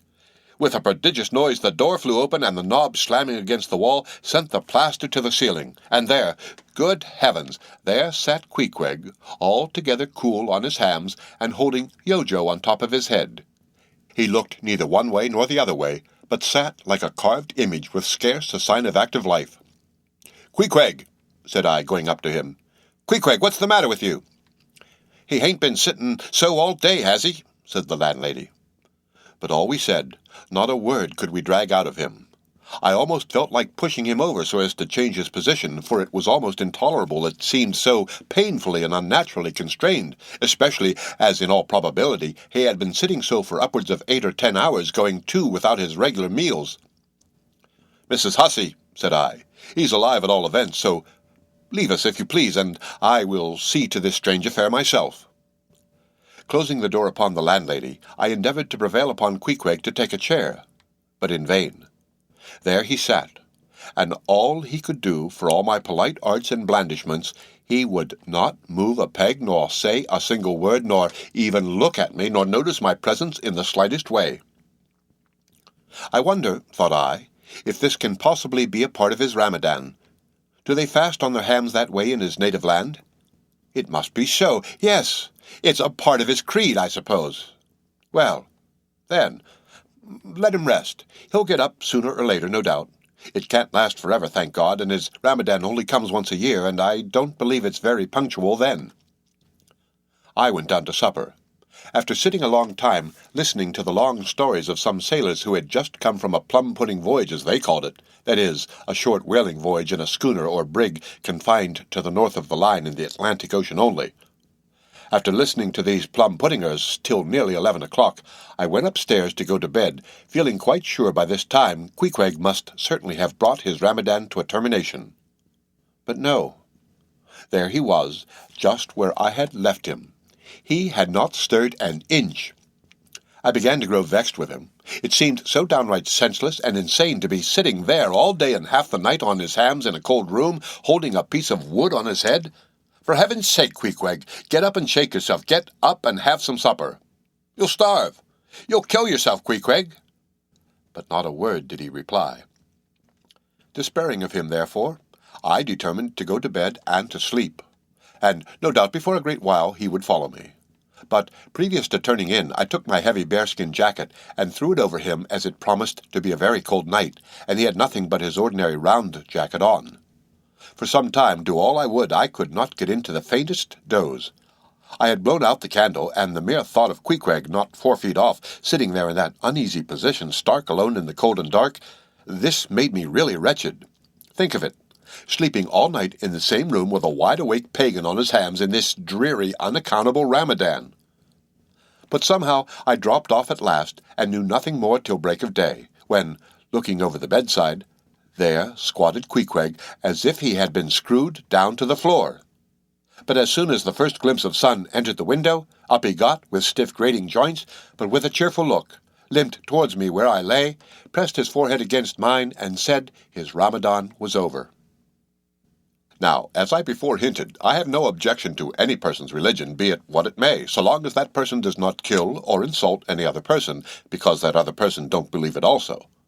But when a man's religion becomes really frantic, when it is a positive torment to him, and, in fine, makes this earth of ours an uncomfortable inn to lodge in, then I think it high time to take that individual aside and argue the point with him. And just so I now did with Queequeg. "Queequeg," said I, "get into bed now, and lie and listen to me."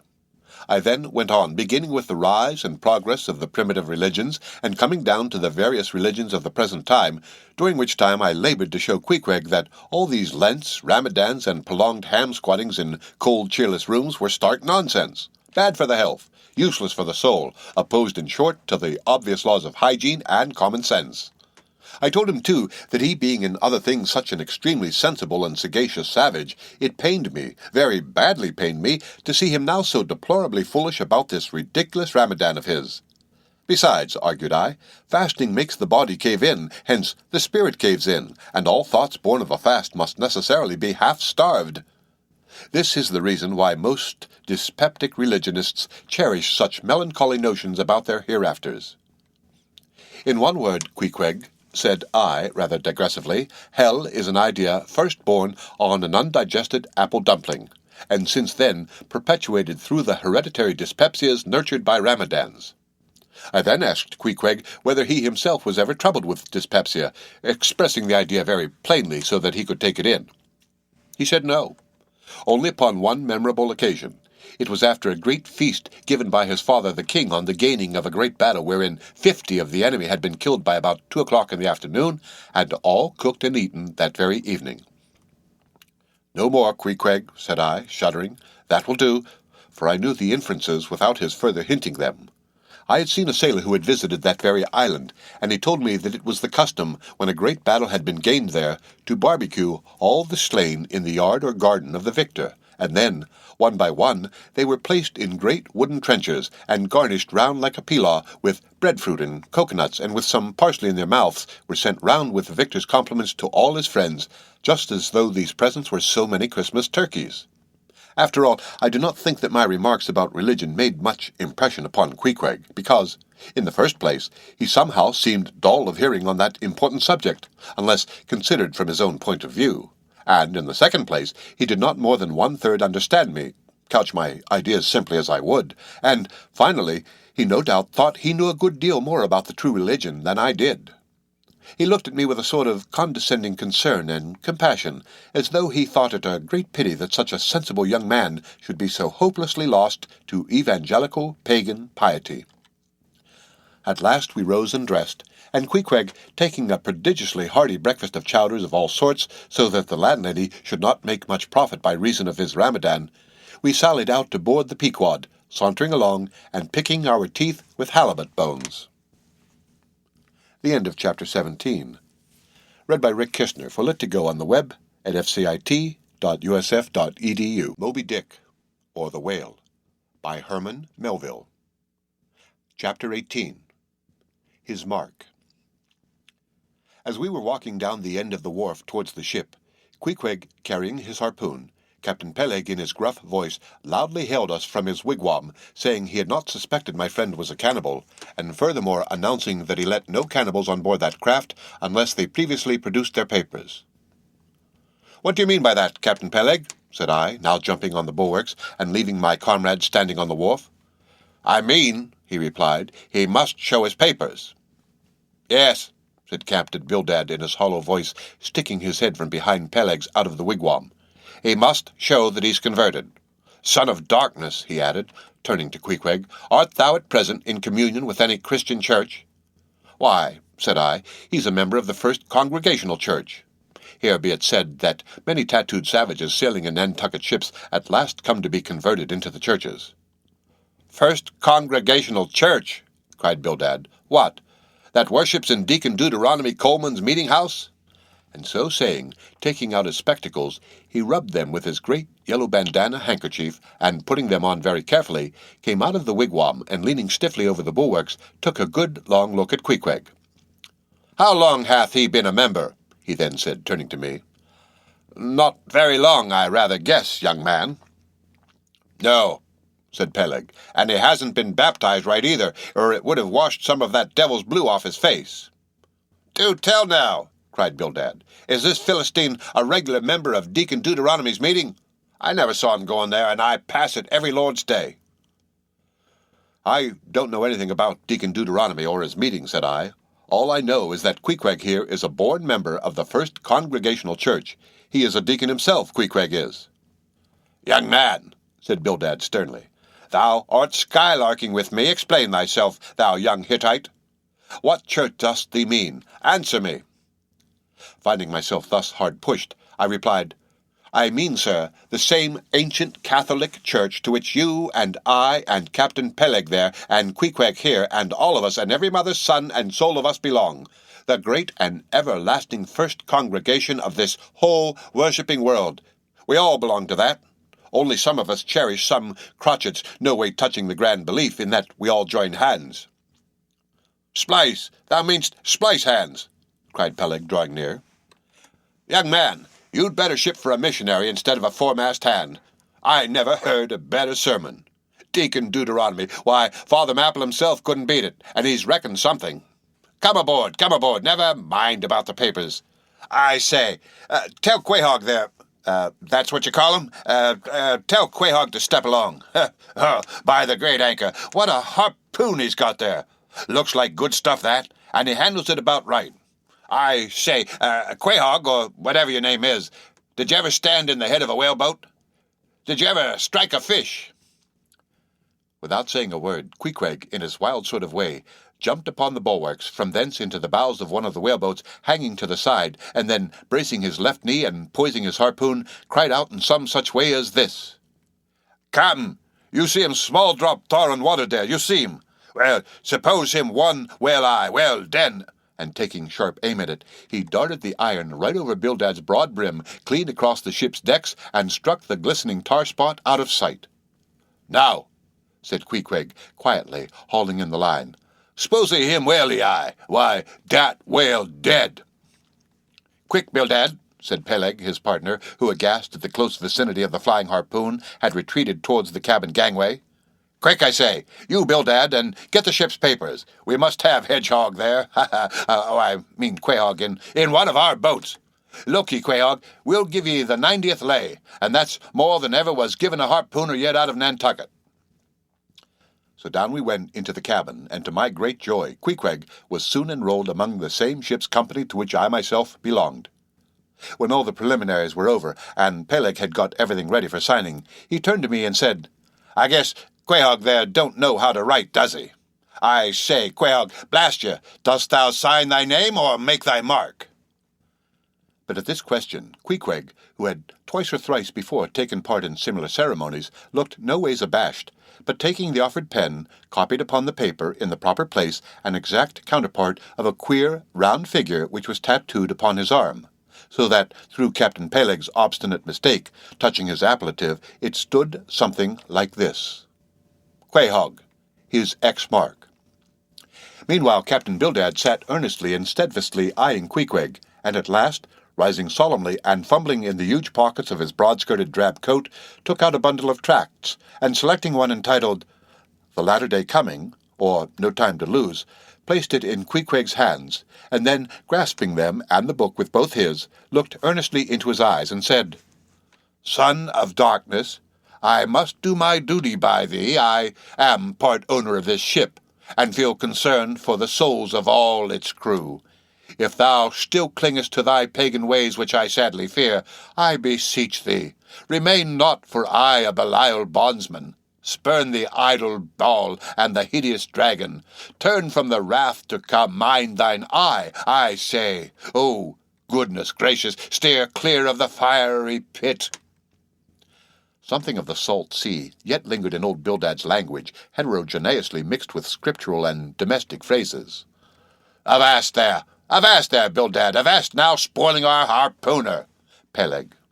Pious harpooners never made good voyagers. It takes the shark out of 'em. No harpooner is worth a straw who ain't pretty sharkish. There was young, what's his name, Nat Swain, once the bravest boat-header out of all Nantucket and the Vineyard. He joined the meeting, and never came to good. He got so frightened about his plaguey soul that he shrinked and sheered away from whales for fear of afterclaps, in case he got stove and went to Davy Joe's. Peleg, said Bildad, lifting his eyes and hands. Thou thyself, as I myself, hast seen many a perilous time. Thou knowest, Peleg, what it is to have the fear of death. How then canst thou prate in this ungodly guise? Thou beliest thine own heart, Peleg. Tell me, when this same Pequod here had her 3 masts overboard in that typhoon on Japan, that same voyage when thou went mate with Captain Ahab, didst thou not think of death and the judgment then? Hear him now, cried Peleg, marching across the cabin and thrusting his hands far down into his pockets. Hear him, all of ye. Think of that. When every moment we thought the ship would sink, death and the judgment, then what? With all 3 masts making such an everlasting thundering against the side, and every sea breaking over us fore and aft, think of death and the judgment then? No time to think about death then. Life was what Captain Ahab and I was thinking of, and how to save all hands, how to rig jury masts, how to get into the nearest port. That's what I was thinking of. Bildad said no more, but buttoning up his coat, stalked on deck, where we followed him. There he stood, very quietly overlooking some sailmakers who were mending a topsail in the waist. Now and then he stooped to pick up a patch, or save an end of tarred twine which otherwise might have been wasted. The end of Chapter 18. Read by Rick Kistner for Lit to Go on the web at fcit.usf.edu. Moby Dick, or The Whale, by Herman Melville. Chapter 19. The Prophet. Shipmates, have you shipped in that ship? Queequeg and I had just left the Pequod and were sauntering from the water, for the moment each occupied with his own thoughts, when the above words were put to us by a stranger, who, pausing before us, levelled his massive forefinger at the vessel in question. He was but shabbily apparelled in faded jacket and patched trousers, a rag of a black handkerchief investing his neck. A confluent smallpox had in all directions flowed over his face, and left it like the complicated ribbed bed of a torrent when the rushing waters have been dried up. "Have you shipped in her?" he repeated. "You mean the ship Pequod, I suppose," said I, trying to gain a little more time for an uninterrupted look at him. "Aye, the Pequod, that ship there," he said, drawing back his whole arm, and then rapidly shoving it straight out from him, with the fixed bayonet of his pointed finger darted full at the object. "Yes," said I, "we have just signed the articles." "Anything down there about your souls?" "About what?" "Oh, perhaps you haven't got any," he said quickly. "No matter, though. I know many chaps that haven't got any. Good luck to 'em, and they're all the better off for it. A soul's a sort of a fifth wheel to a wagon." "What are you jabbering about, shipmate?" said I. "He's got enough, though, to make up for all deficiencies of that sort and other chaps," abruptly said the stranger, placing a nervous emphasis upon the word he. "Queequeg," said I, "let's go. This fellow has broken loose from somewhere. He's talking about something and somebody we don't know." "Stop!" cried the stranger. "You said true. You haven't seen Old Thunder yet, have you?" "Who's Old Thunder?" said I, again riveted with the insane earnestness of his manner. "Captain Ahab." "What, the captain of our ship, the Pequod?" "Aye. Among some of us old sailor chaps he goes by that name. You haven't seen him yet, have you?" "No, we haven't. He's sick, they say, but is getting better, and will be all right again before long." "All right again before long, ha!" laughed the stranger, with a solemnly derisive sort of laugh. "Look ye, when Captain Ahab is all right, then this left arm of mine will be all right, not before." "What do you know about him?" "What did they tell you about him? Say that." "They didn't tell much of anything about him, only I've heard that he's a good whale hunter and a good captain to his crew." "Oh, that's true. That's true, yes, both true enough. But you must jump when he gives an order. Step and growl. Growl and go. That's the word with Captain Ahab. But nothing about that thing that happened to him off Cape Horn long ago when he lay like dead for 3 days and nights. Nothing about that deadly scrimmage with the Spaniard afore the altar in Santa Rosa. Heard nothing about that, eh? Ha! Nothing about the silver calabash he spat into, and nothing about his losing his leg last voyage according to the prophecy. Didn't you hear a word about them matters and something more, huh? No, I don't think you did. How could you? Who knows it? Not all Nantucket, I guess. But howsever mayhap, you've heard tell about the leg and how he lost it. Aye, you've heard of that, I dare say. Oh, yes, that everyone knows a'most. I mean, they know he's only one leg, and that a promise said he took the other off." "My friend," said I, "what's all this gibberish of yours about? I don't know, and I don't much care, for it seems to me that you must be a little damaged in the head. But if you're speaking of Captain Ahab of that ship there, the Pequod, then let me tell you that I know all about the loss of his leg." "All about it, eh? Sure you do." "All?" "Pretty sure." With finger pointed and eye leveled at the Pequod, the beggar-like stranger stood a moment as if in a troubled reverie. Then, starting a little, turned and said, "You've shipped, have you? Name's down on the papers. Well, what's signed is signed, and what's to be will be, and then again, perhaps it won't be after all. Anyhow, it's all fixed and arranged already, and some sailors or other must go with 'em, I suppose, as well these as any other men, God pity 'em. Morning to you, shipmates, morning. The ineffable heavens bless you, I'm sorry I stopped you." "Look here, friend," said I, "if you have anything important to tell us, out with it. But if you're only trying to bamboozle us, you are mistaken in your game. That's all I have to say."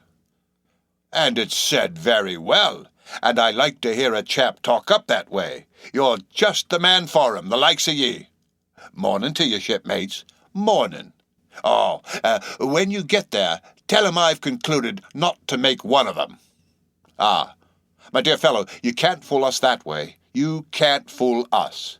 It is the easiest thing in the world for a man to look as if he had a great secret in him." "Morning to you, shipmates, morning."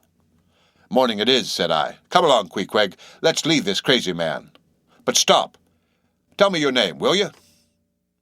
"Elijah."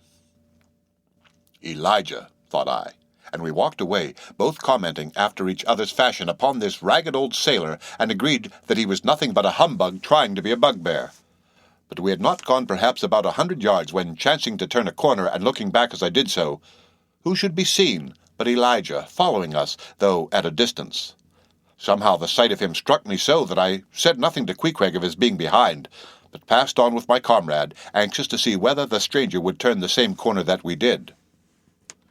He did, and then it seemed to me that he was dogging us, but with what intent I could not for the life of me imagine. This circumstance, coupled with his ambiguous, half-hinting, half-revealing, shrouded sort of talk, now begat in me all kinds of vague wonderments and half-apprehensions, and all connected with the Pequod, and Captain Ahab, and the leg he had lost, and the Cape Horn fit, and the silver calabash, and what Captain Peleg had said of him when I left the ship the day previous, and the prediction of the squaw Tistig, and the voyage we had bound ourselves to sail, and 100 other shadowy things. I was resolved to satisfy myself whether this ragged Elijah was really dogging us or not, and with that intent crossed the way with Queequeg, and on that side of it retraced our steps. But Elijah passed on without seeming to notice us. This relieved me, and once more, and finally, as it seemed to me, I pronounced him in my heart a humbug. The end of Chapter 19. Read by Rick Kishner for Lit to Go on the web at fcit.usf.edu. Moby Dick, or The Whale, by Herman Melville. Chapter 20. All Astir. A day or two passed, and there was great activity aboard the Pequod. Not only were the old sails being mended, but new sails were coming on board, and bolts of canvas and coils of rigging. In short, everything beckoned that the ship's preparations were hurrying to a close. Captain Peleg seldom or never went ashore, but sat in his wigwam, keeping a sharp lookout upon the hands. Bildad did all the purchasing and providing at the stores, and the men employed in the hold and on the rigging were working till long after nightfall. On the day following Queequeg's signing the articles, word was given at all the inns where the ship's company were stopping that their chests must be on board before night, for there was no telling how soon the vessel might be sailing. So Queequeg and I got down our traps, resolving, however, to sleep ashore till the last. But it seems they always give very long notice in these cases, and the ship did not sail for several days. But no wonder. There was a good deal to be done, and there is no telling how many things to be thought of before the Pequod was fully equipped. Everyone knows what a multitude of things, beds, saucepans, knives and forks, shovels and tongs, napkins, nutcrackers, and what-not, are indispensable to the business of housekeeping. Just so with whaling, which necessitates a 3 years' housekeeping upon the wide ocean, far from all grocers, costermongers, doctors, bakers, and bankers. And though this also holds true of merchant vessels, yet not by any means to the same extent as with whalemen. For besides the great length of the whaling voyage, the numerous articles peculiar to the prosecution of the fishery, and the impossibility of replacing them at the remote harbors usually frequented, it must be remembered that of all ships, whaling vessels are the most exposed to accidents of all kinds, and especially to the destruction and loss of the very things upon which the success of the voyage most depends. Hence the spare boats, spare spars, and spare lines and harpoons, and spare everything's almost but a spare captain and duplicate ship. At the period of our arrival at the island, the heaviest storage of the Pequod had been almost completed, comprising her beef, bread, water, fuel, and iron hoops and staves. But as before hinted, for some time there was a continual fetching and carrying on board of divers odds and ends of things, both large and small. Chief among those who did this fetching and carrying was Captain Bildad's sister, a lean old lady of a most determined and indefatigable spirit, but withal very kind-hearted, who seemed resolved that, if she could help it, nothing should be found wanting in the Pequod after once fairly getting to sea. At one time she would come on board with a jar of pickles for the steward's pantry, another time with a bunch of quills for the chief mate's desk where he kept his log, a third time with a roll of flannel for the small of someone's rheumatic back. Never did any woman better deserve her name, which was Charity, Aunt Charity, as everyone called her. And like a sister of Charity did this charitable Aunt Charity bustle about hither and thither, ready to turn her hand and heart to anything that promised to yield safety, comfort, and consolation to all on board a ship in which her beloved brother Bildad was concerned, and in which she herself owned a score or two of well-saved dollars. But it was startling to see this excellent-hearted Quakeress coming on board as she did the last day, with a long oil ladle in one hand, and still longer whaling lance in the other. Nor was Bildad himself, nor Captain Peleg at all backward. As for Bildad, he carried about with him a long list of the articles needed, and at every fresh arrival, down went his mark opposite that article upon the paper. Every once in a while, Peleg came hobbling out of his whalebone den, roaring at the men down the hatchways, roaring up to the riggers at the masthead, and then concluded by roaring back into his wigwam. During these days of preparation, Queequeg and I often visited the craft, and as often I asked about Captain Ahab, and how he was, and when he was going to come on board his ship. To these questions they would answer that he was getting better and better, and was expected aboard every day. Meantime the two captains, Peleg and Bildad, could attend to everything necessary to fit the vessel for the voyage. If I had been downright honest with myself, I would have seen very plainly in my heart that I did but half fancy being committed this way to so long a voyage without once laying my eyes on the man who was to be absolute dictator of it so soon as the ship sailed out upon the open sea. But when a man suspects any wrong, it sometimes happens that if he be already involved in the matter, he insensibly strives to cover up his suspicions even from himself. And much this way it was with me. I said nothing, and tried to think nothing. At last it was given out that some time next day the ship would certainly sail. So next morning Queequeg and I took a very early start. The end of Chapter 20. Read by Rick Kistner for Lit to Go on the web at fcit.usf.edu. Moby Dick, or The Whale, by Herman Melville. Chapter 21. Going Aboard.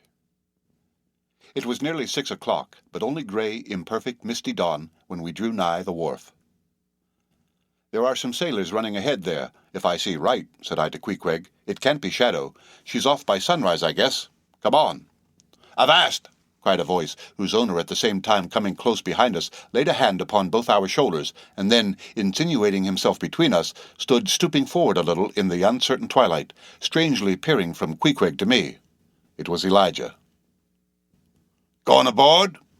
"Hands off, will you?" said I. "Looky here," said Queequeg, shaking himself. "Go away." "Ain't going aboard, then?" "Yes, we are," said I. "But what business is that of yours? Do you know, Mr. Elijah, that I consider you a little impertinent?" No, I wasn't aware of that," said Elijah slowly and wonderingly, looking from me to Queequeg with the most unaccountable glances. "Elijah," said I, "you will oblige my friend and me by withdrawing. We are going to the Indian and Pacific Oceans, and would prefer not to be detained." "You be you? Coming back afore breakfast?" "He's cracked, Queequeg," said I. "Come on." "Hello, cried stationary Elijah, hailing us when we had removed a few paces. "Never mind him," said I. "Queequeg, come on." But he stole up to us again, and suddenly, clapping his hand on my shoulder, said, "Did you see anything looking like men going towards that ship a while ago?" Struck by this plain matter-of-fact question, I answered, saying, "Yes, I thought I did see 4 or 5 men, but it was too dim to be sure." "Very dim, said Elijah. "Morning to ye." Once more we quitted him, but once more he came softly after us, and touching my shoulder again, said, "See if you can find 'em now, will ye?" "Find who?" Morning to ye, he rejoined, again moving off. "Oh, I was going to warn you against, but, never mind. It's all one, all in the family, too. Sharp frost this morning, ain't it? Goodbye to you. Shan't see you again very soon, I guess, unless it's afore the grand jury." And with these cracked words he finally departed, leaving me for the moment in no small wonderment at his frantic impudence. At last, stepping on board the Pequod, we found everything in profound quiet, not a soul moving. The cabin entrance was locked within, the hatches were all on and lumbered with coils of rigging, going forward to the forecastle. We found the slide of the scuttle open. Seeing a light, we went down, and found only an old rigger there, wrapped in a tattered pea-jacket. He was thrown at whole length upon 2 chests, his face downwards and enclosed in his folded arms. The profoundest slumber slept upon him. "Those sailors we saw, Queequeg, where can they have gone to?" said I, looking dubiously at the sleeper. But it seemed that, when on the wharf, Queequeg had not at all noticed what I now alluded to. Hence, I would have thought myself to have been optically deceived in that matter were it not for Elijah's otherwise inexplicable question. But I beat the thing down, and again, marking the sleeper, jocularly hinted to Queequeg that perhaps we had best sit up with the body, telling him to establish himself accordingly. He put his hand upon the sleeper's rear as though feeling if it was soft enough, and then, without more ado, sat quietly down there. "Gracious, Queequeg, don't sit there," said I. "Oh, Perry dud seat," said Queequeg. "My country way, won't hurt his face." "Face," said I. "Call that his face?" Very benevolent countenance then, but how hard he breathes. He's heaving himself. "Get off, Queequeg, you are heavy. It's grinding the face of the poor." "Get off, Queequeg. Look, he'll twitch you off soon. I wonder he don't wake." Queequeg removed himself to just beyond the head of the sleeper, and lighted his tomahawk pipe. I sat at the feet. We kept the pipe passing over the sleeper from one to the other. Meanwhile, upon questioning him in his broken fashion, Queequeg gave me to understand that, in his land, owing to the absence of settees and sofas of all sorts, the king, chiefs, and great people generally were in the custom of fattening some of the lower orders for ottomans, and to furnish a house comfortably in that respect, you had only to buy up 8 or 10 lazy fellows and lay them around in the piers and alcoves. Besides, it was very convenient on an excursion, much better than those garden chairs which are convertible into walking sticks. Upon occasion, a chief calling his attendant and desiring him to make a settee of himself under a spreading tree, perhaps in some damp, marshy place. While narrating these things, every time Queequeg received the tomahawk from me, he flourished the hatchet side of it over the sleeper's head. "What's that for, Queequeg?" "Very easy, killie. Oh, very easy." He was going on with some wild reminiscences about his tomahawk pipe, which it seemed had, in its 2 uses, both brained his foes and soothed his soul when we were directly attracted to the sleeping rigger. The strong vapour now completely filling the contracted hole, it began to tell upon him. He breathed with a sort of muffledness, then seemed troubled in the nose, then revolved over once or twice, then sat up and rubbed his eyes. "Halloa!" he breathed at last. "Who be ye smokers?" "Shipped men," answered I. "When does she sail?" Aye, ye are going in her, be ye? She sails today. The captain came aboard last night." "What, Captain Ahab?" "Who but him, indeed?" I was going to ask him some further questions concerning Ahab when we heard a noise on deck. "Halloa! Starbuck's astir," said the rigger.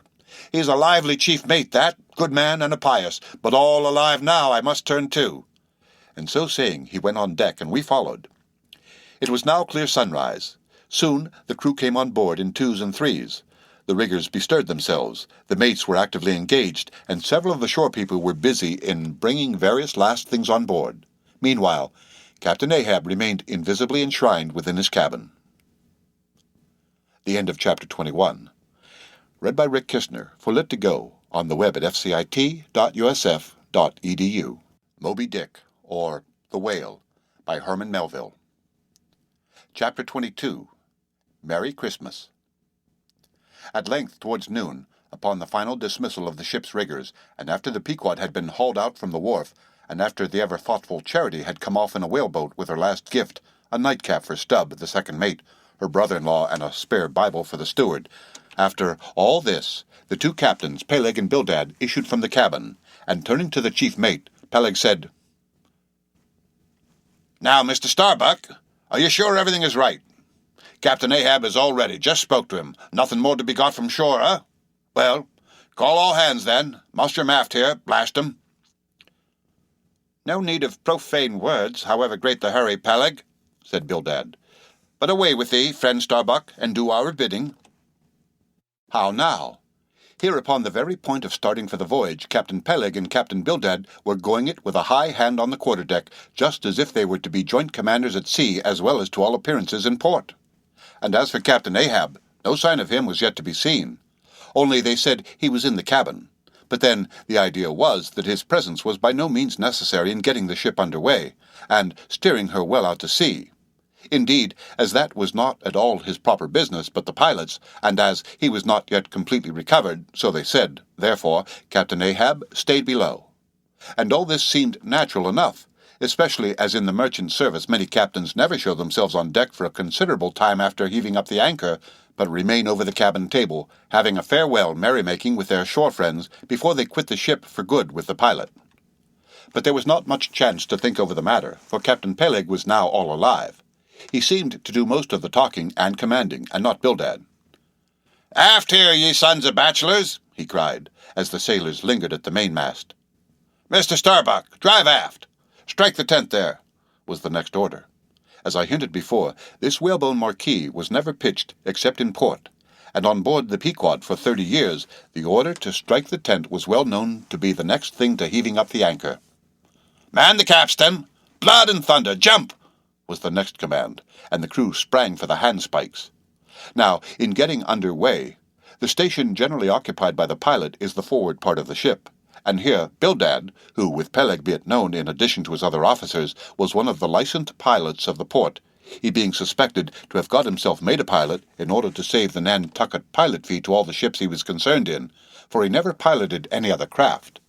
Bildad, I say, might now be seen actively engaged in looking over the bows for the approaching anchor, and at intervals singing what seemed a dismal stave of psalmody to cheer the hands at the windlass, who roared forth some sort of chorus about the girls in Booby Alley with hearty good will. Nevertheless, not 3 days previous, Bildad had told them that no profane songs would be allowed on board the Pequod, particularly in getting under way, and Charity, his sister, had placed a small choice copy of Watts in each seaman's berth. Meantime, overseeing the other part of the ship, Captain Peleg ripped and swore astern in the most frightful manner. I almost thought he would sink the ship before the anchor could be got up. Involuntarily, I paused on my handspike and told Queequeg to do the same, thinking of the perils we both ran in starting on the voyage with such a devil for a pilot. I was comforting myself, however, with the thought that in pious Bildad might be found some salvation, spite of his 777th lay, when I felt a sudden sharp poke in my rear, and turning round, was horrified at the apparition of Captain Peleg in the art of withdrawing his leg from my immediate vicinity. That was my first kick. "Is that the way they heave in the marchant service?" he roared. "Spring, thou sheephead! Spring, and break thy backbone! Why don't you spring? I say, all of you, spring! Quahog, spring, thou chap with the red whisker, spring there! Scotch cap, spring, thou green pants, spring, I say, all of you, and spring your eyes out!" And so saying, he moved along the windlass, here and there, using his leg very freely, while imperturbable Bildad kept leading off with his psalmody. Thinks I, Captain Peleg must have been drinking something today. At last the anchor was up. The sails were set, and off we glided. It was a short, cold Christmas, and as the short northern day merged into night, we found ourselves almost broad upon the wintry ocean, whose freezing spray cased us in ice as in polished armor. The long rows of teeth on the bulwarks glistened in the moonlight, and like the white ivory tusks of some huge elephant, vast curving icicles depended from the bows. Lank Bildad, as pilot, headed the first watch, and ever and anon, as the old craft deep-dived into the green seas and sent the shivering frost all over her, and the winds howled and the cordage rang, his steady notes were heard. "Sweet fields beyond the swelling flood stand dressed in living green, so to the Jews old Canaan stood while Jordan rolled between." Never did those sweet words sound more sweetly to me than then. They were full of hope and fruition. Spite of this frigid winter night in the boisterous Atlantic, spite of my wet feet and wetter jacket, there was yet, it then seemed to me, many a pleasant haven in store, and meads and glades so eternally vernal that the grass shot up by the spring, untrodden, unwilted, remains at midsummer. At last we gained such an offing that the 2 pilots were needed no longer. The stout sailboat that had accompanied us began ranging alongside. It was curious and not unpleasing how Peleg and Bildad were affected at this juncture, especially Captain Bildad, for loath to depart yet, very loath to leave for good a ship bound on so long and perilous a voyage, beyond both stormy capes, a ship in which some thousands of his hard-earned dollars were invested, a ship in which an old shipmate sailed as captain, a man almost as old as he, once more starting to encounter all the terrors of the pitiless jaw, loath to say good-bye to a thing so every way brimful of every interest to him. Poor old Bildad lingered long, paced the deck with anxious strides, ran down into the cabin to speak another farewell word there, again came on deck and looked to windward, looked towards the wide and endless waters, only bound by the far-off unseen eastern continents, looked towards the land, looked aloft, looked right and left, looked everywhere and nowhere, and at last, mechanically coiling a rope upon its pin, convulsively grasped stout Peleg by the hand, and holding up a lantern, for a moment stood gazing heroically in his face, as much as to say, "Nevertheless, friend Peleg, I can stand it. Yes, I can." As for Peleg himself, he took it more like a philosopher, but for all his philosophy, there was a tear twinkling in his eye when the lantern came too near, and he too did not a little run from the cabin to deck, now a word below, and now a word with Starbuck, the chief mate. But at last he turned to his comrade with a final sort of look upon him. "Captain Bildad, come, old shipmate, we must go. Back the mainyard there, boat ahoy! Stand by to come close alongside now. Careful, careful! Come, Bildad boy, say your last. Luck to you, Starbuck. Luck to you, Mr. Stubb. Luck to ye, Mr. Flask. Goodbye and good luck to ye all. And this day 3 years I'll have a hot supper smoking for ye in old Nantucket. Hurrah and away!" "God bless ye, and have ye in his holy keeping, men," murmured old Bildad, almost incoherently. "I hope you'll have fine weather now, so that Captain Ahab may soon be moving among ye. A pleasant sun is all he needs, and you'll have plenty of them in the tropic voyage ye go. Be careful in the hunt, ye mates. Don't stave the boats needlessly, ye harpooners. Good white cedar plank is raised full 3% within the air. Don't forget your prayers either. Mr. Starbuck, mind that Cooper doesn't waste the spare staves. Oh, the sail needles are in the green locker. Don't whale it too much a Lord's days, men, but don't miss a fair chance either. That's rejecting heaven's good gifts. Have an eye to the molasses tierce, Mr. Stubb. It was a little leaky, I thought. If you touch at the islands, Mr. Flask, beware of fornication. Goodbye. Goodbye. Don't keep that cheese too long down in the hold, Mr. Starbuck. It'll spoil. Be careful with the butter. 20 cents the pound it was. And mind ye, if... Come, Captain Bildad, stop palavering away." And with that, Peleg hurried him over the side, and both dropped into the boat. Ship and boat diverged. The cold, damp night breeze blew between, a screaming gull flew overhead. The two hulls wildly rolled. We gave 3 heavy-hearted cheers, and blindly plunged like fate into the lone Atlantic. The end. Read by Rick Kistner for Lit to Go on the web at fcit.usf.edu. Moby Dick, or The Whale, by Herman Melville. Chapter 23, The Lee Shore. Some chapters back, one Bulkington was spoken of, a tall, new-landed mariner encountered in New Bedford at the inn. When on that shivering winter's night the Pequod thrust her vindictive bows into the cold malicious waves, who should I see standing at her helm but Bulkington? I looked with sympathetic awe and fearfulness upon the man who in midwinter I just landed from a 4 years' dangerous voyage could so unrestingly push off again for still another tempestuous term. The land seemed scorching to his feet. Wonderfulest things are ever the unmentionable. Deep memories yield no epitaphs. This 6-inch chapter is the stoneless grave of Bulkington. Let me only say that it fared with him as with the storm-tossed ship that miserably drives along the leeward land. The port would fain give succor. The port is pitiful. In the port is safety, comfort, hearthstone, supper, warm blankets, friends, all that's kind to our mortalities. But in that gale, the port, the land, is that ship's direst jeopardy. She must fly all hospitality. One touch of land, though it but graze the keel, would make her shudder through and through. With all her might she crowds all sail offshore, in so doing fights 'gainst the very winds that fain would blow her homeward, seeks all the lashed sea's landlessness again, for refuge's sake forlornly rushing into peril, her only friend, her bitterest foe. Know ye now, Bulkington? Glimpses do ye seem to see of that mortally intolerable truth, that all deep, earnest thinking is but the intrepid effort of the soul to keep the open independence of her sea, while the wildest winds of heaven and earth conspire to cast her on the treacherous slavish shore? But as in landlessness alone resides highest truth, shoreless, indefinite as God, so better it is to perish in that howling infinite than be ingloriously dashed upon the lee, even if that were safety. For, worm-like then, oh, who would craven crawl to land? Terrors of the terrible, is all this agony so vain? Take heart, O Bulkington, bear thee grimly, demigod. Up from the spray of thy ocean perishing, straight up leaps thy apotheosis. The end of Chapter 23. Read by Rick Kistner for Lit to Go on the web at fcit.usf.edu. Moby Dick, or The Whale, by Herman Melville. Chapter 24. The Advocate.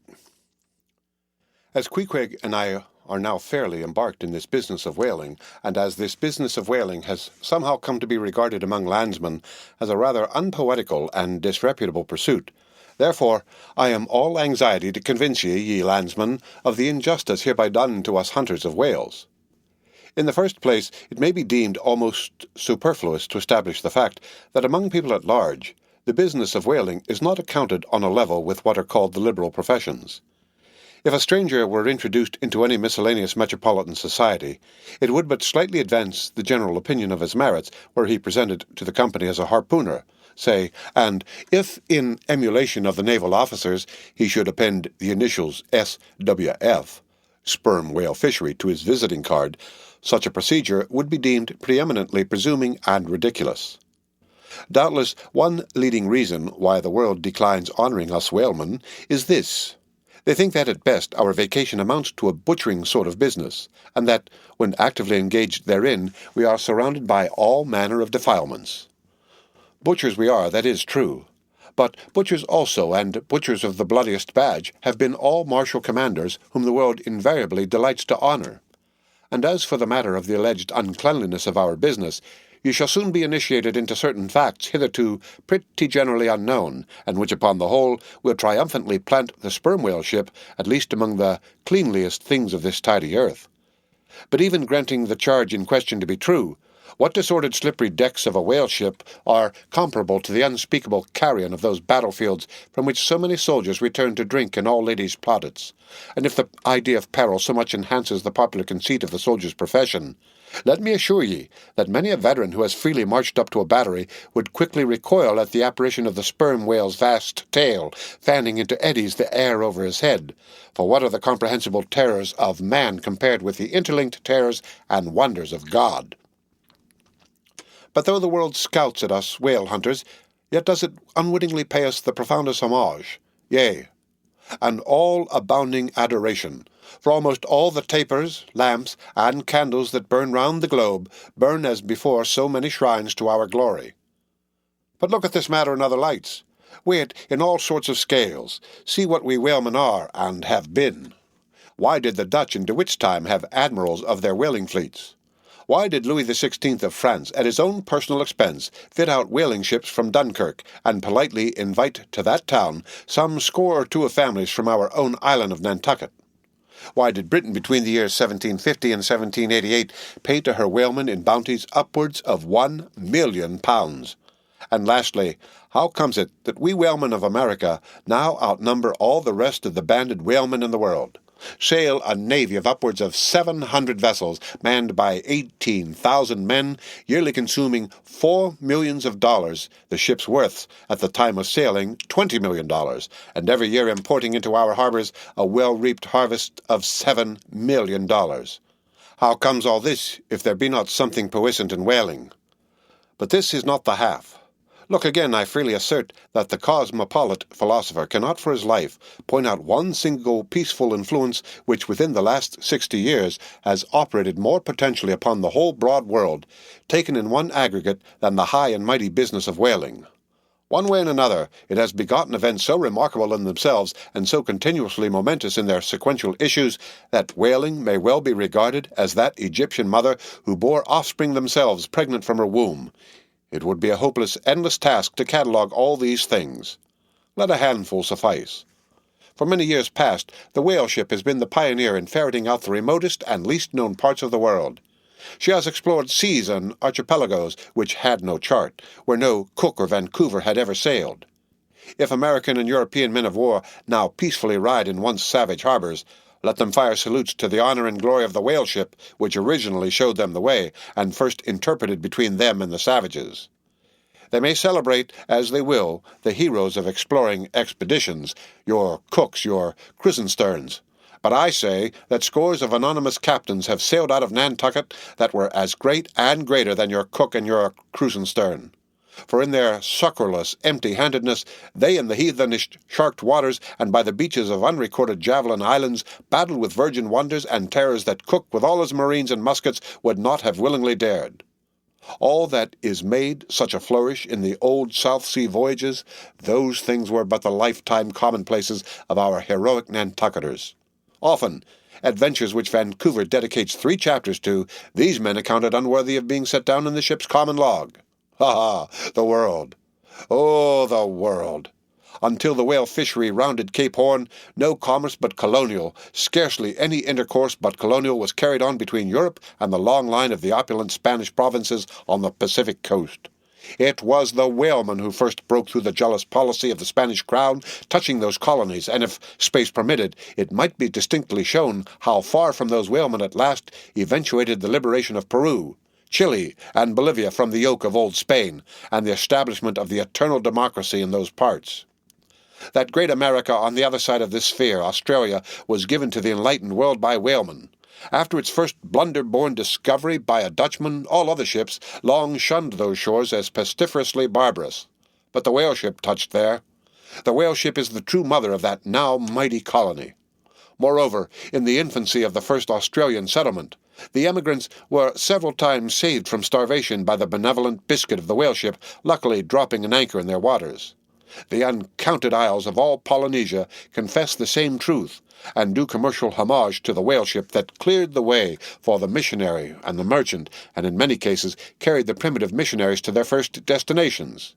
If that double-bolted land, Japan, is ever to become hospitable, it is the whale ship alone to whom the credit will be due, for already she is on the threshold. But if, in the face of all this, you still declare that whaling has no aesthetically noble associations connected with it, then I am ready to shiver 50 lances with you there and unhorse you with a split helmet every time. The whale has no famous author, and whaling no famous chronicler, you will say. The whale no famous author, and whaling no famous chronicler? Who wrote the first account of our Leviathan? Who but mighty Job? And who composed the first narrative of our whaling voyage? Who but no less a prince than Alfred the Great, who with his own royal pen took down the words from Other, the Norwegian whale hunter of those times? And who pronounced our glowing eulogy in Parliament? Who but Edmund Burke? True enough, but then whalemen themselves are poor devils. They have no good blood in their veins. No good blood in their veins? They have something better than royal blood there. The grandmother of Benjamin Franklin was Mary Morrill, afterwards by marriage Mary Folger, one of the old settlers of Nantucket, and the ancestress to a long line of Folgers and harpooners, all kith and kin to noble Benjamin, this day darting the barbed iron from one side of the world to the other. Good again. But then all confess that somehow whaling is not respectable. Whaling? Not respectable? Whaling is imperial. By Old English statutory law, the whale is declared our royal fish. Oh, that's only nominal. The whale himself has never figured in any grand imposing way. The whale never figured in any grand imposing way? In one of the mighty triumphs given to a Roman general upon his entering the world's capital, the bones of a whale, brought all the way from the Syrian coast, were the most conspicuous object in the symboled procession. Grant it, since you cite it, but say that you will, there is no real dignity in whaling. No dignity in whaling? The dignity of our calling the very heavens attest. Cetus is a constellation in the south. No more. Drive down your hat in presence of the Tsar, and take it off to Queequeg. No more. I know a man that, in his lifetime, has taken 350 whales. I account that man more honorable than that great captain of antiquity who boasted of taking as many walled towns. And as for me, if by any possibility there be any as yet undiscovered prime thing in me, if I shall ever deserve any real repute in that small but high-hushed world which I might not be unreasonably ambitious of, if hereafter I shall do anything upon the whole, a man might rather have done that to have left undone, if at my death my executors, or more properly my creditors, find any precious manuscript in my desk, then here I prospectively ascribe all the honor and the glory to whaling, for a whale ship was my Yale College and my Harvard. The end of Chapter 24. Read by Rick Kistner for Lit to go on the web at fcit.usf.edu. Moby Dick, or The Whale, by Herman Melville. Chapter 25. Postscript. In behalf of the dignity of whaling, I would fain advance not but substantiated facts. But after embattling his facts, an advocate who should wholly suppress a not unreasonable surmise, which might tell eloquently upon his cause, Such an advocate would he not be blameworthy? It is well known that at the coronation of kings and queens, even modern ones, a certain curious process of seasoning them for their functions is gone through. There is a salt-cellar of state, so-called, and there may be a caster of state. How they use the salt, precisely, who knows? Certain I am, however, that a king's head is solemnly oiled at his coronation, even as a head of salad. Can it be, though, that they anoint it with a view of making its interior run well as they anoint machinery? Much might be ruminated here concerning the essential dignity of this regal process, because in common life we esteem but meanly and contemptibly a fellow who anoints his hair and palpably smells of that anointing. In truth, a mature man who uses hair oil, unless medicinally, that man has probably got a quaggy spot in him somewhere. As a general rule, he can't amount to much in his totality. But the only thing to be considered here is this: what kind of oil is used at coronations? Certainly it cannot be olive oil, nor Macassar oil, nor castor oil, nor bear's oil, nor train oil, nor cod liver oil. What then can it possibly be but the sperm oil in its unmanufactured, unpolluted state, the sweetest of all oils? Think of that, ye loyal Britons. We whalemen supply your kings and queens with coronation stuff.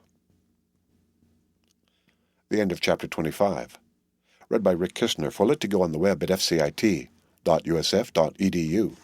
Moby Dick, or The Whale, by Herman Melville. Chapter 26.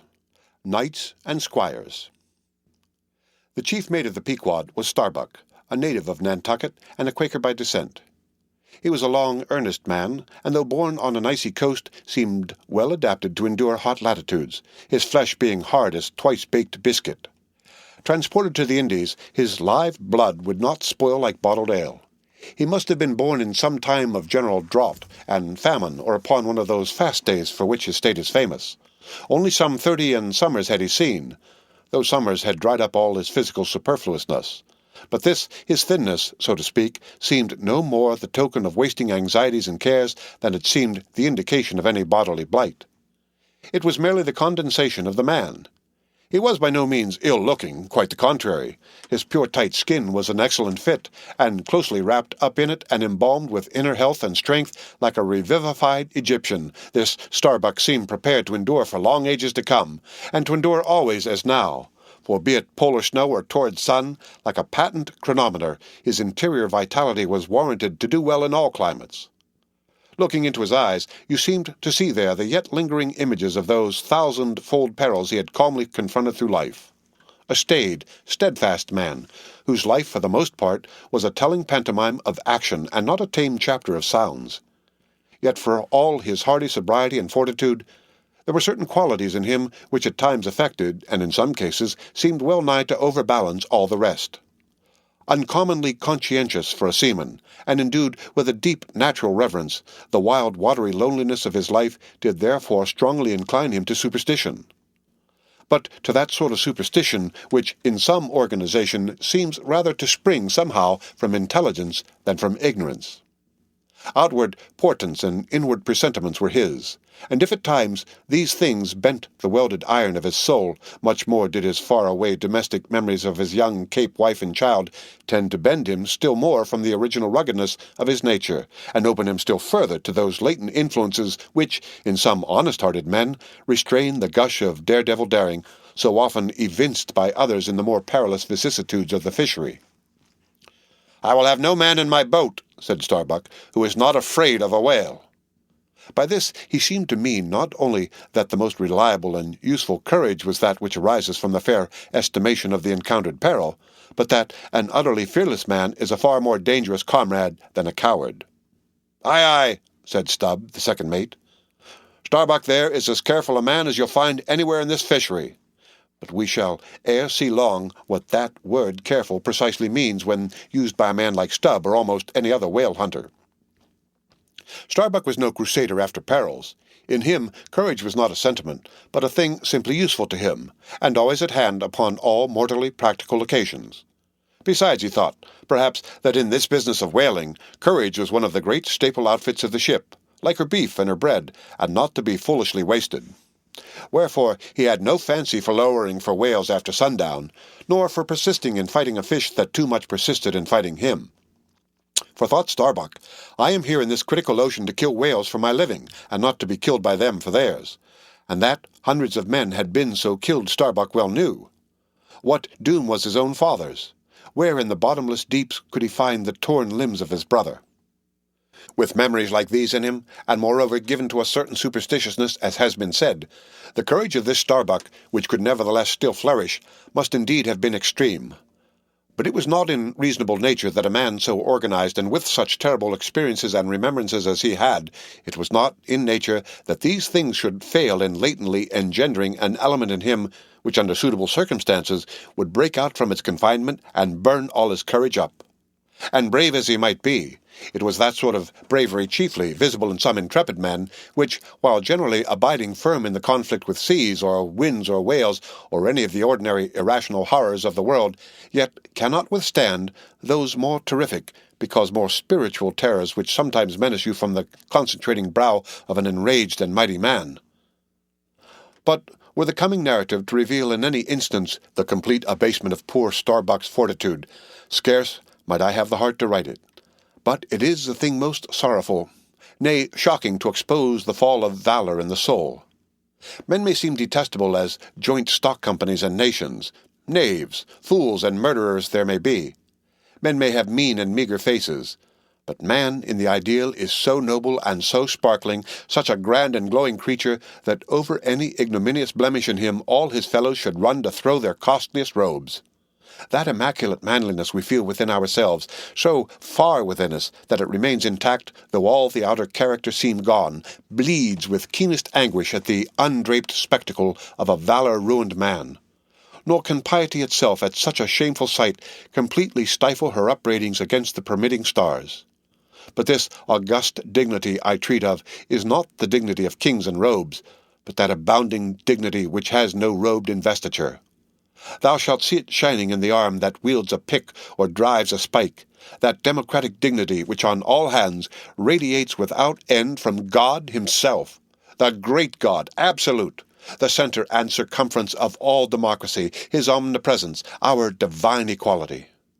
If then, to meanest mariners and renegades and castaways I shall hereafter ascribe high qualities, though dark, weave around them tragic graces, if even the most mournful, perchance the most abased among them all, shall at times lift himself to the exalted mounts, if I shall touch that workman's arm with some ethereal light, if I shall spread a rainbow over his disastrous set of sun, then against all mortal critics bear me out in it, thou just spirit of equality, which hast spread one royal mantle of humanity over all my kind.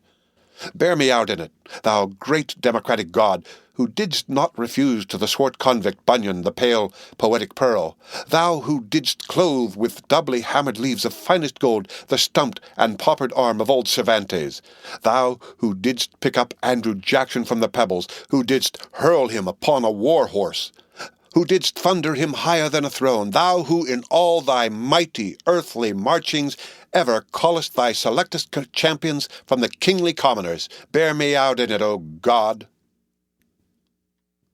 The end of chapter 26. Read by Rick Kistner, for lit to go on the web at fcit.usf.edu. Moby Dick, or the Whale, by Herman Melville. Chapter 27. Knights and Squires. Stubb was the second mate. He was a native of Cape Cod, and hence, according to local usage, was called a Cape Cod man.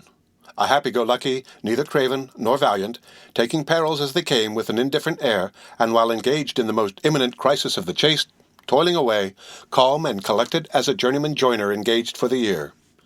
Good-humoured, easy, and careless, he presided over his whaleboat as if the most deadly encounter were but a dinner, and his crew all invited guests. He was as particular about the comfortable arrangements of his part of the boat as an old stage driver is about the snugness of his box. When close to the whale, in the very deathlock of the fight, he handled his unpitying lance coolly and off-handedly as a whistling tinker his hammer. He would hum over his old rig-a-dig tunes, while flank and flank with the most exasperated monster. Long usage had, for this Stubb, converted the jaws of death into an easy chair. What he thought of death itself there is no telling. Whether he ever thought of it at all might be a question, but if he ever did chance to cast his mind that way after a comfortable dinner, no doubt, like a good sailor, he took it to be a sort of call of the watch to tumble aloft and bestir themselves there about something which he would find out when he obeyed the order, and not sooner. What, perhaps, with other things, made Stubb such an easy-going, unfearing man, so cheerily trudging off with the burden of life in a world full of grave peddlers, all bowed to the ground with their packs? What helped to bring about that almost impious good humour of his? That thing must have been his pipe. For like his nose, his short black little pipe was one of the regular features of his face. You would almost as soon have expected him to turn out of his bunk without his nose as without his pipe. He kept a whole row of pipes there, ready loaded, stuck in a rack, within easy reach of his hand, and whenever he turned in, he smoked them all out in succession, lighting one from the other to the end of the chapter, then loading them again to be in readiness anew. For when Stubb dressed, instead of first putting his legs into his trousers, he put his pipe into his mouth. I say this continual smoking must have been one cause, at least, of his peculiar disposition, for everyone knows that this early air, whether ashore or afloat, is terribly infected with the nameless miseries of the numberless mortals who have died exhaling it, and, as in time of the cholera, some people go about with a camphorated handkerchief to their mouths, so likewise against all mortal tribulations, Stubb's tobacco smoke might have been operating as a sort of disinfecting agent. The third mate was Flask, a native of Tisbury and Martha's Vineyard, a short, stout, ruddy young fellow, very pugnacious concerning whales, who somehow seemed to think that the great leviathans had personally and hereditarily affronted him, and therefore it was a sort of point of honour with him to destroy them whenever encountered. So utterly lost was he to all sense of reverence for the many marvels of their majestic bulk and mystic ways, and so dead to anything like an apprehension of any possible danger encountering them, that, in his poor opinion, the wondrous whale was but a species of magnified mouse, or at least water rat, requiring only a little circumvention and some small application of time and trouble in order to kill and boil. This ignorant, unconscious fearlessness of his made him a little waggish in the matter of whales. He followed these fish for the fun of it, and a 3 years' voyage round Cape Horn was only a jolly joke that lasted that length of time. As a carpenter's nails are divided into wrought nails and cut nails, so mankind may be similarly divided. Little Flask was one of the wrought ones, made to clinch tight and last long. They called him King Post on board of the Pequod because, in form, he could be well likened to the short square timber known by that name in Arctic whalers, and which, by the means of many radiating side timbers inserted into it, serves to brace the ship against the icy concussions of those battering seas. Now these three mates, Starbuck, Stubb, and Flask, were momentous men. They was who by universal prescription commanded 3 of the Pequod's boats as headsmen. In that grand order of battle in which Captain Ahab would probably marshal his forces to descend on the whales, these 3 headsmen were as captains of companies, or being armed with their long, keen, whaling spears, they were as a picked trio of lancers, even as the harpooners were flingers of javelins. And since, in this famous fishery, each mate or headsman, like a Gothic knight of old, is always accompanied by his boat steerer or harpooner, who, in certain conjunctures, provides him with a fresh lance when the former one has been badly twisted or elbowed in the assault, and moreover, as there generally subsists between the two a close intimacy and friendliness, it is therefore but meet that in this place we set down who the Pequod's harpooners were, and to what headsman each of them belonged. First of all was Queequeg, whom Starbuck, the chief mate, had selected for his squire. But Queequeg is already known. Next was Tashtego, an unmixed Indian from Gayhead, the most westerly promontory of Martha's Vineyard, where there still exists the last remnant of a village of red men, which has long supplied the neighboring island of Nantucket with many of her most daring harpooners. In the fishery, they usually go by the generic names of Gayheaders. Tashtego's long, lean sable hair, his high cheekbones, and black, rounding eyes for an Indian, oriental in their largeness, but Antarctic in their glittering expression, all this sufficiently proclaimed him an inheritor of the unvitiated blood of those proud warrior hunters who, in quest of the great New England moose, had scoured, bow in hand, the aboriginal forests of the Maine. But no longer snuffing in the trail of the wild beasts of the woodland, Tashtego now hunted in the wake of the great whales of the sea, the unerring harpoon of the sun fitly replacing the infallible arrow of the sires.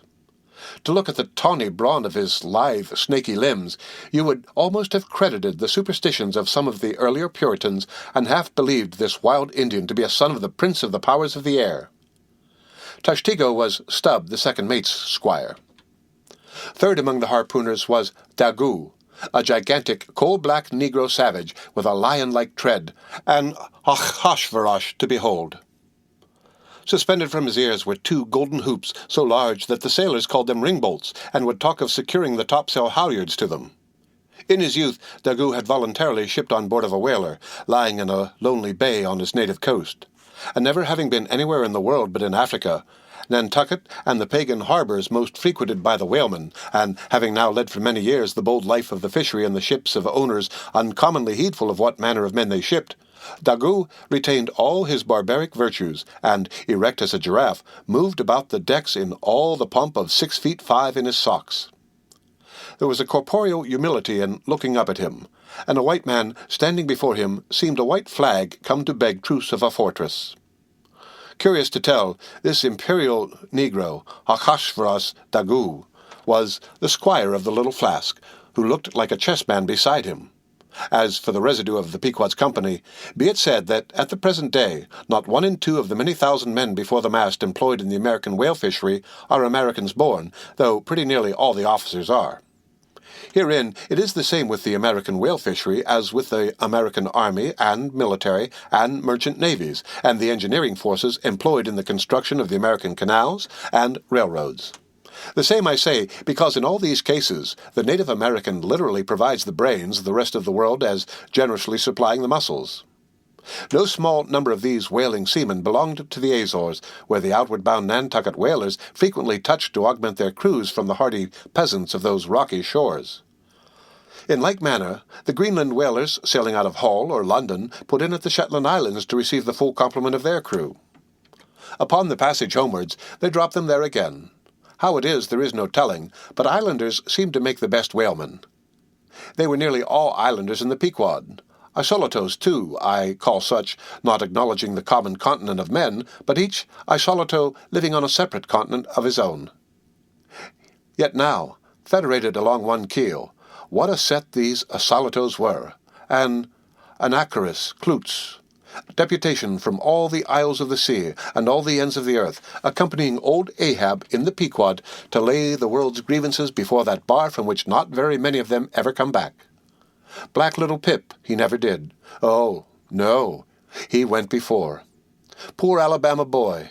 On the grim Pequod's forecastle, ye shall ere long see him beating his tambourine, prelusive of the eternal time when sent for to the great quarter-deck on high, he was bid strike in with angels and beat his tambourine in glory, called a coward here, hailed a hero there. The end of Chapter 27. Read by Rick Kistner for Lit to Go on the web at fcit.usf.edu. Moby Dick, or The Whale, by Herman Melville. Chapter 28. Ahab.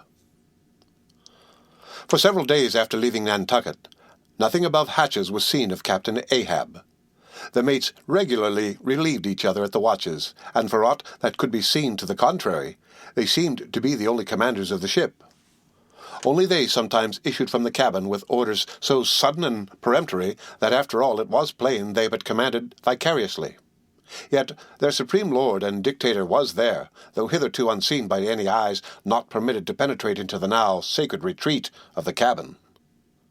Every time I ascended to the deck from my watches below, I instantly gazed aft to mark if any strange face was visible. For my first vague disquietude touching the unknown captain, now in the seclusion of the sea, became almost a perturbation. This was strangely heightened at times by the ragged Elijah's diabolical incoherences uninvitingly recurring to me with a subtle energy I could not have before conceived of. But poorly could I withstand them, much as in other moods I was almost ready to smile at the solemn whimsicalities of that outlandish prophet of the wharves. But whatever it was of apprehensiveness or uneasiness, to call it so, which I felt, yet whenever I came to look about me in the ship, it seemed against all warranty to cherish such emotions. For though the harpooners, with the great body of the crew, were a far more barbaric, heathenish, and motley set than any of the tame merchant ship companies which my previous experience had made me acquainted with, still I ascribed this, and rightly ascribed it, to the fierce uniqueness of the very nature of that wild Scandinavian vocation in which I had so abandonedly embarked. But it was especially the aspect of the three chief officers of the ship, the mates, which was most forcibly calculated to allay these colourless misgivings and induce confidence and cheerfulness in every presentiment of the voyage. Three better, more likely sea officers and men, each in his own different way, could not readily be found, and they were every one of them Americans, a Nantucketer, a Vineyarder, a Cape man. Now, it being Christmas when the ship shot from outer harbour, for a space we had biting polar weather, though all the time running away from it to the southward, and by every degree and minute of latitude which we sailed, gradually leaving that merciless winter and all its intolerable weather behind us. It was one of those less lowering but still grey and gloomy enough mornings of the transition, when with a fair wind the ship was rushing through the water with a vindictive sort of leaping and melancholy rapidity that, as I mounted to the deck at the call of the forenoon watch, so soon as I levelled my glance towards the taffrail, foreboding shivers ran over me. Reality outran apprehension. Captain Ahab stood upon his quarter-deck. There seemed no sign of common bodily illness about him, nor of the recovery from any. He looked like a man cut away from the stake when the fire was overrunningly wasted all the limbs without consuming them, or taking away one particle from their compacted aged robustness. His whole high, broad form seemed made of solid bronze, and shaped in an unalterable mould, like Cellini's cast Perseus. Threading its way out from among his grey hairs, and continuing right down one side of his tawny scorched face and neck till it disappeared in his clothing, you saw a slender, rod-like mark, lividly whitish. It resembled that perpendicular seam sometimes made in the straight, lofty trunk of a great tree, when the upper lightning tearingly darts down it, and, without wrenching a single twig, peels and grooves out the bark from top to bottom, ere running off into the soil, leaving the tree still greenly alive, but branded. Whether that mark was born with him, or whether it was the scar left by some desperate wound, no one could certainly say. By some tacit consent throughout the voyage, little or no allusion was made to it, especially by the mates. But once Testigo Senior, an old gay-head Indian among the crew, superstitiously asserted that not till he was full 40 years old did Ahab become that way branded, and then it came upon him, not in the fury of any mortal fray, but in an elemental strife at sea. Yet this wild hint seemed inferentially negatived by what a grey Manxman insinuated, an old sepulchral man who, having never before sailed out of Nantucket, had never ere this laid eye upon wild Ahab. Nevertheless, the old sea traditions, the immemorial credulities popularly invested this old Manxman with preternatural powers of discernment, so that no white sailor seriously contradicted him when he said that if ever Captain Ahab should be tranquilly laid out, which might hardly come to pass, so he muttered, then whoever should do that last office for the dead would find a birthmark on him from crown to sole. So powerfully did the whole grim aspect of Ahab affect me, and the livid brand which streaked it, that for the first few moments I hardly noticed that not a little of this overbearing grimness was owing to the barbaric white leg upon which he partly stood. It had previously come to me that this ivory leg had at sea been fashioned from the polished bone of the sperm whale's jaw. "Aye, he was dismasted off Japan," said the old gay-head Indian once, "but like his dismasted craft, he shipped another mast without coming home for it. He has a quiver of 'em." I was struck with the singular posture he maintained. Upon each side of the Pequod's quarter-deck, and pretty close to the mizzen shrouds, there was an auger hole, bored about half an inch or so into the plank. His bone leg steadied in that hole, one arm elevated and holding by a shroud.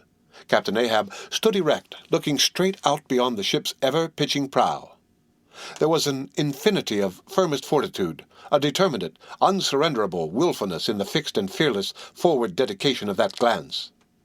Not a word he spoke, nor did his officers say aught to him, though by all their minutest gestures and expressions they plainly showed the uneasy, if not painful, consciousness of being under a troubled master eye. And not only that, but moody-stricken Ahab stood before them with a crucifixion in his face, in all the nameless, regal, overbearing dignity of some mighty woe. Ere long, from his first visit in the air, he withdrew into his cabin. But after that morning he was every day visible to the crew, either standing in his pivot-hole, or seated upon an ivory stool he had, or heavily walking the deck. As the sky grew less gloomy, indeed began to grow a little genial, he became still less and less a recluse, as if, when the ship had sailed from home, nothing but the dead wintry bleakness of the sea had then kept him so secluded. And by, it came to pass that he was almost continually in the air, but, as yet, for all that he said or perceptibly did, on the at last sunny deck he seemed as unnecessary there as another mast. But the Pequod was only making a passage now, not regularly cruising. Nearly all whaling preparatives needing supervision, the mates were fully competent too, so that there was a little or nothing out of himself to employ or excite Ahab now, and thus chase away for that one interval the clouds that layer upon layer were piled upon his brow, as ever all clouds choose the loftiest peaks to pile themselves upon. Nevertheless, ere long, the warm, warbling persuasiveness of the pleasant holiday weather we came to seemed gradually to charm him from his mood. For, as when the red-cheeked dancing girls, April and May, trip home to the wintry misanthropic woods, even the barest, ruggedest, most thunder-cloven old oak will at last send forth some few green spouts to welcome such glad-hearted visitants. So Ahab did, in the end, a little respond to the playful allurings of that girlish air.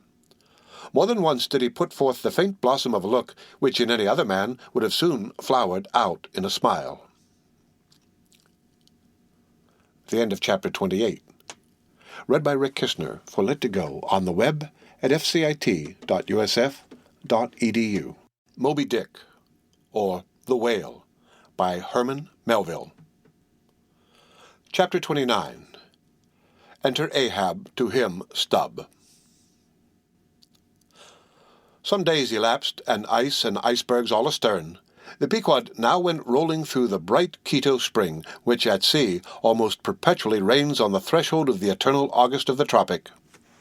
The warmly, cool, clear, ringing, perfumed, overflowing, redundant days were as crystal goblets of Persian sherbet, heaped up, flaked up, with rose-water snow.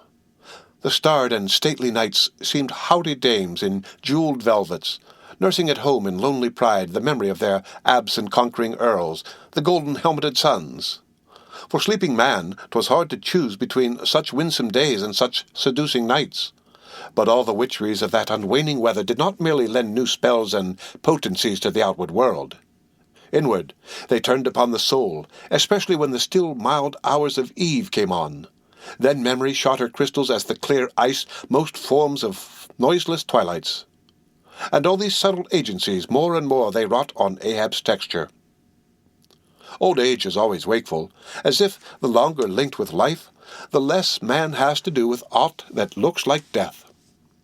Among sea commanders, the old greybeards will oftenest leave their berths to visit the night-cloaked deck. It was so with Ahab, only that now of late he seemed so much to live in the open air that, truly speaking, his visits were more to the cabin than from the cabin to the planks. "It feels like going down into one's tomb," he would mutter to himself, "for an old captain like me to be descending this narrow scuttle to go to my grave-dug berth." So almost every 24 hours, when the watches of the night were set, and the band on deck sentinelled the slumbers of the band below, and when, if a rope was to be hauled upon the forecastle, the sailors flung it not rudely down as by day, but with some cautiousness dropped it to its place for fear of disturbing their slumbering shipmates. When this sort of steady quietude would begin to prevail, habitually the silent steersman would watch the cabin scuttle, and ere long the old man would emerge, gripping at the iron banister to help his crippled way. Some considering touch of humanity was in him, for at times like these he usually abstained from patrolling the quarter-deck, because, to his wearied mates, seeking repose within 6 inches of his ivory heel, such would have been the reverberating crack and din of that bony step that their dreams would have been on the crunching teeth of sharks. But once the mood was on him too deep for common regardings, and as, with heavy, lumber-like pace, he was measuring the ship from taffrail to mainmast, Stubb, the old second mate, came up from below with a certain unassured, deprecating humorousness. He hinted that if Captain Ahab was pleased to walk the planks, then no one could say nay, but there might be some way of muffling the noise. hinting something indistinctly and hesitatingly about a globe of tow and the insertion into it of the ivory heel. "Ah, Stubb, thou didst not know Ahab then." "Am I a cannonball, Stubb," said Ahab, "that thou wouldst wad me that fashion? But go thy ways, I had forgot. Below to thy nightly grave, where such as ye sleep between shrouds, to use ye to the filling one at last. Down, dog and kennel." Starting at the unforeseen concluding exclamation of the so suddenly scornful old man, Stubb was speechless a moment, then said excitedly, "I'm not used to be spoken to that way, sir. I do but less than half like it, sir." "Avast!" gritted Ahab between his set teeth, and violently moving away as if to avoid some passionate temptation. "No, sir, not yet," said Stubb, emboldened. "I will not tamely be called a dog, sir." "Then be called 10 times a donkey, and a mule, and an ass, and be gone, or I'll clear the world of thee." As he said this, Ahab advanced upon him with such overbearing terrors in his aspect that Stubb involuntarily retreated. "I was never served so before without giving a hard blow for it," muttered Stubb, as he found himself descending the cabin scuttle. "It's very queer. Stop, Stubb. Somehow now I don't know, well, whether to go back and strike him or... What's that? Down here on my knees and pray for him? Yes, that was the thought coming up in me, but it would be the first time I ever did pray. It's queer, very queer, and he's queer too. Aye, take him fore and aft. He's about the queerest old man Stubb ever sailed with. How he flashed at me, his eyes like powder pans. Is he mad? Anyway, there's something on his mind, as sure as there must be something on a deck when it cracks. He ain't in his bed now, neither, more than 3 hours out of the 24, and he don't sleep then. Didn't that doughboy, the steward, tell me that of a morning he always finds the old man's hammock clothes all rumpled and tumbled, and the sheets down at the foot, and the coverlid almost tied into knots, and the pillow a sort of frightful hot as though a baked brick had been on it? A hot old man. I guess he's got what some folks call ashore a conscience. It's a kind of dolly-row, they say, worse nor a toothache. Well, I don't know what it is, but the Lord keep me from catching it. He's full of riddles. I wonder what he goes into the afterhold for every night, as Doughboy tells me he suspects. What's that for, I should like to know? Who's made appointments with him in the hold? Ain't that queer now? But there's no telling, it's the old game. Here goes for a snooze. Damn me. It's worth a fellow's while to be born into the world, if only to fall right asleep. And now that I think of it, that's about the first thing babies do, and that's sort of queer too. Damn me, but all things are queer, come to think of 'em. But that's against me principles. Think not, is my 11th commandment, and sleep when you can, is my 12th, so here goes again. But how's that? Didn't he call me a dog? Blazes, he called me 10 times a donkey and a powder lot of jackasses on top of that. He might as well have kicked me and done with me. Maybe he did kick me, and I didn't observe it. I was so taken aback with his brow somehow. It flashed like a bleached bone. What the devil's the matter with me? I don't stand right on my legs. Coming afoul of that old man has a sort of turned me wrong side out. By the Lord! I must have been dreaming, though. How? But the only way's to stash it. So here goes to hammock again. And in the morning I'll see how this plaguey juggling thinks over by daylight. The end of Chapter 29. Read by Rick Kishner for Lit2Go on the web at fcit.usf.edu. Moby Dick, or The Whale, by Herman Melville. Chapter 30. The Pipe. When Stubb had departed, Ahab stood for a while leaning over the bulwarks, and then, as had been usual with him of late, calling a sailor of the watch, he sent him below for his ivory stool, and also his pipe.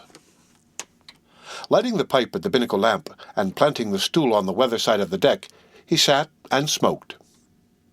In Old Norse times, the thrones of the sea-loving Danish kings were fabricated, saith tradition, of the tusks of the narwhal. How could one look at Ahab, then, seated on that tripod of bones, without bethinking him of the royalty it symbolized? For a Khan of the plank, and a king of the sea, and a great lord of Leviathans was Ahab. Some moments passed, during which the thick vapor came from his mouth in quick and constant puffs, which blew back again into his face. "How now?" he soliloquized at last, withdrawing the tube. "This smoking no longer soothes. Oh, My pipe, how must it go with me if thy charm be gone? Here have I been unconsciously toiling, not pleasuring I, and ignorantly smoking to windward all the while, to windward, and with such nervous whiffs as if, like the dying whale, my final jets were the strongest and fullest of trouble. What business have I with this pipe, this thing that is meant for sereneness to send up mild white vapours among mild white hairs, not among torn iron grey locks like mine? I'll smoke no more." He tossed the still-lighted pipe into the sea. The fire hissed in the waves. The same instant, the ship shot by the bubble the sinking pipe made. With slouched hat, Ahab lurchingly paced the planks. The end of Chapter 30. Read by Rick Kistner for Lit to Go on the web at fcit.usf.edu. Moby Dick, or The Whale, by Herman Melville. Chapter 31. Queen Mab. Next morning, Stubb accosted Flask. "Such a queer dream, King Post, I never had. You know the old man's ivory leg? Well, I dreamed he kicked me with it, and when I tried to kick back, upon my soul, my little man, I kicked my leg right off, and then, presto, Ahab seemed a pyramid, and I, like a blazing fool, kept kicking at it. But what was still more curious, Flask, you know how curious all dreams are, through all this rage that I was in, I somehow seemed to be thinking to myself that, after all, it was not much of an insult, that kick from Ahab. Why, thinks I, what's the row? It's not a real leg, only a false one. And there's a mighty difference between a living thump and a dead thump. That's what makes a blow from the hand, Flask, 50 times more savage to bear than a blow from a cane. The living member, that makes the living insult, my little man. And thinks I to myself all the while, mind, while I was stubbing my silly toes against that cursed pyramid, so confoundedly contradictory was it all the while, I say, I was thinking to myself, what's his leg now but a cane? A whalebone cane. Yes, thinks I, it was only a playful cudgeling. In fact, only a whaleboning that he gave me, not a base kick. Besides, thinks I, look at it once, why, the end of it, the foot part, what a small sort of end it is. Whereas if a broad-footed farmer kicked me, there's a devilish broad insult. But this insult is whittled down to a point only.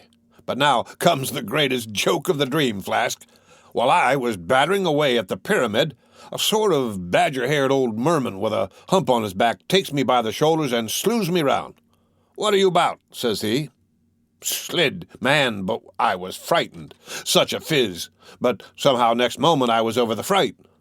"What am I about?" says I at last. "And what business is that of yours, I should like to know, Mr. Humpback? Do you want a kick?"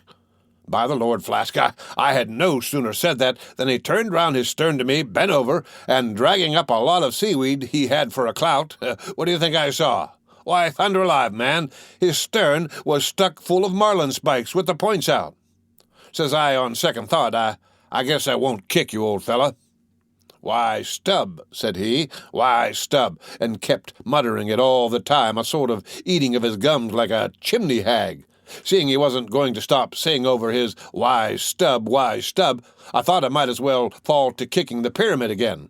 But I had only just lifted my foot for it when he roared out, "Stop that kicking!" "Hullo," says I, "what's the matter now, old fellow?" "Look ye here," says he, "let's argue the insult. Captain Ahab kicked ye, didn't he?" "Yes, he did," says I. "Right here it was." "Very good," says he. "He used his ivory leg, didn't he?" "Yes, he did," says I. "Well, then," says he, "why, Stubb, what have you to complain of? Didn't he kick you with right good will? It wasn't a common pitch-pine leg he kicked you with, was it? No, you were kicked by a great man and with a beautiful ivory leg, Stubb. It's an honor. I consider it an honor. Listen why, Stubb, in old England the greatest lords think it great glory to be slapped by a queen and made garter knights of. But be your boast, Stubb, that ye were kicked by old Ahab and made a wise man of. Remember what I say, be kicked by him.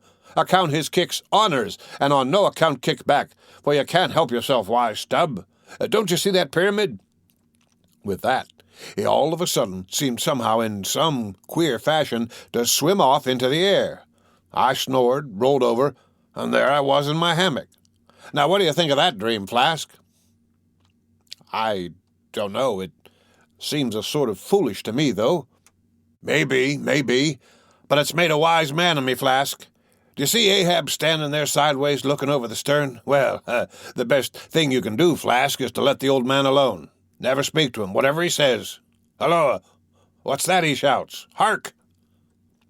Past head there.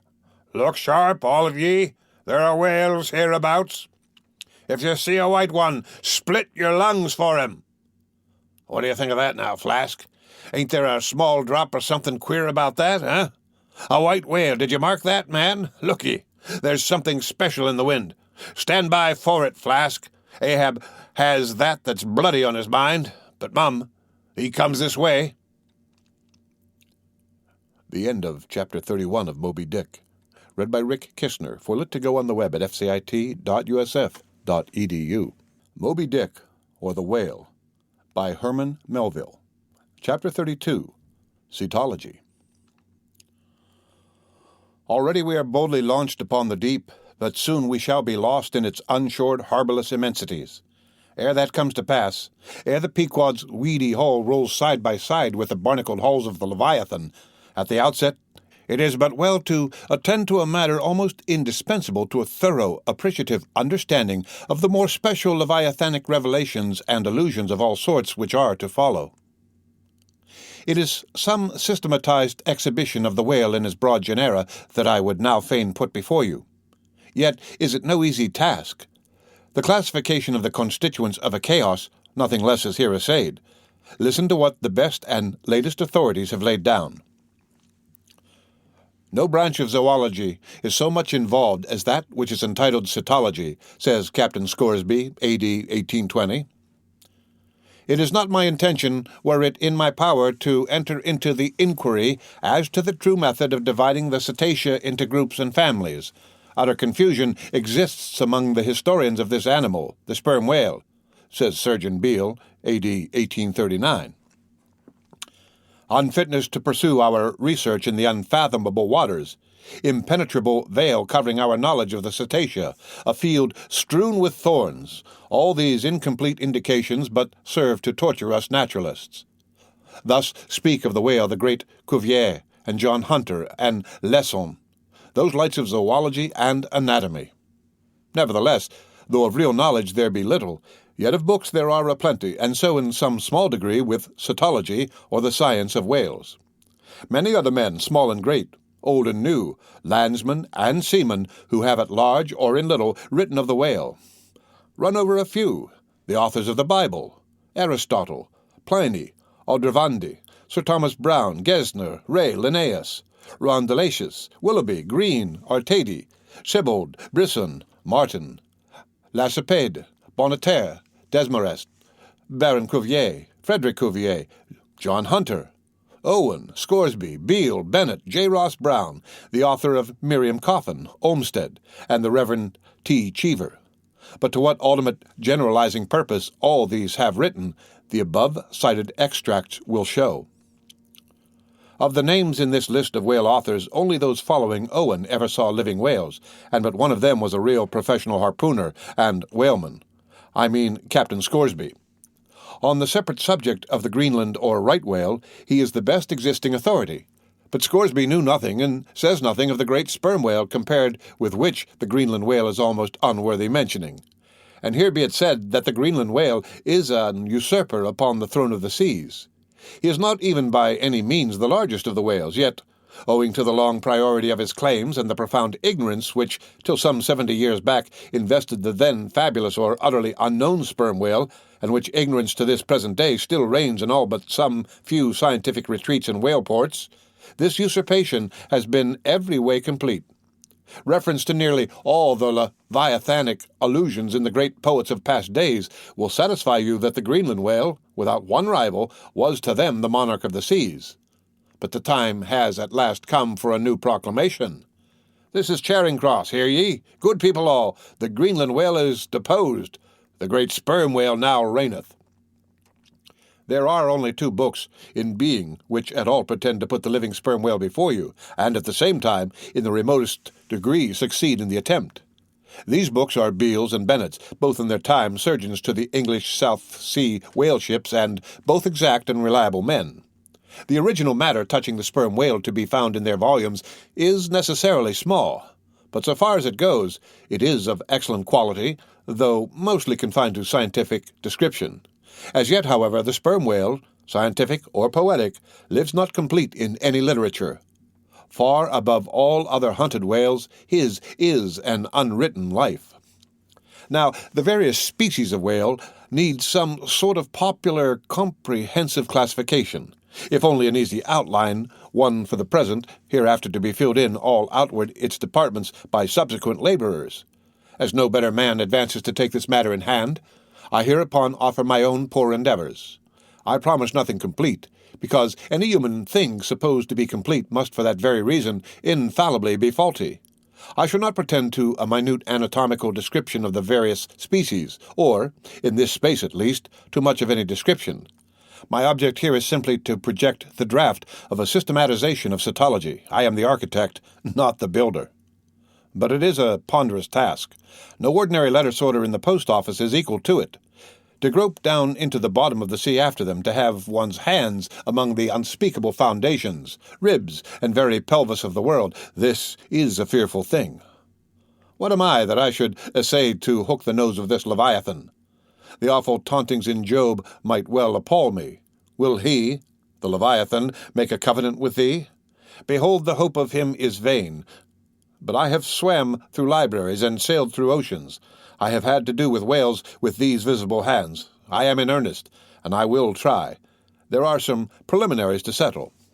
First, the uncertain, unsettled condition of this science of cetology is in the very vestibule attested by the fact that in some quarters it still remains a moot point whether a whale be a fish.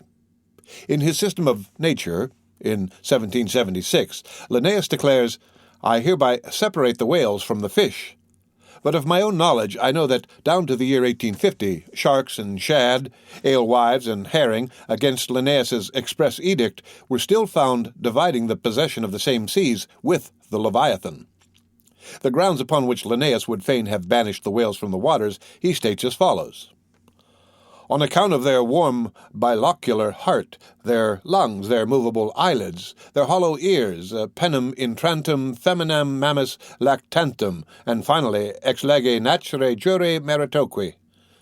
I submitted all this to my friends Simeon Macy and Charlie Coffin of Nantucket, both messmates of mine in a certain voyage, and they united in the opinion that the reasons set forth were altogether insufficient, Charlie profanely hinting they were humbug. Be it known that, waiving all argument, I take the good old-fashioned ground that the whale is a fish, and call upon holy Jonah to back me. This fundamental thing settled, the next point is, in what internal respect does the whale differ from other fish? Above, Linnaeus has given you those items, but in brief they are these: lungs and warm blood, whereas all other fish are lungless and cold-blooded. Next, how shall we define the whale by his obvious externals so as conspicuously to label him for all time to come? To be short, then, a whale is a spouting fish with a horizontal tail. There you have him. However contracted, that definition is the result of expanded meditation. A walrus spouts much like a whale, but the walrus is not a fish, because he is amphibious. But the last term of the definition is still more cogent as coupled with the first. Almost anyone must have noticed that all the fish familiar to landsmen have not a flat, but a vertical or up-and-down tail, whereas among spouting fish the tail, though it may be similarly shaped, invariably assumes a horizontal position. By the above definition of what a whale is, I do by no means exclude from the Leviathanic brotherhood any sea creature hitherto identified with the whale by the best-informed Nantucketers, nor, on the other hand, link with it any fish hitherto authoritatively regarded as alien. Hence, all the smaller, spouting, and horizontal-tailed fish must be included in this ground plan of cetology. Now then, come the grand divisions of the entire whale host. Editorial note: I am aware that down to the present time, the fish styled lammatins and dugongs, pigfish and sowfish of the coffins of Nantucket, are included by many naturalists among the whales, but as these pigfish are a noisy, contemptible set, mostly lurking in the mouths of rivers and feeding on wet hay, and especially as they do not spout, I deny their credentials as whales, and have presented them with their passports to quit the kingdom of cetology. Now first, According to magnitude, I divide the whales into 3 primary books, subdivisible into chapters, and these shall comprehend them all, both small and large. 1. The folio whale. 2. The octavo whale. 3. The duodecimo whale, as the type of the folio 1 present the sperm whale, of the octavo the grampus, of the duodecimo the porpoise. Folios. Among these I here include the following chapters. 1. The sperm whale. 2. The right whale. 3. The finback whale. 4. The humpbacked whale. 5. The razorback whale. 6. The sulphur bottom whale. Book 1. Folio. Chapter 1. The sperm whale. This whale, among the English of old, vaguely known as the trumpa whale and the physeter whale and the anvil-headed whale, is the present cachalot of the French, and the potsfish of the Germans, and the macrocephalus of the long words. He is without a doubt the largest inhabitant of the globe, the most formidable of all whales to encounter, the most majestic in aspect, and, lastly, by far the most valuable in commerce, he being the only creature from which that valuable substance, spermaceti, is obtained. All his peculiarities will, in many other places, be enlarged upon. It is chiefly with his name that I now have to do. Philologically considered, it is absurd. Some centuries ago, when the sperm whale was almost wholly unknown in his own proper individuality, and when his oil was only accidentally obtained from the stranded fish, in those days spermaceti, it would seem, was popularly supposed to be derived from a creature identical with the one then known in England as the Greenland or right whale. It was the idea also that this same spermaceti was that quickening humor of the Greenland whale which the first syllable of the word literally expresses. In those times also spermaceti was exceedingly scarce, not being used for light, but only as an ointment and medicament. It was only to be had from the druggists as you nowadays buy an ounce of rhubarb. When, as I opine, in the course of time, the true nature of spermaceti became known, its original name was still retained by the dealers, no doubt to enhance its value by a notion so strangely significant of its scarcity, and so the appellation must at last have come to be bestowed upon the whale from which this spermaceti was really derived. Book 1, Folio, Chapter 2. The right whale. In one respect, this is the most venerable of the leviathans, being the one first regularly hunted by man. It yields the article commonly known as whalebone or baleen, and the oil specially known as whale oil, an inferior article in commerce. Among the fishermen he is indiscriminately designated by all the following titles: the whale, the Greenland whale, the black whale, the great whale, the true whale, the right whale. There is a deal of obscurity concerning the identity of the species thus multitudinously baptized. What then is the whale which I included my second species of my folios? It is the great mysticetus of the English naturalists, the Greenland whale of the English whalemen, the Baleine ordinaire of the French whalemen, the Groland's wallfish of the Swedes. It is the whale which, for more than 2 centuries past, has been hunted by the Dutch and English in the Arctic seas. It is the whale which the American fishermen have long pursued in the Indian Ocean, on the Brazil banks, on the Norwest coast, and various other parts of the world designated by them right whale cruising grounds.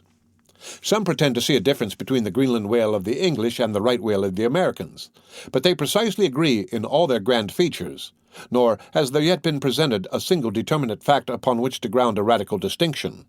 It is by endless subdivisions based upon the most inconclusive differences that some departments of natural history become so repellingly intricate.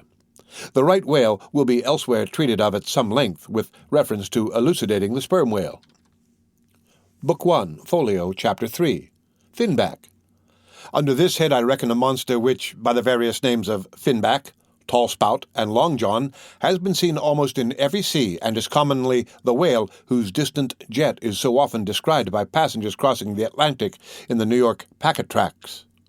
In the length he attains in his baleen, the finback resembles the right whale, but is of a less portly girth, and a lighter color approaching to olive. His great lips present a cable-like aspect, formed by the intertwisting, slanting folds of large wrinkles. His grand distinguishing feature, the fin, from which he derives his name, is often a conspicuous object. This fin is some 3 or 4 feet long, growing vertically from the hinder part of the back of an angular shape and with a very sharp pointed end. Even if not the slightest other part of the creature be visible, this isolated fin will at times be seen plainly projecting from the surface. When the sea is moderately calm and slightly marked with spherical ripples, and this gnomon-like fin stands up and casts shadows upon the wrinkled surface, it may well be supposed that the watery circle surrounding it somewhat resembles a dial, with its style and wavy hour lines graved on it. On that Ahaz dial, the shadow often goes back. The finback is not gregarious. He seems a whale-hater, as some men are man-haters. Very shy, always going solitary, unexpectedly rising to the surface in the remotest and most sullen waters. His straight and single lofty jet rising like a tall misanthropic spear upon a barren plain, gifted with such wondrous power and velocity in swimming as to defy all present pursuit from man. This Leviathan seems the banished and unconquerable Cain of his race, bearing for his mark that style upon his back. From having the baleen in his mouth, the finback is sometimes included with the right whale among a theoretic species denominated whalebone whales, that is, whales with baleen. Of these so-called whalebone whales there would seem to be several varieties, most of which, however, are little known. Broad-nosed whales and beaked whales, pike-headed whales, bunched whales, underjawed whales, and rostrated whales are the fisherman's name for a few sorts.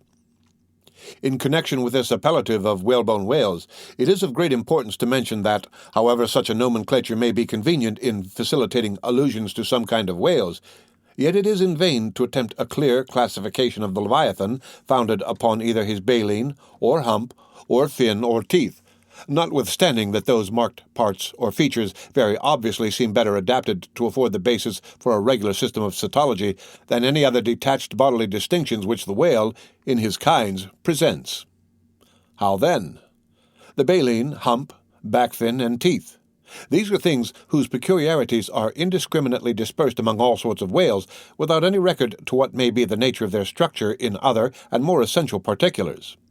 Thus the sperm whale and the hump-backed whale each has a hump, but there the similitude ceases. Then this same humpbacked whale and the Greenland whale, each of these has baleen, but there again the similitude ceases, and it is just the same with the other parts above mentioned.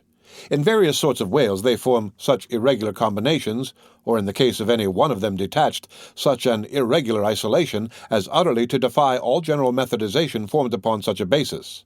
On this rock, every one of the whale naturalists has split. But it may possibly be conceived that, in the internal parts of the whale, in his anatomy, there at least we shall be able to hit the right classification. Nay, what thing, for example, is there in the Greenland whale's anatomy more striking than his baleen? Yet we have seen that by his baleen it is impossible correctly to classify the Greenland whale. And if you descend into the bowels of the various leviathans, why, there you will not find distinctions a 50th part as available to the systematizer as those external ones already enumerated. What then remains? Nothing but to take hold of the whales bodily in their entire liberal volume and boldly sort them that way. And this is the bibliographical system here adopted, and it is the only one that can possibly succeed, for it alone is practicable. To proceed. Book 1, Folio, Chapter 4. Humpback. This whale is often seen on the northern American coast. He has been frequently captured there and towed into harbor. He has a great pack on him like a peddler, or you might call him the elephant and castle whale. At any rate, the popular name for him does not sufficiently distinguish him, since the sperm whale also has a hump, though a smaller one. His oil is not very valuable. He has baleen. He is the most gamesome and light-hearted of all the whales, making more gay foam and white water generally than any other of them. Book 1, Folio, Chapter 5. Razorback. Of this whale little is known but his name. I have seen him at a distance off Cape Horn. Of a retiring nature, he eludes both hunters and philosophers. Though no coward, he has never yet shown any part of him but his back, which rises in a long, sharp ridge. Let him go. I know little more of him, nor does anyone else. Book 1, Folio, Chapter 6. Sulphur Bottom. Another retiring gentleman with a brimstone belly doubtless got by scraping along the Tartarian tiles in some of his profounder divings. He is seldom seen. At least I have never seen him except in the remoter southern seas, and then always at too great a distance to study his countenance. He is never chased. He would run away with rope walks of line. Prodigies are told of him. Adieu, Sulphur Bottom. I can say nothing more that is true of ye, nor can the oldest Nantucketer. Thus ends Book 1, Folio, and now begins Book 2, Octavo. Octavos. Editorial note: these embrace the whales of middling magnitude, among which present may be numbered 1. The grampus, 2. The blackfish, 3. The narwhale, 4. The thrasher, 5. The killer. Why this book of whales is not denominated the quarto is very plain, because while the whales of this order, though smaller than those of the former order, nevertheless retain a proportionate likeness to them in figure, yet the bookbinder's quarto volume in its dimensioned form does not preserve the shape of the folio volume, but the octavo volume does. Book 2, Octavo, Chapter 1. Grampus. Though this fish, whose loud, sonorous breathing, or rather blowing, has furnished a proverb to landsmen, is so well known a denizen of the deep, yet is he not popularly classed among whales. But possessing all the grand, distinctive features of the Leviathan, most naturalists have recognized him for one. He is of moderate octave size, varying from 15 to 25 feet in length, and of corresponding dimensions round the waist. He swims in herds, but he is never regularly hunted, though his oil is considerable in quantity and pretty good for light. By some fishermen his approach is regarded as premonitory of the advance of the great sperm whale. Book 2, Octavo, Chapter 2, Blackfish.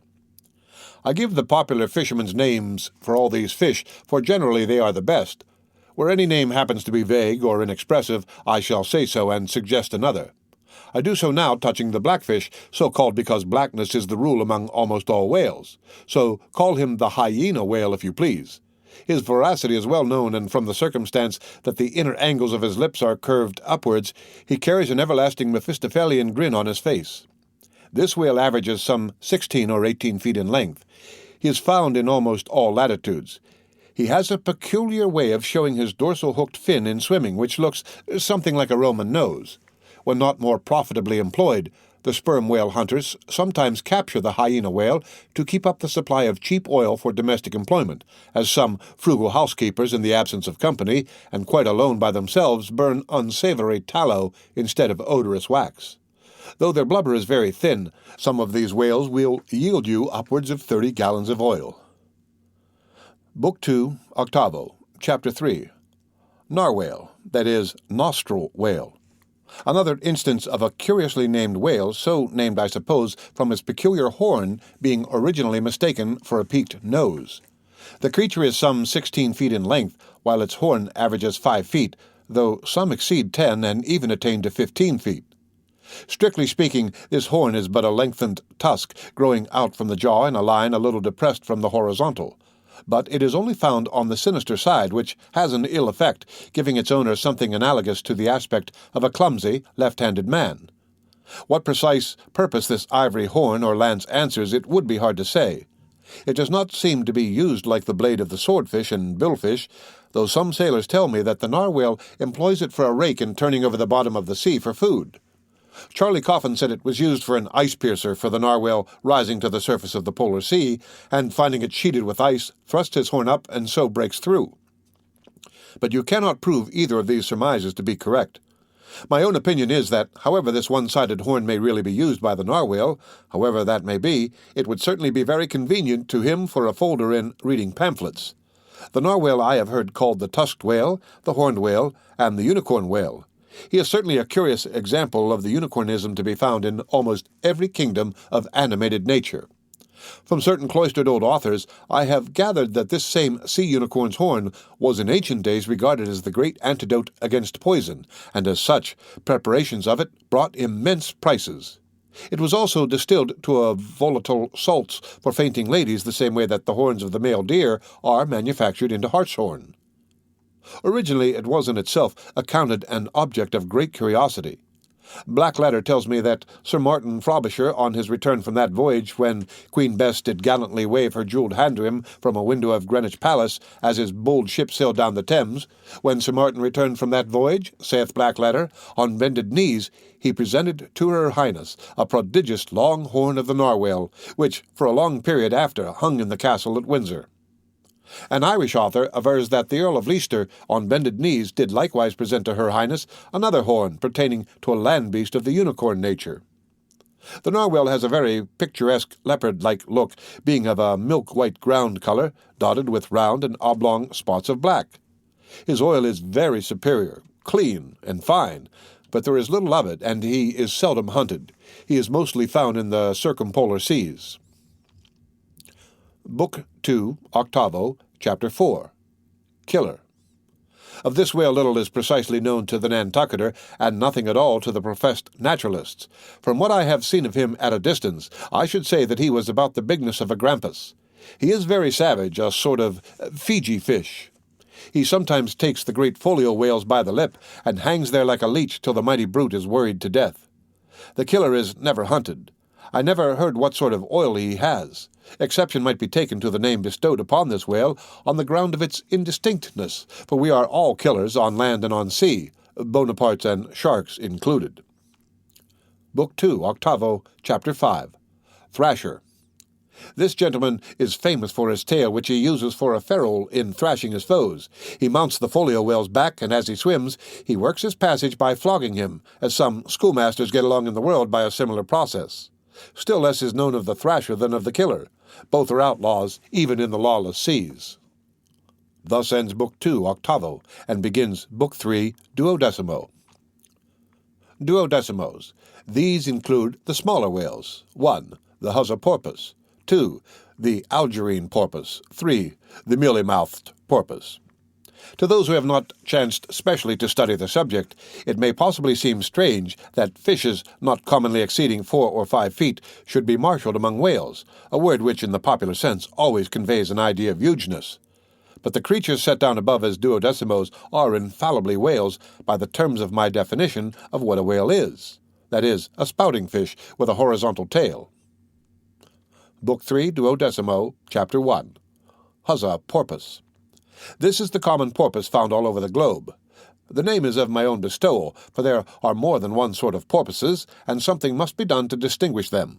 I call him thus because he always swims in hilarious shoals, which upon the broad sea keep tossing themselves to heaven like caps in a 4th of July crowd. Their appearance is generally hailed with delight by the mariner. Full of fine spirits, they invariably come from the breezy billows to windward. They are the lads that always live before the wind. They are accounted a lucky omen. If you yourself can withstand 3 cheers at beholding these vivacious fish, then heaven help ye, the spirit of godly gamesomeness is not in ye. A well-fed, plump Huzzah porpoise will yield you 1 good gallon of good oil, but the fine and delicate fluid extracted from his jaws is exceedingly valuable. It is in request among jewelers and watchmakers. Sailors put it on their hones. Porpoise meat is good eating, you know. It may never have occurred to you that a porpoise spouts. Indeed, his spout is so small that it is not very readily discernible. But the next time you have a chance, watch him, and you will then see the great sperm whale himself in miniature. Book 3, 12mo, Chapter 2. Algerine porpoise. A pirate, very savage. He is only found, I think, in the Pacific. He is somewhat larger than the Huzzah porpoise, but much of the same general make. Provoke him, and he will buckle to a shark. I have lowered for him many times, but never yet saw him captured. Book 3, 12mo, Chapter 3. Mealy-mouthed porpoise. The largest kind of porpoise, and only found in the Pacific so far as it is known. The only English name by which he has hitherto been designated is that of the Fisher right whale porpoise, from the circumstance that he is chiefly found in the vicinity of that folio. In shape he differs in some degree from the Huzzah porpoise, being of a less rotund and jolly girth. Indeed, he is of quite a neat and gentlemanlike figure. He has no fins on his back. Most other porpoises have. He has a lovely tail and sentimental Indian eyes of a hazel hue. But his mealy mouth spoils him. Though his entire back down to his side fins is of a deep sable, yet a boundary line, distinct as the mark in a ship's hull, called the bright waist, that line streaks him from stem to stern with 2 separate colors, black above and white below. The white comprises part of his head and the whole of his mouth, which makes him look as if he had just escaped from a felonious visit to a meal bag, a most mean and mealy aspect. His oil is much like that of the common porpoise. Beyond the 12mo, this system does not proceed, inasmuch as the porpoise is the smallest of the whales. Above, you have all the leviathans of note, but there are a rabble of uncertain, fugitive, half-fabulous whales, which as an American whaleman I know by reputation, but not personally. I shall enumerate them by their forecastle appellations, for possibly such a list may be valuable to future investigators who may complete what I have here but begun. If any of the following whales shall hereafter be caught and marked, then he can readily be incorporated into this system according to his folio, octavo, or 12mo magnitude. The bottlenose whale, the junk whale, the pudding-headed whale, the cape whale, the leading whale, the cannon whale, the scrag whale, the coppered whale, the elephant whale, the iceberg whale, the quag whale, the blue whale, and so forth. From Icelandic Dutch and Old English authorities there might be quoted other lists of uncertain whales blessed with all manner of uncouth names, but I omit them as altogether obsolete, and can hardly help suspecting them for mere sounds full of leviathanism, but signifying nothing. Finally, it was stated at the outset that this system would not be here and at once perfected. You cannot but plainly see that I have kept my word. But I now leave my caetological system standing thus unfinished, even as the great cathedral of Cologne was left, with the cranes still standing upon the top of the uncompleted tower. For small erections may be finished by their first architects. Grand ones, true ones, ever leave the copestone to posterity. God keep me from ever completing anything. This whole book is but a draft, nay, but the draft of a draft. Oh, time, strength, cash, and patience. The end of Chapter 32 of Moby Dick or the Whale, read by Rick Kistner for Let to Go on the web at fcit.usf.edu. Moby Dick, or The Whale, by Herman Melville. Chapter 33. The Speckcinder. Concerning the officers of the whalecraft, this seems as good a place as any to set down a little domestic peculiarity on shipboard, arising from the existence of the harpooner class of officers, a class unknown, of course, in any other marine than the whale fleet.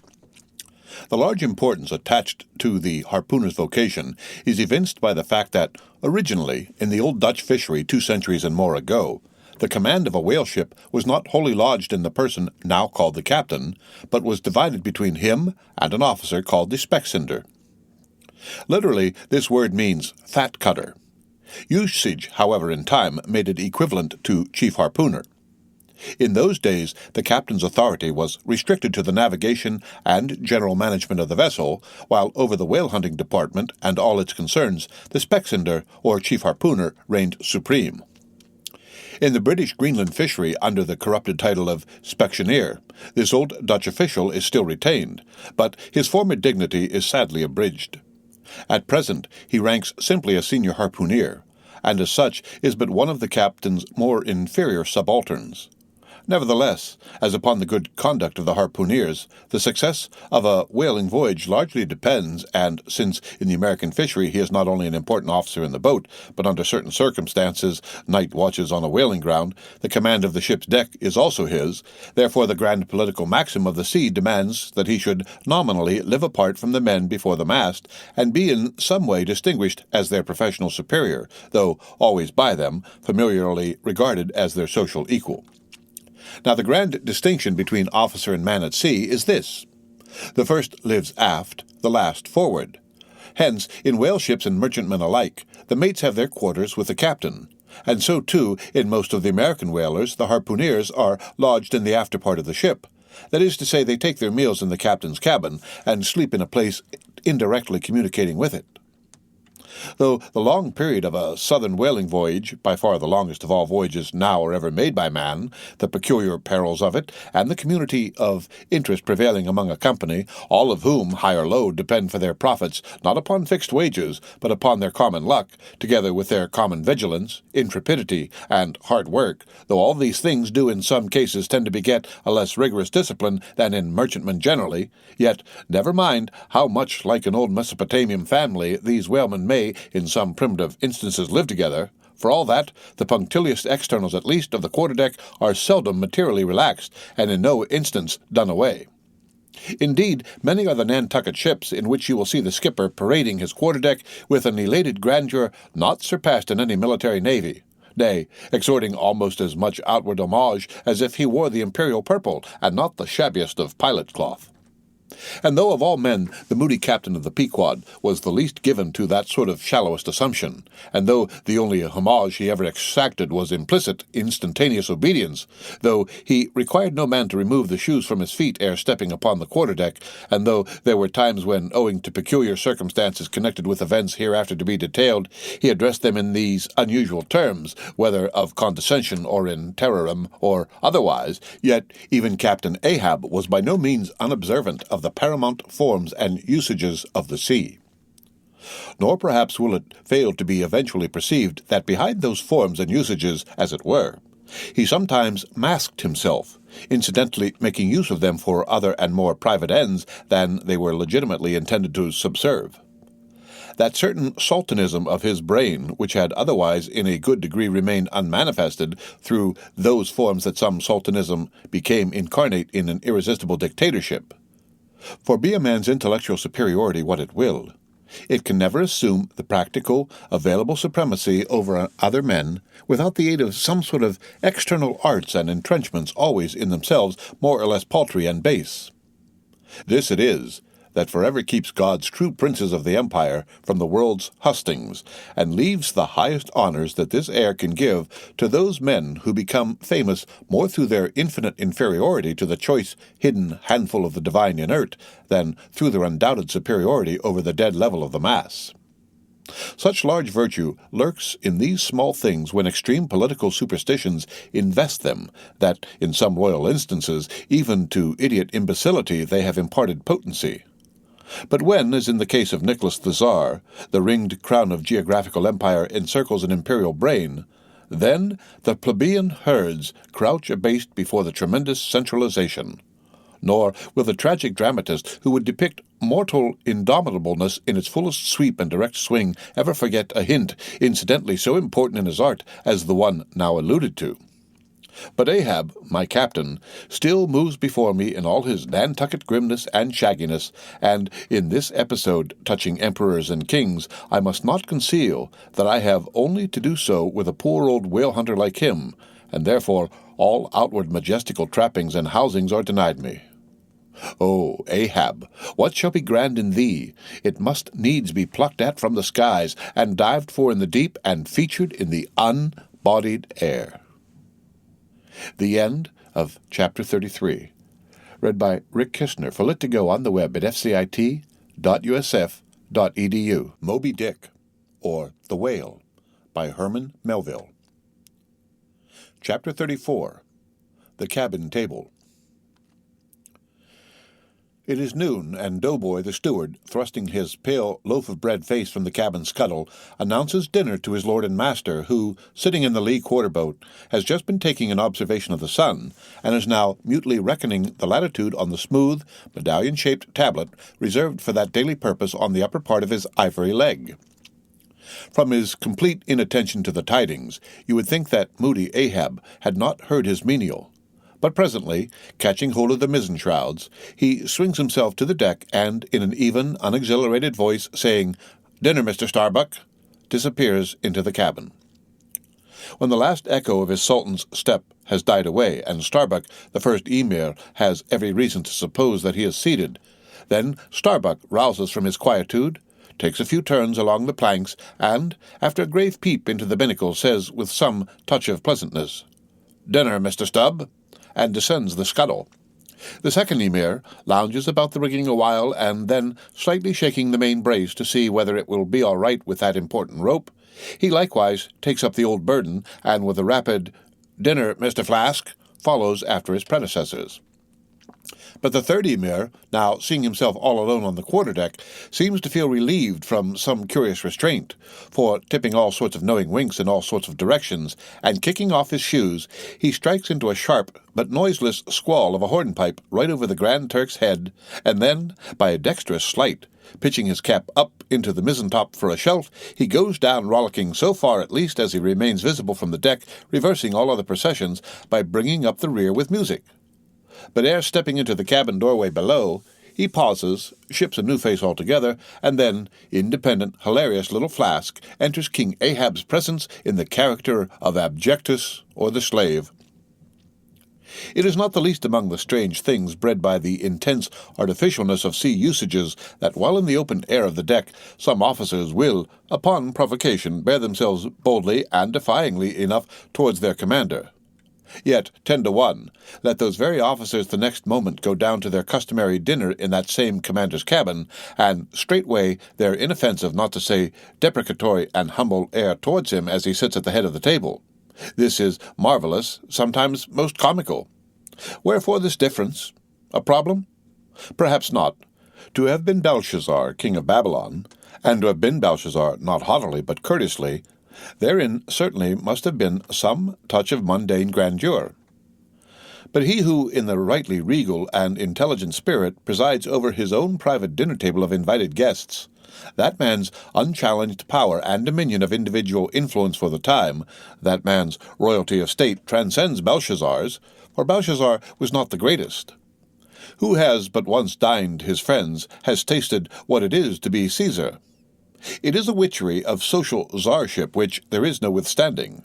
Now, if to this consideration you superadd the official supremacy of a shipmaster, then, by inference, you will derive the cause of that peculiarity of sea life just mentioned. Over his ivory-inlaid table, Ahab presided like a mute, maned sea lion on the white coral beach, surrounded by his warlike but still deferential cubs. In his own proper turn, each officer waited to be served. They were as little children before Ahab, and yet, in Ahab, there seemed not to lurk the smallest social arrogance. With one mind, their intent eyes all fastened upon the old man's knife as he carved the chief dish before him. I do not suppose that for the world they would have profaned that moment with the slightest observation, even upon so neutral a topic as the weather. No. And when reaching out his knife and fork, between which the slice of beef was locked, Ahab thereby motioned Starbuck's plates towards him, the mate received his meat as though receiving alms, and cut it tenderly, and a little started if perchance the knife grazed against the plate, and chewed it noiselessly and swallowed it, not without circumspection. For like the coronation banquet at Frankfurt, where the German emperor profoundly dines with the 7 imperial electors, so these cabin meals were somehow solemn meals eaten in awful silence. And yet at table old Ahab forbade not conversation, only he himself was dumb. What a relief it was to choking Stubb when a rat made a sudden racket in the hold below. And poor little Flask, he was the youngest son and little boy of this weary family party. His were the shin bones of the saline beef. His would have been the drumsticks. For Flask to have presumed to help himself, this must have seemed to him tantamount to larceny in the first degree. Had he helped himself at the table, doubtless nevermore would he have been able to hold his head up in this honest world. Nevertheless, strange to say, Ahab never forbade him, and had Flask helped himself, the chances were Ahab had never so much as noticed it. Least of all did Flask presume to help himself to butter. Whether he thought the owners of the ship denied it to him on account of its clouding his clear sunny complexion, or whether he deemed that on so long a voyage in such marketless waters butter was at a premium and therefore was not for him a subaltern, however it was, Flask, alas, was a butterless man. Another thing. Flask was the last person down at the dinner, and Flask is the first man up. Consider, for hereby Flask's dinner was badly jammed in point of time. Starbuck and Stubb both had the start of him, and yet they also have the privilege of lounging in the rear. If Stubb even, who is but a peg higher than Flask, happens to have but a small appetite, and soon shows symptoms of concluding his repast, then Flask must bestir himself. He will not get more than 3 mouthfuls that day, for it is against holy usage for Stubb to precede Flask to the deck. Therefore it was that Flask once admitted in private that ever since he had arisen to the dignity of an officer, from that moment he had never known what it was to be otherwise than hungry, more or less. For what he ate did not so much relieve his hunger as keep it immortal in him. Peace and satisfaction, thought Flask, have forever departed from my stomach. I am an officer, but how I wish I could fish a bit of old-fashioned beef in the forecastle, as I used to when I was before the mast. There's the fruit of promotion now, there's the vanity of glory, there's the insanity of life. Besides, if it were so that any mere sailor of the Pequod had a grudge against Flask in Flask's official capacity, all that sailor had to do in order to obtain ample vengeance was to go aft at dinner-time and get a peep at Flask through the cabin skylight, sitting silly and dumbfounded before awful Ahab. Now, Ahab and his 3 mates formed what may be called the first table in the Pequod's cabin. After their departure taking place in inverted order of their arrival, the canvas cloth was cleared, or rather was restored to some hurried order by the pallid steward, and then the 3 harpooneers were bidden to the feast, they being its residuary legatees. They made a sort of temporary servants' hall of the high and mighty cabin.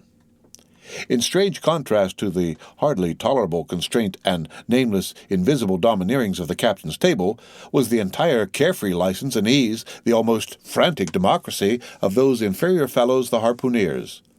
While their masters, the mates, seemed afraid of the sound of the hinges of their own jaws, the harpooneers chewed their food with such a relish that there was a report to it.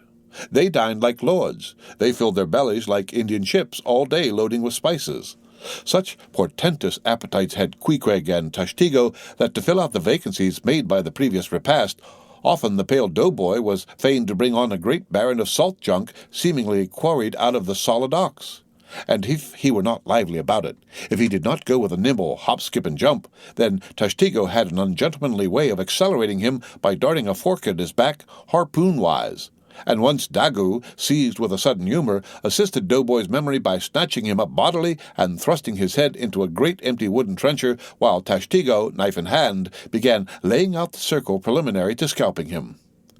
He was naturally a very nervous, shuddering sort of little fellow, this bread-faced steward, the progeny of a bankrupt baker and a hospital nurse. And what with the standing spectacle of the black, terrific Ahab, and the periodical, tumultuous visitations of these 3 savages, Doughboy's whole life was one continual lip-quiver. Commonly, after seeing the harpooneers furnished with all things they demanded, he would escape from their clutches into his little pantry adjoining and fearfully peep out at them through the blinds of its door till all was over. It was a sight to see Queequeg seated over against ℌ𝔫𝔫𝔞𥥗, opposing his filed teeth to the Indians, crosswise to them, Daggoo seated on the floor, for a bench would have brought his hearse-plumed head to the low carlines, and every motion of his colossal limbs making the low cabin framework to shake as when an African elephant goes passenger in a ship. But for all this, the great negro was wonderfully abstemious, not to say dainty.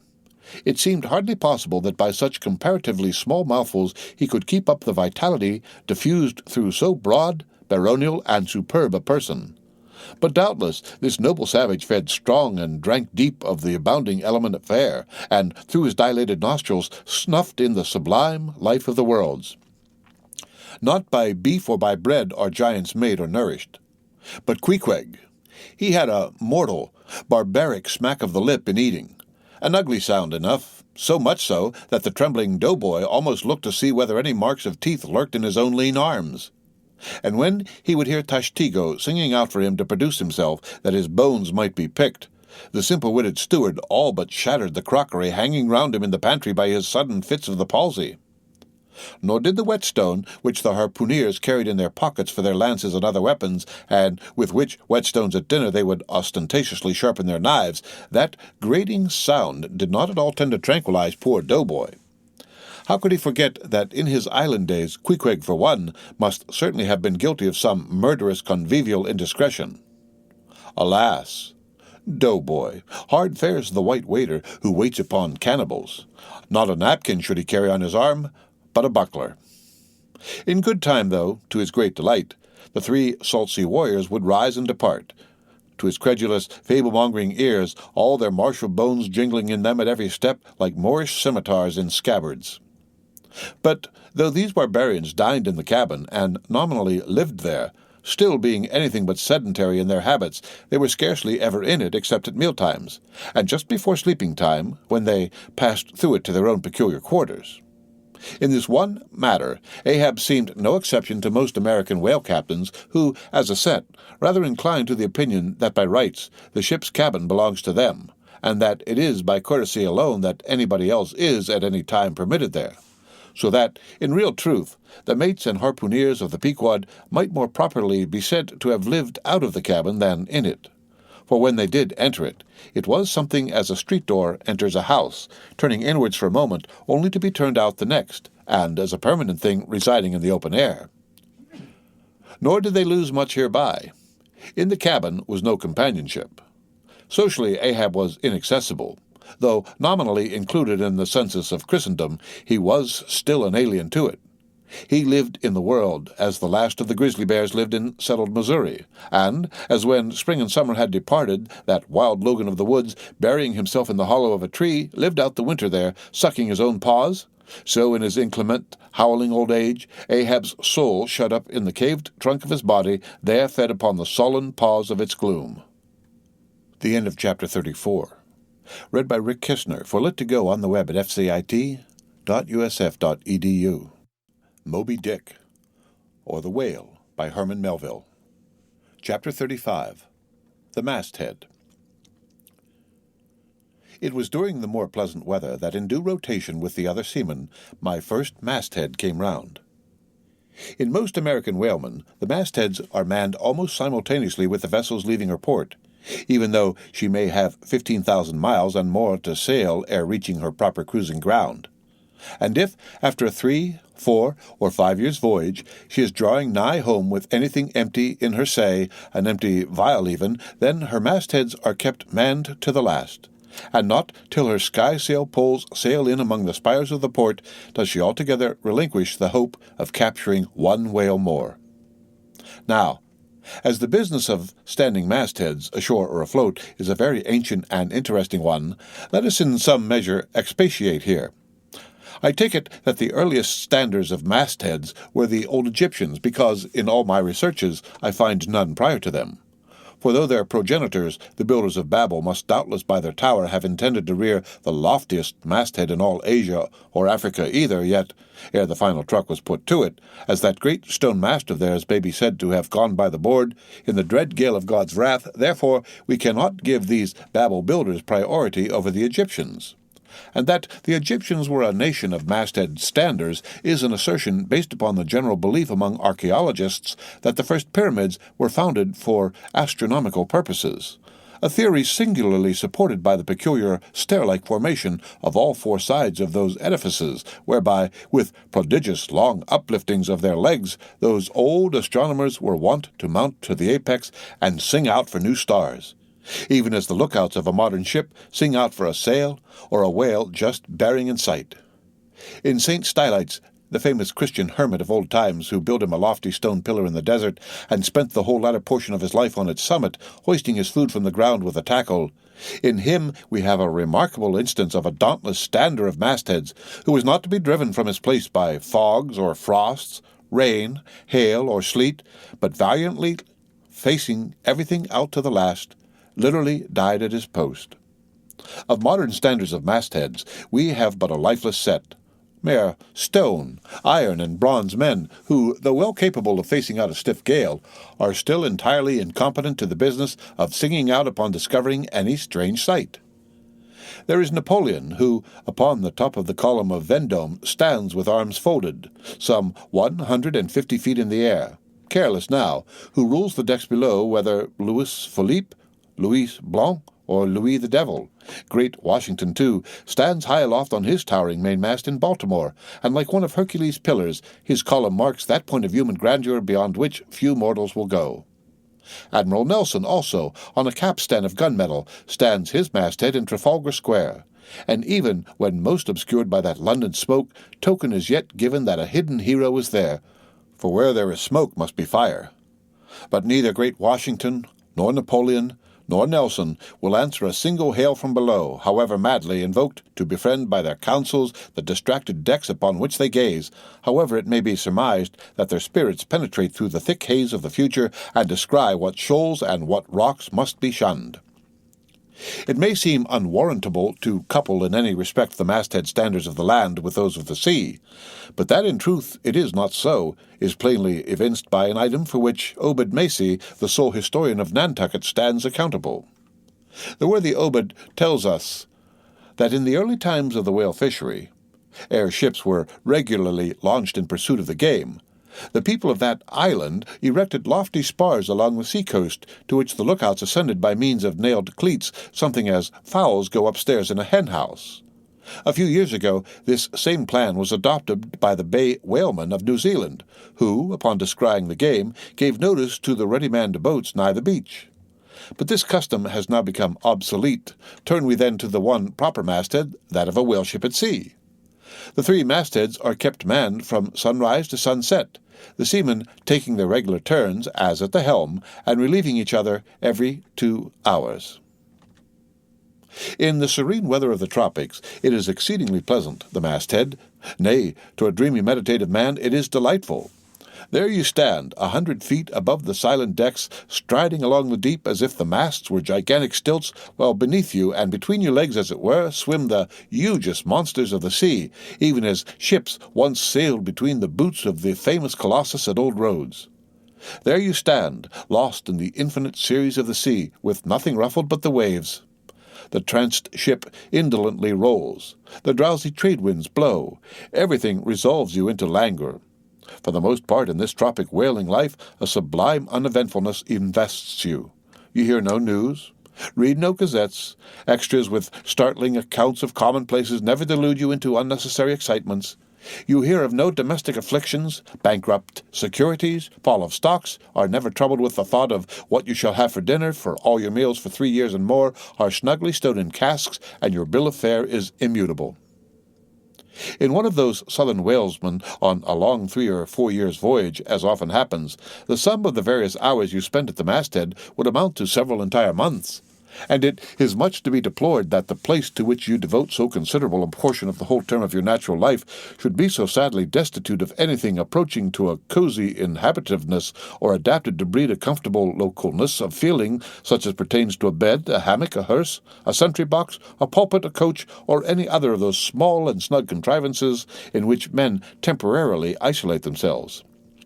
Your most usual point of perch is the head of the T-gallant mast, where you stand upon 2 thin parallel sticks, almost peculiar to whalemen, called the T-gallant cross-trees. Here, crossed about by the sea, the beginner feels about as cozy as he would standing on a bull's horns. To be sure, in cold weather you may carry your house aloft with you in the shape of a watch-coat. But properly speaking, the thickest watch-coat is no more of a house than the unclad body, for as the soul is glued inside of its fleshy tabernacle and cannot freely move about in it, nor even move out of it, without running great risk of perishing like an ignorant pilgrim crossing the snowy Alps in winter, so a watch-coat is not so much of a house as it is a mere envelope or additional skin encasing you. You cannot put a shelf or chest of drawers in your body, and no more can you make a convenient closet of your watch-coat. Concerning all this, it is much to be deplored that the mastheads of a southern whale ship are unprovided with those enviable little tents or pulpits called crow's nests, in which the lookouts of a Greenland whaler are protected from the inclement weather of the frozen seas. In the fireside narrative of Captain ℌ𝔞𝔫𝔞�╗ entitled A Voyage Among the Icebergs, in quest of the Greenland whale, and, incidentally, for the rediscovery of the lost Icelandic colonies of Old Greenland, in this admirable volume all standards of mastheads are furnished with a charmingly circumstantial account of the then recently invented crow's nest of the glacier, which was the name of Captain ℌ𝔞𝔫𝔞𝔥's good craft. He called it the ℌ𝔞𝔫𝔞's crow's nest in honor of himself, he being the original inventor and patentee, and free from all ridiculous false delicacy, and holding that if we call our own children after our own names, we fathers being the original inventors and patentees, so likewise should we denominate after ourselves any other apparatus we may beget. In shape, the ℌ𝔞𝔫𝔞's crow's nest is something like a large tierce or pipe. It is open above, however, where it is furnished with a movable side screen to keep to windward of your head in a hard gale. Being fixed on the summit of the mast, you ascend into it through a little trap hatch in the bottom. On the after side, or side next the stern of the ship, is a comfortable seat with a locker underneath for umbrellas, comforters, and coats. In front is a leather rack in which to keep your speaking trumpet, pipe, telescope, and other nautical conveniences. When Captain ℌ𝔞𝔫𝔫𝔞 in person stood his masthead in this crow's nest of his, he tells us that he always had a rifle with him, also fixed in the rack, together with a powder flask and shot, for the purpose of popping off the stray narwhales or vagrant sea unicorns infesting those waters, for you cannot successfully shoot at them from the deck owing to the resistance of the water, but to shoot down upon them is a very different thing.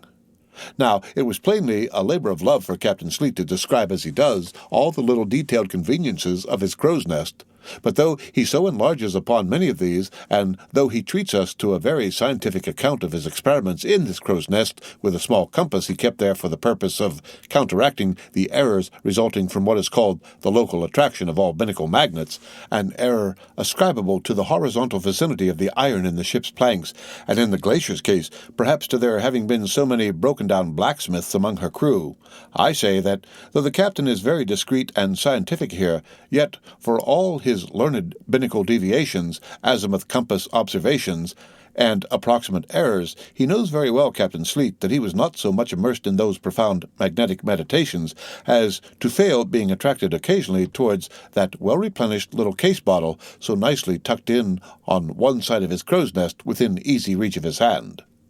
Though upon the whole I greatly admire and even love the brave, the honest, and learned captain, yet I take it very ill of him that he should so utterly ignore that case-bottle, seeing what a faithful friend and comforter it must have been, while with mittened fingers and hooded head he was studying the mathematics aloft there in that bird's nest within 3 or 4 perches of the pole. But if we southern whale fishers are not so snugly housed aloft as Captain ℌ𝔞𝔫𝔫𝔞 and his Greenlandsmen were, yet that disadvantage is greatly counterbalanced by the widely contrasting serenity of those seductive seas in which we south fishers mostly float. For one, I used to lounge up the rigging very leisurely, resting in the top to have a chat with Queequeg, or anyone else off duty whom I might find there, then ascending a little way further, and throwing a lazy leg over the topsail yard, take a preliminary view of the watery pastures, and so at last mount to my ultimate destination. Let me make a clean breast of it here, and frankly admit that I kept but sorry guard. With the problem of the universe revolving in me, how could I, being left completely to myself, at such a thought-engendering altitude, how could I but lightly hold my obligations to observe all whale ships' standing orders, keep your weather eye open, and sing out every time?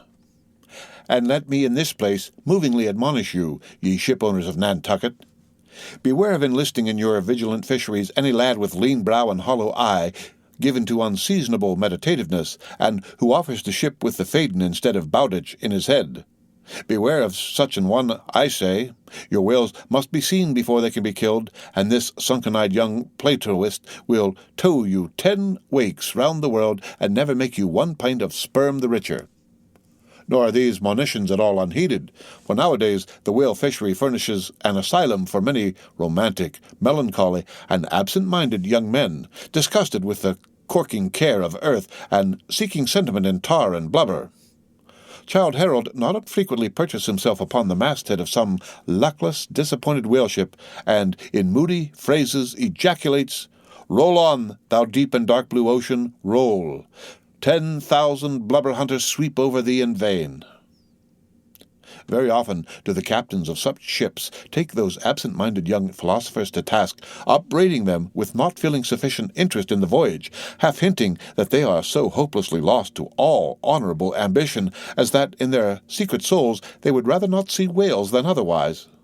But all in vain. Those young Platonists have a notion that their vision is imperfect. They are short-sighted. What use, then, to strain the visual nerve? They have left their opera glasses at home. "Why, thou monkey," said a harpooner to one of these lads, "we've been cruising now hard upon 3 years, and thou hast not raised a whale yet. Whales are scarce as hen's teeth whenever thou art up here." Perhaps they were, Or perhaps there might have been shoals of them in the far horizon, but lulled into such an opium-like listlessness of vacant, unconscious reverie is this absent-minded youth by the blending cadence of waves with thoughts that at last he loses his identity, takes the mystic ocean at his feet for the visible image of that deep, blue, bottomless soul, pervading mankind and nature and every strange, half-seen, gliding, beautiful thing that eludes him, every dimly discovered uprising fin of some undiscernible form seems to him the embodiment of those elusive thoughts that only people the soul by continually flitting through it. In this enchanted mood, thy spirit ebbs away to whence it came, becomes diffused through time and space, like Cramer's sprinkled pantheistic ashes forming at least a part of every shore in the round globe over. There is no life in thee now, except that rocking life imparted by a gentle, rolling ship, by her borrowed from the sea, by the sea, from the inscrutable tides of God.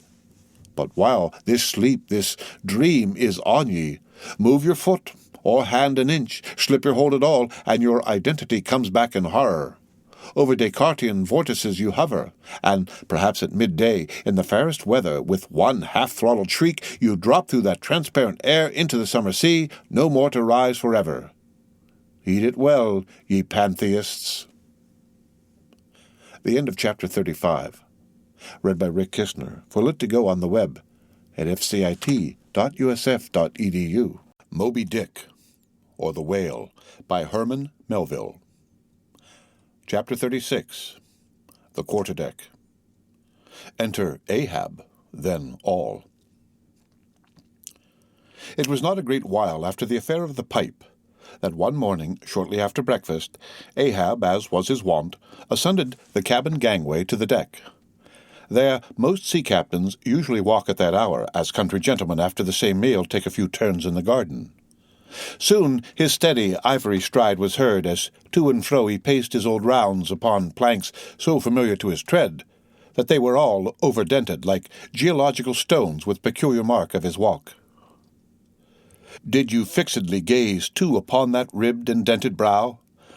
There also you would see still stranger footprints, the footprints of his one unsleeping, ever-pacing thought. But on the occasion in question, those dents looked deeper, even as his nervous step that morning left a deeper mark.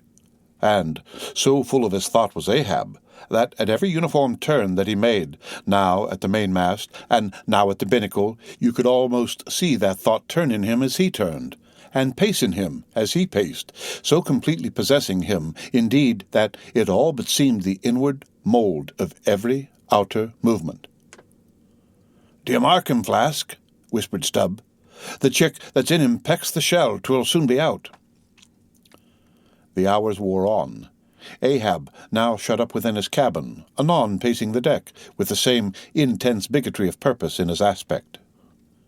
It drew near the close of day.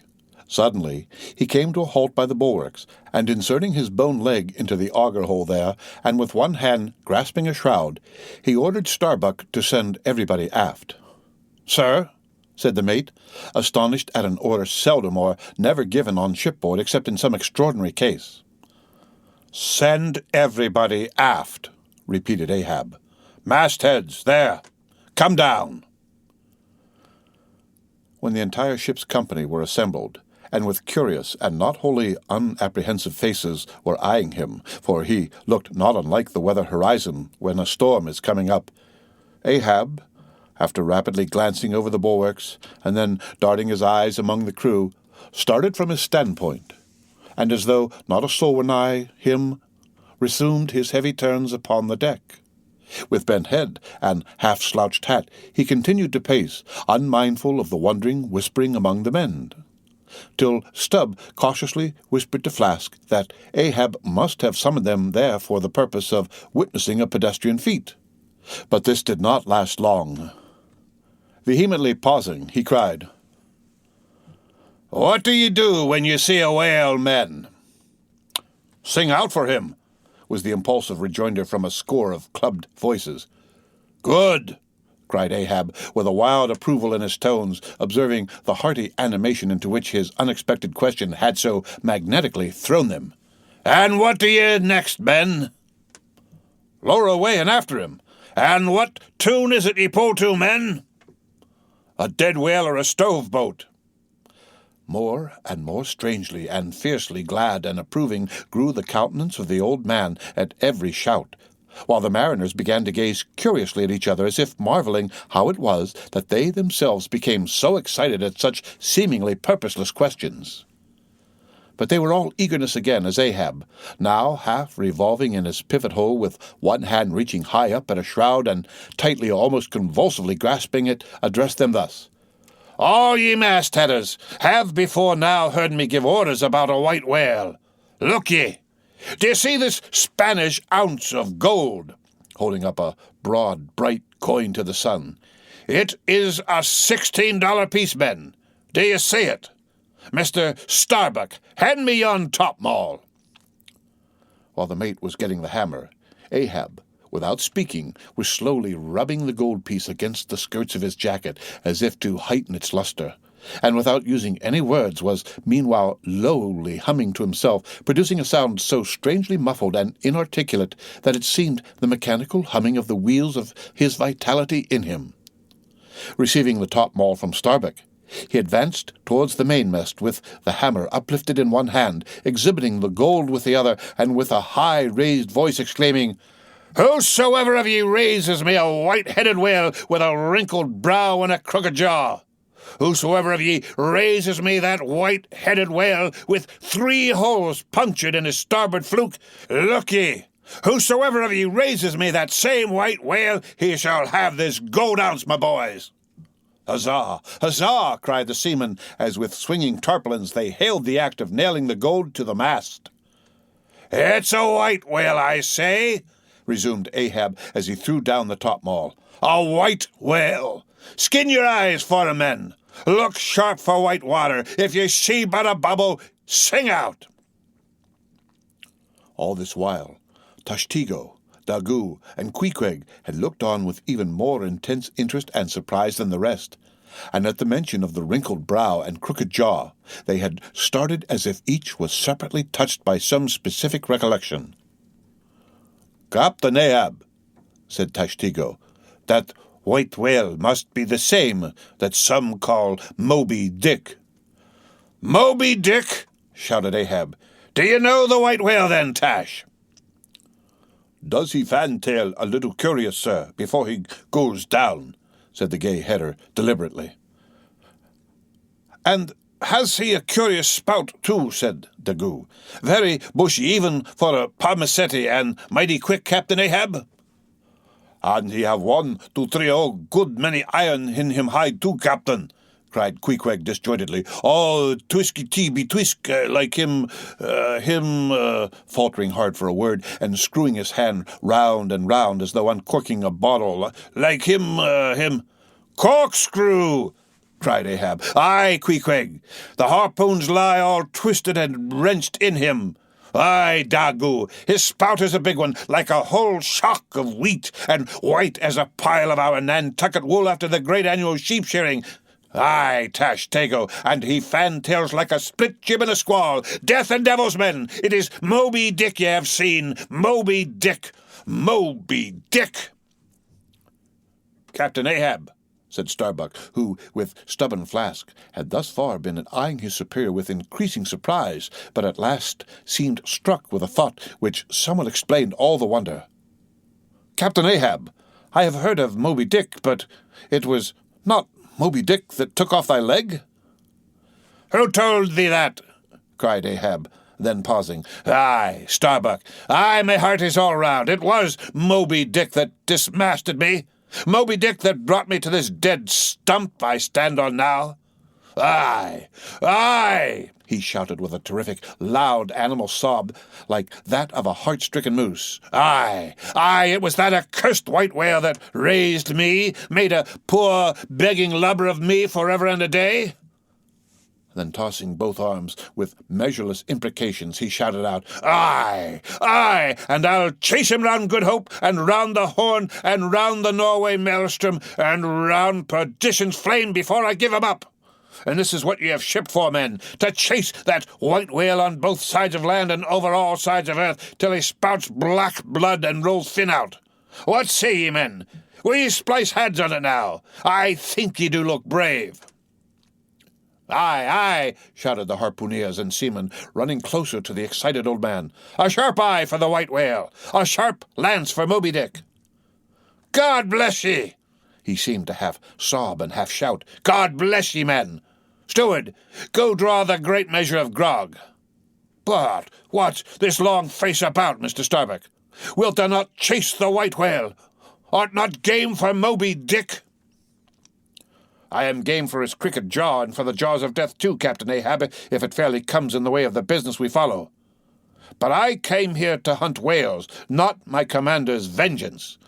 How many barrels will thy vengeance yield thee, even if thou gettest it, Captain Ahab? It will not fetch thee much in our Nantucket market." "Nantucket market, hoot! But come closer, Starbuck. Thou requirest a little lower layer. If money's to be the measure of man, and the accountants have computed their great counting house the globe by girdling it with guineas, 1 to every 3 parts of an inch, then let me tell thee that my vengeance will fetch a greater premium here." "He smites his chest," whispered Stubb. "What's that for? Methinks it rings most vast, but hollow." "Vengeance on a dumb brute?" cried Starbuck. "That simply smote thee from blindest instinct? Madness! To be enraged with a dumb thing, Captain Ahab, seems blasphemous. Hark ye yet again, the little lower layer. All visible objects, men, are but as pasteboard masks, but in each event in the living act, the undoubted deed there, some unknown but still reasoning thing puts forth the mouldings of its features from behind that unreasoning mask. If man will strike through the mask. How can the prisoner reach outside except by thrusting through the wall? To me, the white whale is that wall, shoved near to me. Sometimes I think there's naught beyond, but 'tis enough. He tasks me. He heaps me. I see in him outrageous strength with an inscrutable malice sinewing it.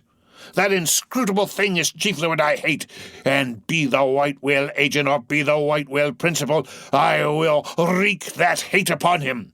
Talk not to me of blasphemy, man. I'd strike the son if it insulted me.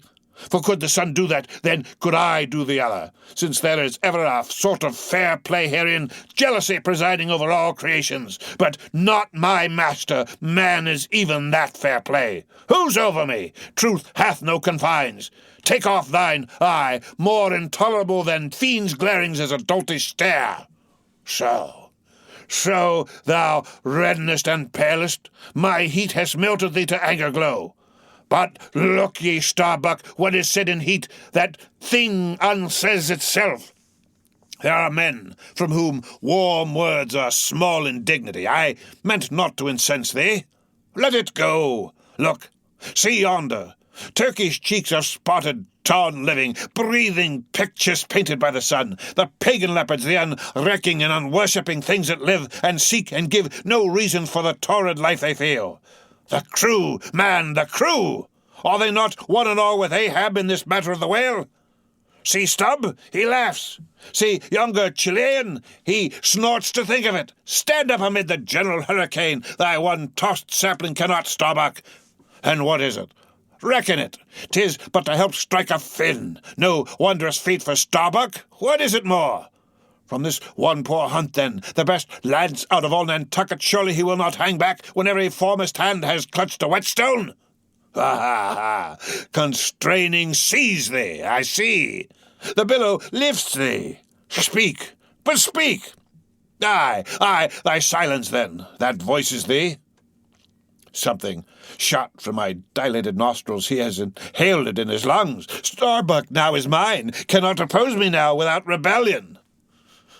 God keep me, keep us all, muttered Starbuck lowly.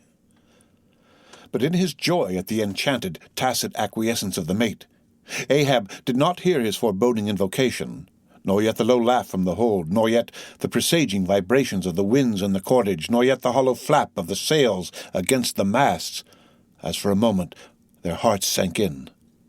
For again Starbuck's downcast eyes lighted up with the stubbornness of life. The subterranean laugh died away. The winds blew on, the sails filled out, the ship heaved and rolled as before. Ah, ye admonitions and warnings, why stay ye not when ye come? But rather are ye predictions than warnings, ye shadows? Not yet so much predictions from without as verifications of the foregoing things within. For with little external to constrain us, the innermost necessities in our being, these still drive us on. "The measure! The measure!" cried Ahab.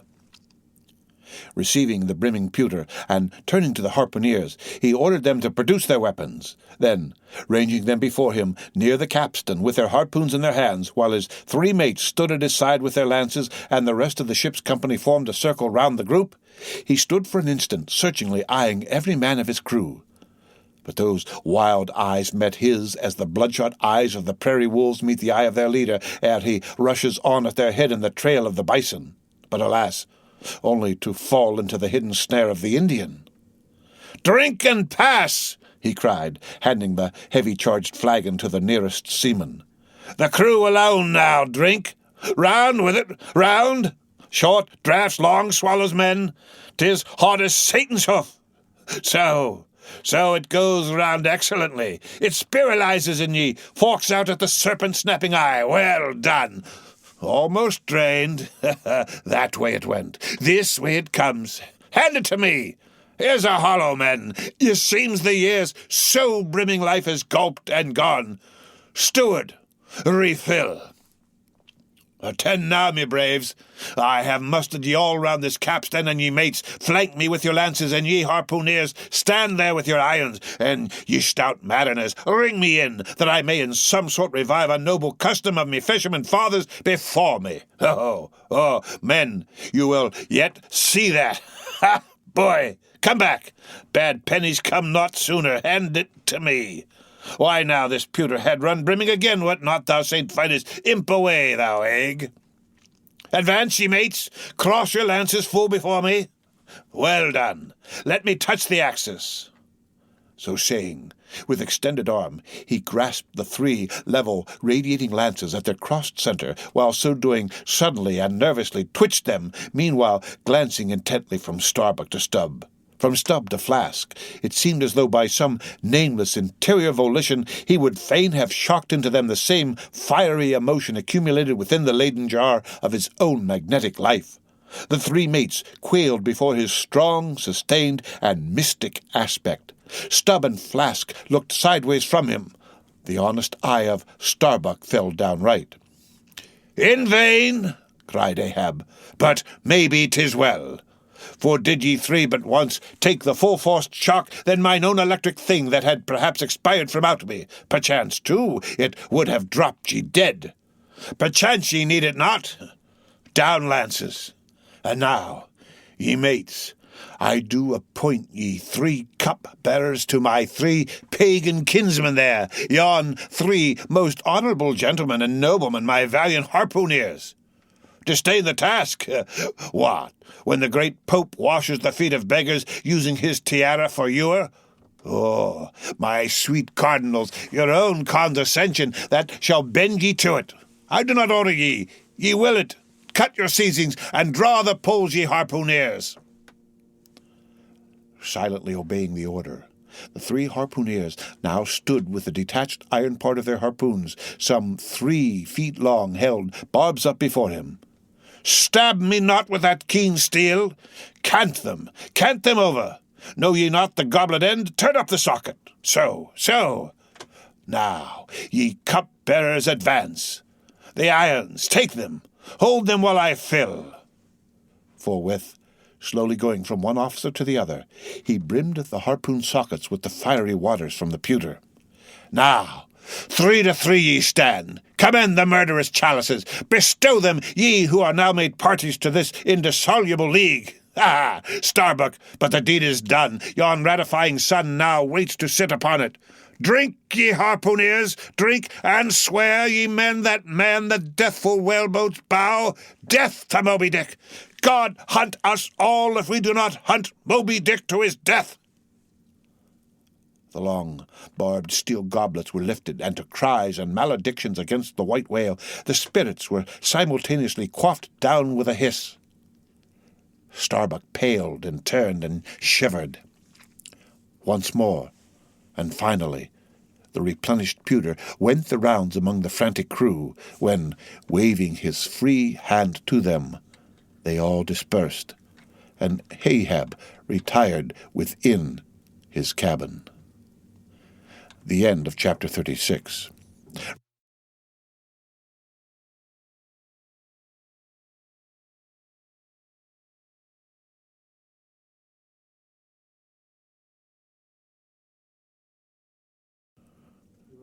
Read by Rick Kistner. For Lit to Go on the web at fcit.usf.edu. Moby Dick, or the Whale, by Herman Melville. Chapter 37. Sunset. The cabin, by the stern windows, Ahab sitting alone and gazing out.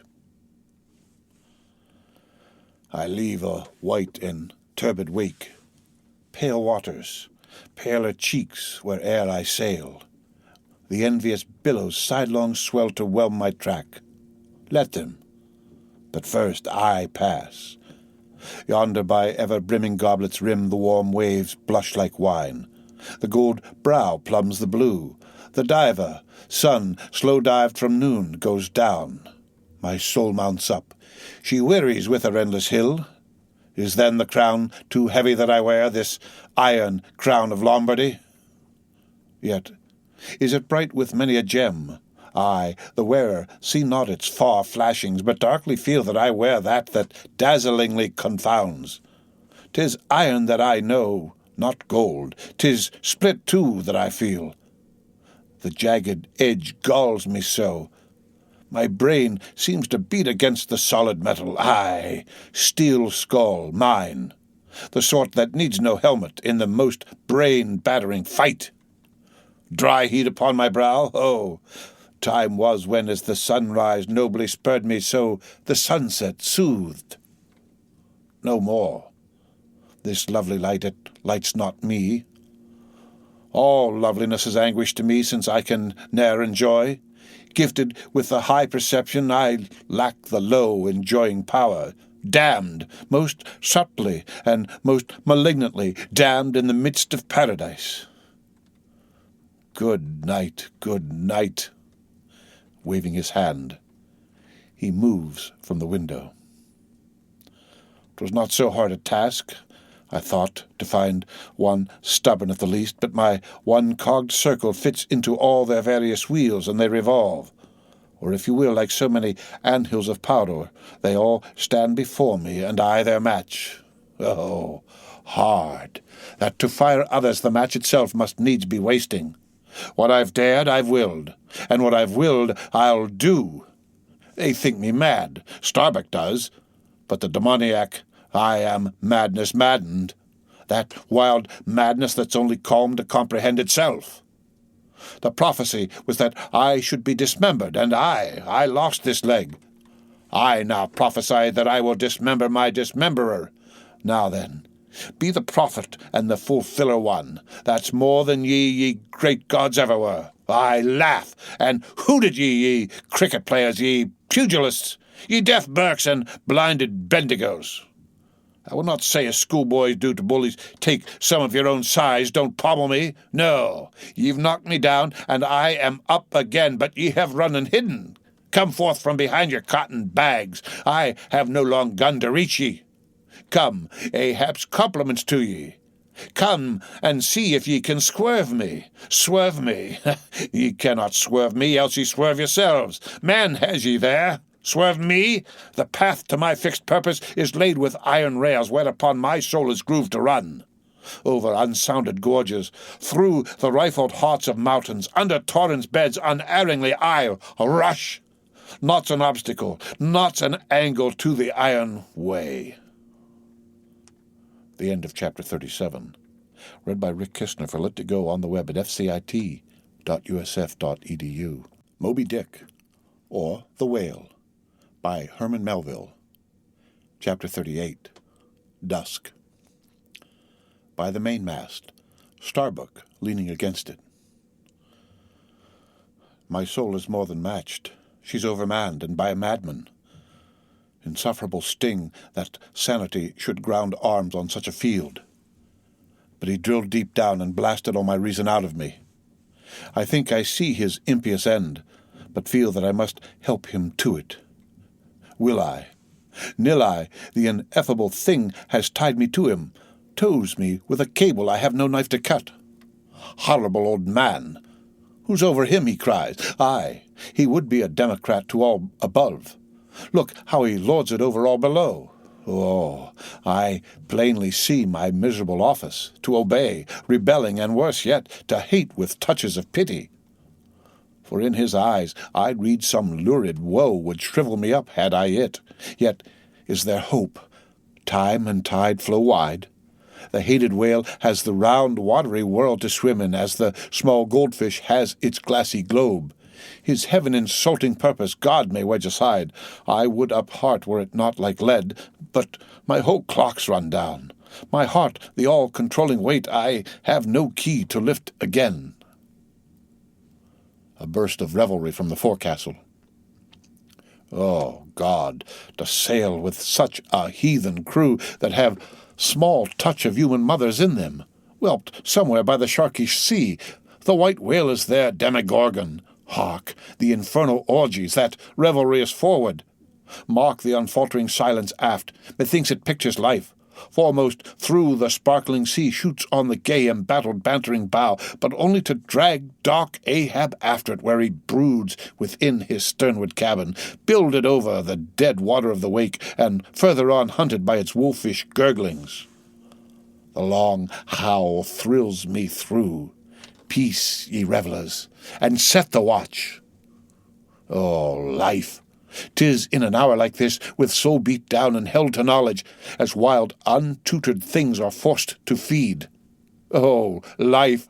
'Tis now that I do feel the latent horror in thee, but 'tis not me that horrors out of me, and with the soft feeling of the human in me yet will I try to fight ye, ye grim phantom futures. Stand by me, hold me, bind me, oh, ye blessed influences. The end of Chapter 38. Read by Rick Kishner for Lit to Go on the web at fcit.usf.edu. Moby Dick, or The Whale, by Herman, Melville. Chapter 39. First Night Watch. Stubb, soulless, and mending a brace. Clear my throat. I've been thinking over it ever since, and that... that's the final consequence. Why so? Because a laugh's the wisest, easiest answer to all that's queer. And come what will, one comfort's always left. That unfailing comfort is, it's all predestinated. I heard not all his talk with Starbuck, but to my poor eye, Starbuck then looked something as I the other evening felt. Be sure the old mogul has fixed him too. I twigged it, knew it, had the gift, might readily have prophesied it, for when I clapped my eye upon his skull, I saw it. Well, Stubb? Why, Stubb, that's my title. Well, Stubb, what of it, Stubb? Here's a carcase. I know not all that may be coming, but, be it what it will, I'll go to it a-laughing. Such a waggish leering as lurks in all your horribles. I feel funny. Fa-la! Ha-ha-ha! Did-a-skid-a! Ha-ha! Ah, what's my juicy little pair at home doing now? Crying its eyes out? Giving a party to the last-arrived harpooneers? I dare say, gay as a frigate's pennant, and so am I. Fa-la! Lid-a-skid-a! Ho-ho-ho! We'll drink tonight with hearts as light, to love as gay and fleeting as bubbles that swim on the beaker's brim and break on the lips while meeting. A brave stave, that. Who calls? Mr. Starbuck? Aye, aye, sir. He's my superior. He has his too, if I'm not mistaken. Aye, aye, sir. Just through with this job a-coming. The end of Chapter 39. Read by Rick Kishner for Lit to Go on the web at fcit.usf.edu. Moby Dick, or the Whale, by Herman Melville. Chapter 40. Midnight Forecastle. Harpooneers and sailors.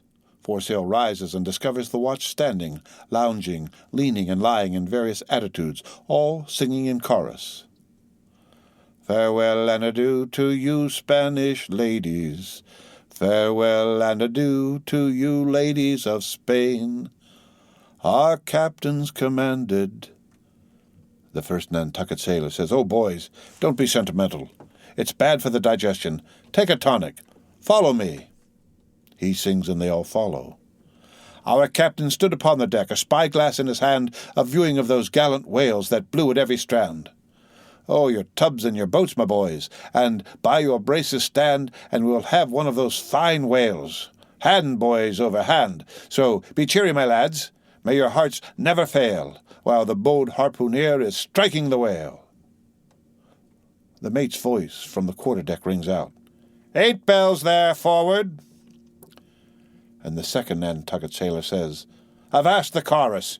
8 bells there. Do you hear, bellboy? Strike the bell 8, thou Pip, thou blackling, and let me call the watch. I've the sort of mouth for that, the hogshead mouth. So, as he thrusts his head down the scuttle.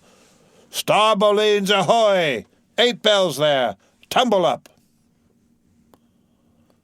The Dutch sailor says, "Grand snoozing tonight, matey. Fat night for that. I mark this in our old mogul's wine. It's quite as deadening to some as filliping to others. We sing, they sleep, I lie down there like ground to your butts. At 'em again. There, take this copper pump and hail 'em through it. Tell 'em to avast, dreaming of their lassies. Tell 'em it's the resurrection, they must kiss their lass and come to judgment. That's the way. That's it. Thy throat ain't spoiled with eating Amsterdam butter." The French sailor. "Hist, boys. Let's have a jig or two before we ride to anchor in Blanket Bay. What say ye? There comes the other watch. Stand by all legs. Pip, little Pip, hurrah with your tambourine." And Pip, all sulky and sleepy, replies, "Don't know where it is." "Beat thy belly, then, and wag thy ears. Jig it, men, I say. Merry's the word. Hurrah! Damn me, won't you dance? Form now, Indian file, and gallop into the double shuffle. Throw yourselves. Legs, legs." The Iceland sailor says, "I don't like your floor, matey. It's too springy to my taste. I'm used to ice floors. I'm sorry to throw cold water on the subject, but excuse me." And the Maltese sailor says, "Me too. Where's your girls? Who but a fool would take his left hand by his right and say to himself, 'How do ye do? Partners, I must have partners.'" The Sicilian sailor, "Aye, girls, and a green. Then I'll hop with ye. Yea, turn grasshopper." The Long Island sailor, Well, ye sulkies, there's plenty more of us. Ho, corn when you may, I say. All legs go to harvest soon. Ah, here comes the music. Now for it." The Azore sailor, ascending and pitching the tambourine up the scuttle, says, "Here you are, Pip, and there's the windlass bits. Up you mount. Now, boys." The half of them dance to the tambourine. Some go below, some sleep or lie among the coils of rigging, and there are oaths aplenty. "Go it, Pip! Bang it, bellboy! Rig it, dig it, stick it, quick it, bellboy! Make fireflies, break the jigglers!"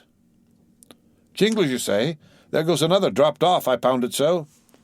And the Chinaman sailor says, "Rattle thy teeth then, and pound the way. Make pagoda of thyself." "Merry mad, hold up thy hoop, Pip, till I jump through it. Split jibs, tear yourself." Tashtego sits quietly smoking. "That's a white man. He calls that fun. Huh. I shall save my sweat." The old Manx sailor replies, "I wonder whether those jolly lads bethink them of what they are dancing over." "I'll dance over your grave, I will. That's the bitterest threat of your night, woman, that beat headwinds round corners. Oh, Christ! To think of the green navies and the green-skulled crews. Well, belike the whole world's a ball, as you scholars have it, and so 'tis right to make one ballroom of it. Dance on, lads. You're young. I was once. Spell! Oh, hoo! This is worse than pulling after whales in the calm. Give a whiff, Tash." And they cease dancing and gather in clusters. Meantime, the sky darkens and the wind rises. The Lascar sailor remarks, "By Brahma, boys, it'll be douse sail soon. The sky-born high-tide Ganges turn the wind. Thou showest thy black brow, Siva." And the Maltese sailor replies, reclining and shaking his cap, "It's the waves. The snow's caps turn to jigget now. They'll shake their tassels soon. Now would all the waves were women, then I'd go down and chassy with them evermore.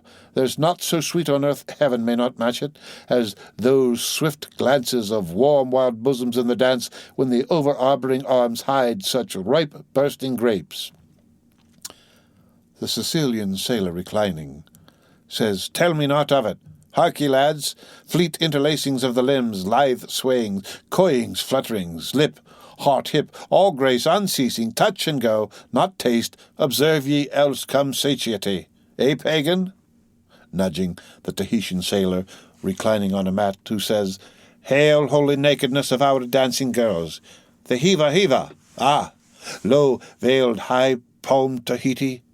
I still rest me on thy mat, but the soft soil has slid. I saw thee woven in the wood, my mat, green the first day I brought ye thence, now worn and wilted quite. Ah, me! Not thou nor I can bear the change. How then, if so be transplanted to yon sky? Hear I the roaring streams from Pirohite's peak of spears, when they leap down the crags and drown the villages. The blast! Up, spine, and meet it!" And he leaps to his feet. The Portuguese sailor says, "How the sea rolls swashing against the side. Stand by for reefing, hearties. The winds are just crossing swords. Pell-mell, they'll go lunging presently." And the Danish sailor replies, "Crack, crack, old ship. So long as thou crackest, thou holdest. Well done. The mate there holds ye to it stiffly. He's no more afraid than the isle fort at Kattegat, put there to fight the Baltic with storm-lashed guns on which the sea salt cakes." The fourth Nantucket sailor replies, "He has his orders, mind ye that. I heard old Ahab tell him he must always kill a squall, something as they burst a waterspout with a pistol fire your ship right into it." The English sailor, "Blood. But that old man's a grand old cove. We are the lads to hunt him up his whale." And they all reply, "Aye, aye." The old Manx sailor remarks, "How the three pines shake." Pines are the hardest sort of tree to live when shifted to any other soil, and here there's none but the crew's cursed clay. Steady, helmsman, steady. This is the sort of weather when brave hearts snap ashore and keeled hulls split at sea. Our captain has his birthmark. Look yonder, boys. There's another in the sky, lurid-like. You see, all else pitch black." From Daggoo. "What of that? Who's afraid of black's afraid of me. I'm quarrelled out of it." And the Spanish sailor remarks to the side, "He wants to bully. Ah, the old grudge makes me touchy. Aye, harpooner, thy race is the undeniable dark side of mankind, devilish dark at that. No offence." None. "That Spaniard's mad or drunk, but that can't be, or else in his own one case our old mogul's firewaters are somewhat long in working. What's that I saw? Lightning? Yes. No. Daggoo showing his teeth." Daggoo springing, "Swallow thine, mannikin, white skin, white liver." And the Spanish sailor meeting him, "Knife thee heartily, big frame, small spirit." They all shout, "Arrow, arrow, arrow." Tashtigo, with a whiff, "Arrow alow and arrow aloft. Gods and men, both brawlers, up." And from the Belfast sailor, "Arrow, arrow, arrow. The Virgin be blessed, arrow. Plunge in with ye." And the English sailor, "Fair play. Snatch the Spaniard's knife. A ring, a ring." The old Manx sailor, "Ready, formed. There, the ringed horizon. In that ring Cain struck Abel. Sweet work, right work, no? Why then, God, madst thou the ring?" The mate's voice resounds from the quarterdeck. "Hands by the halyards! In topgallant sails! Stand by to reef topsails!" And they all reply, "The squall! The squall! Jump, my jollies!" And they scatter, Pip shrinking under the windlass. "Jollies? Lord help such jollies! Crish-crash, there goes the jibstay! Blang-wang! God! Duck lower, Pip! Here comes the royal yard! It's worse than being in the world woods the last day of the year. Who'd go climbing after chestnuts now? But there they go, all cursing, and here I don't find prospects to 'em. They're on the road to heaven. Hold on hard. Jiminy, what a squall! But those chaps there are worse yet. They are your white squalls, they. White squalls? White whale. Sure. Here have I heard all their chat just now on the white whale. Sure. But spoken of once, and only this evening, it makes me ingle all over like my tambourine. That anaconda of an old man swore 'em in to hunt him. Oh, thou big white God aloft there somewhere in yon darkness, have mercy on this small black boy down here. Preserve him from all men that have no bowels to feel fear. The end of Chapter 40. Read by Rick Kistner for Lit to Go on the web at fcit.usf.edu. Moby Dick, or The Whale, by Herman Melville. Chapter 41. I, Ishmael, was one of that crew. My shouts had gone up with the rest, my oath had been welded with theirs, and stronger I shouted, and more did I hammer and clinch my oath because of the dread in my soul. A wild, mystical, sympathetical feel was in me. Ahab's quenchless feud seemed mine. With greedy ears I learned the history of that murderous monster against whom I and all the others had taken our oaths of violence and revenge. For some time past, though at intervals only, the unaccompanied, secluded white whale had haunted those uncivilized seas mostly frequented by the sperm whale fishermen. But not all of them knew of his existence. A few of them, comparatively, had knowingly seen him, while the number who as yet had actually and knowingly given battle to him was small indeed. For owing to the large number of whale cruisers, the disorderly way they were sprinkled over the entire watery circumference, many of them adventurously pushing their quest among solitary latitudes, so as seldom or never for a whole 12-month, or more on a stretch, to encounter a single news-telling sail of any sort. The inordinate length of each separate voyage, the irregularity of the times of sailing from home, all these, with other circumstances, direct and indirect, long obstructed the spread through the whole worldwide whaling fleet of the special, individualized tidings concerning Moby Dick. It was hardly to be doubted that several vessels reported to have encountered at such or such a time, or on such or such a meridian, a sperm whale of uncommon magnitude and malignity, which whale, after doing great mischief to his assailants, has completely escaped them. To some minds it was not an unfair presumption, I say, that the whale in question must have been no other than Moby Dick. Yet, as of late, the sperm whale fishery had been marked by various and not unfrequent instances of great ferocity, cunning, and malice in the monster attacked. Therefore, it was that those who by accident ignorantly gave battle to Moby Dick, such hunters perhaps for the most part were content to ascribe the peculiar terror he bred more as it were to the perils of the sperm whale fishery at large than to the individual cause. In that way mostly, the disastrous encounter between Ahab and the whale had hitherto been popularly regarded. And as for those who, previously hearing of the white whale, by chance caught sight of him, in the beginning of the thing they had every one of them almost as boldly and fearlessly lowered for him as for any other whale of that species. But at length such calamities did ensue in these assaults, not restricted to sprained wrists and ankles, broken limbs, or devouring amputations, but fatal to the last degree of fatality, those repeated disastrous repulses all accumulating and piling their terrors upon Moby Dick. Those things had gone far to shake the fortitude of many brave hunters to whom the story of the white whale had eventually come.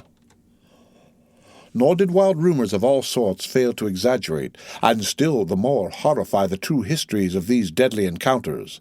For not only do fabulous rumors naturally grow out of the very body of all surprising terrible events, as the smitten tree gives birth to its fungi, but in maritime life, far more than in that of terra firma, wild rumors abound, wherever there is any adequate reality for them to cling to.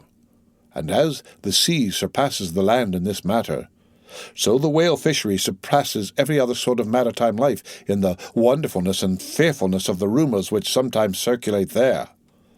For not only are whalemen as a body unexempt from that ignorance and superstitiousness hereditary to all sailors, but of all sailors they are by all odds the most directly brought into contact with whatever is appallingly astonishing in the sea. Face to face, they not only eye its greatest marvels, but hand to jaw give battle to them, alone in such remotest waters that, though you sailed 1,000 miles and passed 1,000 shores, you would not come to any chiselled hearthstone, or aught hospitable beneath that part of the sun in such latitudes and longitudes pursuing to such a calling as he does, the whaleman is wrapped by influences all tending to make his fancy pregnant with many a mighty birth. No wonder, then, that ever-gathering volume from the mere transit over the wildest watery spaces the outblown rumours of the white whale did in the end incorporate with themselves all manner of morbid hints and half-formed fetal suggestions of supernatural agencies which eventually invested Moby Dick with new terrors unborrowed from anything that visibly appears. So that in many cases such a panic did he finally strike that few who by these rumours at least had heard of the white whale, few of those hunters were willing to encounter the perils of his jaw. But there were still other and more vital practical influences at work.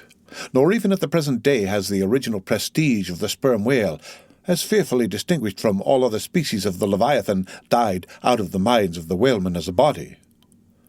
There are those this day among them who, though intelligent and courageous enough in offering battle to the Greenland or right whale, would perhaps, either from professional inexperience or incompetency or timidity, decline a contest with the sperm whale. At any rate, there are plenty of whalemen, especially among those whaling nations not sailing under the American flag, who have never hostilely encountered the sperm whale, but whose sole knowledge of the Leviathan is restricted to the ignoble monster primitively pursued in the north. Seated on their hatches, these men will hearken with a childish fireside interest and awe to the wild, strange tales of southern whaling. Nor is the preeminent tremendousness of the great sperm whale anywhere more feelingly comprehended than on board of those prows which stem him. And, as if the now-tested reality of his might had in former legendary times thrown its shadow before it, we find some book naturalists, Olesen and Povelson, declaring the sperm whale not only to be a consternation to every other creature in the sea, but also to be so incredibly ferocious as continually to be athirst for human blood. Nor even down to so late a time as Cuvier's, where these or almost similar impressions effaced, for in his natural history the Baron himself affirms that at sight of the sperm whale all fish, sharks included, are struck with the most lively terrors, and often in the precipitancy of their flight dash themselves against the rocks with such violence as to cause instantaneous death. And however the general experiences in the fishery may amend such reports as these, yet in their full terribleness, even to the bloodthirsty item of Povelson, the superstitious belief in them is, in some vicissitudes of their vocation, revived in the minds of the hunters. So that, overawed by the rumours and portents concerning him, not a few of the fishermen recalled, in reference to Moby Dick, the earlier days of the sperm whale fishery, when it was oftentimes hard to induce long-practised right whalemen to embark in the perils of this new and daring warfare. Such men protesting that, although other leviathans might be hopefully pursued, yet to chase and point lances at such an apparition as the sperm whale was not for mortal man. That to attempt it would be inevitably to be torn into a quick eternity. On this head, there are some remarkable documents that may be consulted. Nevertheless, some there were who, even in the face of these things, were ready to give chase to Moby Dick, and a still greater number who, chancing only to hear of him distantly and vaguely, without the specific details of any certain calamity, and without superstitious accompaniments, were sufficiently hardy not to flee from the battle if offered. One of the wildest suggestions referred to, as at last coming to be linked with the white whale in the minds of the superstitiously inclined, was the unearthly conceit that Moby Dick was ubiquitous, that he had actually been encountered in opposite latitudes at one and the same instant of time. Nor, credulous as such minds must have been, was this conceit altogether without some faint show of superstitious probability. For as the secrets of the currents in the seas have never yet been divulged, even to the most erudite research, so the hidden ways of the sperm whale when beneath the surface remain in great part unaccountable to his pursuers, and from time to time have originated the most curious and contradictory speculation regarding them, especially concerning the mystic modes whereby, after sounding to a great depth, he transports himself with such vast swiftness to the most widely distant points. It is a thing well known to both American and English whale ships, and as well a thing placed upon authoritative record years ago by Scoresby, that some whales have been captured far north on the Pacific, in whose bodies have been found the barbs of harpoons darted in the Greenland seas. Nor is it to be gainsaid that in some of these instances it has been declared that the interval of time between the two assaults could not have exceeded very many days. Hence, by inference, it has been believed by some whalemen that the Northwest Passage, so long a problem to man, was never a problem to the whale, so that here, in the real living experience of living men, the prodigies related in old times of the inland Strelo mountain in Portugal, near whose top there was said to be a lake in which the wrecks of ships floated up to the surface, and that still more wonderful story of the Arethusa fountain near Syracuse, whose waters were believed to have come from the Holy Land by an underground passage, these fabulous narrations are almost fully equalled by the realities of the whalemen. Forced into familiarity, then, with such prodigies as these, and knowing that, after repeated intrepid assaults, the white whale had escaped alive, it cannot be much matter of surprise that some whalemen should go still further in their superstitions, declaring Moby Dick not only ubiquitous, but immortal, for immortality is but ubiquity in time, that though groves of spears should be planted in his flanks, he would still swim away unharmed, or, if indeed he should ever be made to spout thick blood, such a sight would be but a ghastly deception, for again in unensanguined billows hundreds of leagues away his unsullied jet would once more be seen. But even stripped of these supernatural surmisings, there was enough in the earthly make and incontestable character of the monster to strike the imagination with unwonted power. For it was not so much his uncommon bulk that so much distinguished him from other sperm whales, but, as was elsewhere thrown out, a peculiar snow-white wrinkled forehead and a high pyramidical white hump. These were his prominent features, the tokens whereby, even in the limitless, uncharted seas, he revealed his identity at a long distance to those who knew him. The rest of his body was so streaked and spotted and marbled with the same shrouded hue that, in the end, he had gained his distinctive appellation of the white whale, a name indeed literally justified by his vivid aspect when seen gliding at high noon through a dark blue sea, leaving a Milky Way wake of creamy foam all spangled with golden gleamings. Nor was it his unwonted magnitude, nor his remarkable hue, nor yet his deformed lower jaw that so much invested the whale with natural terror as that unexampled, intelligent malignity which, according to specific accounts, he had over and over again evinced in his assaults. More than all, his treacherous retreats struck more of dismay than perhaps aught else. For when swimming before his exulting pursuers, with every apparent symptom of alarm, he had several times been known to turn round suddenly, and bearing down upon them, either stave their boats to splinters, or drive them back in consternation to their ship. Already several fatalities had attended his chase. But though similar disasters, however little bruited ashore, were by no means unusual in the fishery, yet in most instances such seemed the white whale's infernal aforethought of ferocity that every dismembering or death that he caused was not only regarded as having been inflicted by an unintelligent agent. Judge, then, to what pitches of inflamed, distracted fury the minds of his more desperate hunters were impelled, when amid the chips of chewed boats and the sinking limbs of torn comrades, they swam out of the white curds of the whale's direful wrath into the serene, exasperating sunlight that smiled on as if at a birth or a bridal. His 3 boats stove round him, and oars and men both whirling in the eddies. One captain, seizing the line-knife from his broken prow, had dashed at the whale, as an Arkansas duellist at his foe, blindly seeking with a 6-inch blade to reach the fathom-deep life of the whale. That captain was Ahab, and then it was that suddenly, sweeping his sickle-shaped lower jaw beneath him, Moby Dick had reaped away Ahab's leg as a mower a blade of grass in the field. No turbaned Turk, no hired Venetian or Malay could have smote him with more seeming malice, Small reason was there to doubt then that ever since that almost fatal encounter Ahab had cherished a wild vindictiveness against the whale, all the more fell for that in his frantic morbidness he at last came to identify with him not only all his bodily woes, but all his intellectual and spiritual exasperations. The white whale swam before him as the monomaniac incarnation of all those malicious agencies which some deep men feel eating in them till they are left living on with half a heart and half a lung. That intangible malignity which has been from the beginning, to whose dominion even the modern Christians ascribe one half of the world, which the ancient Ophites of the East reverenced in their statue devil, Ahab did not fall down and worship it like them, but deliriously transferring its idea to the abhorred white whale, he pitted himself all mutilated against it. All that most maddens and torments, all that stirs up the lees of things, all truth with malice in it, all that cracks the sinews and cakes the brain, all the subtle demonisms of life and thought, all evil to crazy Ahab, were visibly personified and made practically assailable in Moby Dick. He piled upon the whale's white hump the sum of all the general rage and hate felt by his whole race from Adam down, and then, as if his chest had been a mortar, he burst his hot heart's shell upon it. It is not probable that this monomania in him took its instant rise at the precise time of his bodily dismemberment.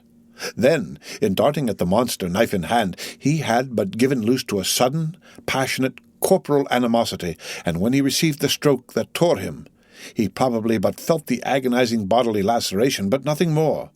Yet, when by this collision forced to turn towards home, and for long months of days and weeks Ahab and Anguish lay stretched together in one hammock, rounding in midwinter that dreary, howling Patagonian cape, then it was that his torn body and gashed soul bled into one another, and so, interfusing, made him mad.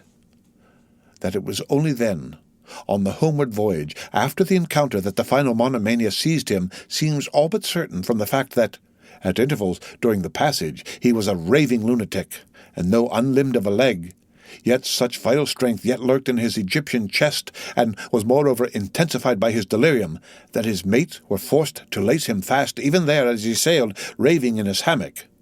In a straitjacket he swung to the mad rockings of the gales, and when running into more sufferable latitudes the ship, with mild stunsail spread, floated across the tranquil tropics, and, to all appearances, the old man's delirium seemed left behind him with the Cape Horn swells, and he came forth from his dark den into the blessed light and air. Even then, when he bore that firm, collected front, however pale, and issued his calm orders once again, and his mates thanked God the direful madness was now gone, even then Ahab, in his hidden self, raved on. Human madness is oftentimes a cunning and most feline thing. When you think it fled, it may have but become transfigured into some still subtler form. Ahab's full lunacy subsided not, but deepeningly contracted like the unabated Hudson, when that noble Northman flows narrowly but unfathomably through the Highland Gorge. But as in his narrow-flowing monomania, not one jot of Ahab's broad madness had been left behind, so in that broad madness not one jot of his great natural intellect had perished. That before living agent now became the living instrument. If such a furious trope may stand, his special lunacy stormed his general sanity, and carried it, and turned all its gone-centred cannon upon its own mad mark. So that far from having lost his strength, Ahab, to that one end, did now possess 1,000-fold more potency than ever he had sanely brought to bear upon any one reasonable object. This is much. Yet Ahab's larger, darker, deeper part remains unhinted, but vain to popularize profundities, and all truth is profound. Winding far down from within the very heart of this spiked Hotel de Cluny, where we here stand, however grand and wonderful, now quit it, and take your way, ye nobler, sadder souls, to those vast Roman halls of Thermes, where far beneath the fantastic towers of man's upper earth, his root of grandeur, his whole awful essence, sits in bearded state. An antique buried beneath antiquities, and throned on torsos, so, with a broken throne, the great gods mock that captive king, so, like a caryatid, he patient sits, upholding on his frozen brow the piled entablatures of ages. Wind ye down there, ye prouder, sadder souls, question that proud, sad king. A family likeness, aye, he did beget ye, ye young exiled royalties, and from your grim sire only will the old state's secret come. Now, in his heart, Ahab had some glimpse of this, namely, all my means are sane, my motive and my object mad, yet without power to kill or change or shun the fact, he likewise knew that the mankind he did long dissemble, in some sort did still. But that thing of his dissembling was only subject to his perceptibility, not to his will determinate. Nevertheless, so well did he succeed in that dissembling that, when with ivory leg he stepped ashore at last, no Nantucketer thought him otherwise than but naturally grieved, and that to the quick with the terrible casualty which had overtaken him. The report of his undeniable delirium at sea was likewise popularly ascribed to a kindred cause, and so too all the added moodiness which always afterwards, to the very day of sailing in the Pequod on the present voyage, sat brooding on his brow. Nor is it so very unlikely that, far from distrusting his fitness for another whaling voyage on account of such dark symptoms, the calculating people of that prudent isle were inclined to harbour the conceit that, for those very reasons, he was all the better qualified and set on edge for a pursuit so full of rage and wildness as the bloody hunt of whales. Gnawed within and scorched without, with the infixed, unrelenting fangs of some incurable idea, such a one, could he be found, would seem the very man to dart his iron and lift his lance against the most appalling of all brutes. Or, if for any reason thought to be corporeally incapacitated for that, yet such a one would seem superlatively competent to cheer and howl on his underlings to the attack. But be all this as it may, certain it is that with the mad secret of his unabated rage bolted up and keyed in him, Ahab had purposely sailed upon the present voyage with the one, only, and all-engrossing object of hunting the white whale. Had any one of his old acquaintances on shore but half dreamed of what was lurking in him then, how soon would their aghast and righteous souls have wrenched the ship from such a fiendish man! They were bent on profitable cruises, the profit to be counted down in dollars from the mint. He was intent on an audacious, immitigable, and supernatural revenge. Here, then, was this grey-headed, ungodly old man chasing with curses Job's whale round the world at the head of a crew too chiefly made up of mongrel renegades and castaways and cannibals, morally enfeebled also by the incompetence of mere unaided virtue or right-mindedness in Starbuck, the invulnerable jollity of indifference and recklessness in Stubb, and the pervading mediocrity in Flask. Such a crew, so officered, seemed specially picked and packed by some infernal fatality to help him to his monomaniac revenge. How it was that they so aboundingly responded to the old man's ire, by what evil magic their souls were possessed, that at times his hate seemed almost theirs. The white whale as much their insufferable foe as his, how all this came to be, what the white whale was to them, or how to their unconscious understandings also in some dim, unsuspected way he might have seemed the gliding great demon of the seas of life, all this to explain would be to dive deeper than Ishmael can go. The subterranean miner that works in us all, how can one tell whither leads his shaft by the ever-shifting, muffled sound of his pick? Who does not feel the irresistible arm drag? What skiff in tow of a 74 can stand still? For one, I gave myself up to the abandonment of the time and the place, but while yet all a rush to encounter the whale, could see naught in that brute but the deadliest ill. The end of Chapter 41. Read by Rick Kistner for Lit2Go on the web at fcit.usf.edu. Moby Dick, or The Whale, by Herman Melville. Chapter 42. The Whiteness of the Whale. What the white whale was to Ahab has been hinted. What at times he was to me as yet remains unsaid. Aside from those more obvious considerations touching Moby Dick, which could not but occasionally awaken in any man's soul some alarm, there was another thought, or rather vague, nameless horror concerning him, which at times by its intensity completely overpowered all the rest. And yet So mystical and well-nigh ineffable was it, that I almost despair of putting it in a comprehensible form. It was the whiteness of the whale that above all things appalled me. But how can I hope to explain myself here, and yet, in some dim, random way, explain myself I must, else all these chapters might be naught.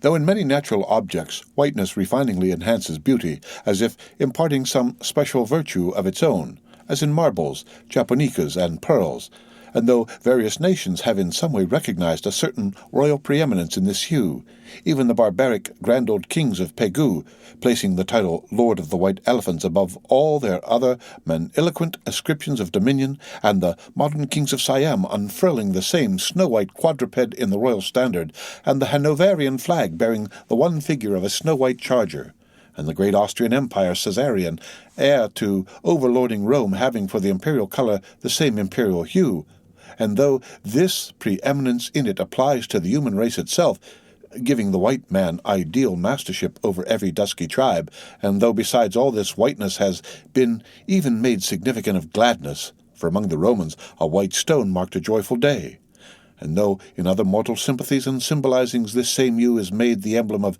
many touching, noble things, the innocence of brides, the benignity of age, though among the red men of America the giving of the white belt of wampum was the deepest pledge of honor, though in many climes whiteness typifies the majesty of justness in the ermine of the judge, and contributes to the daily state of kings and queens drawn by milk-white steeds, though even in the higher mysteries of the most august religions it has been made the symbol of the divine spotlessness and power, by the Persian fire-worshippers the white forked flame being held the holiest on the altar, and in the Greek mythologies, great Jove himself being made incarnate in a snow-white bull, and though to the noble Iroquois the midwinter sacrifice of the sacred white dog was by far the holiest festival of their theology, that spotless, faithful creature being held the purest envoy that they could send to the Great Spirit with the annual tidings of their own fidelity.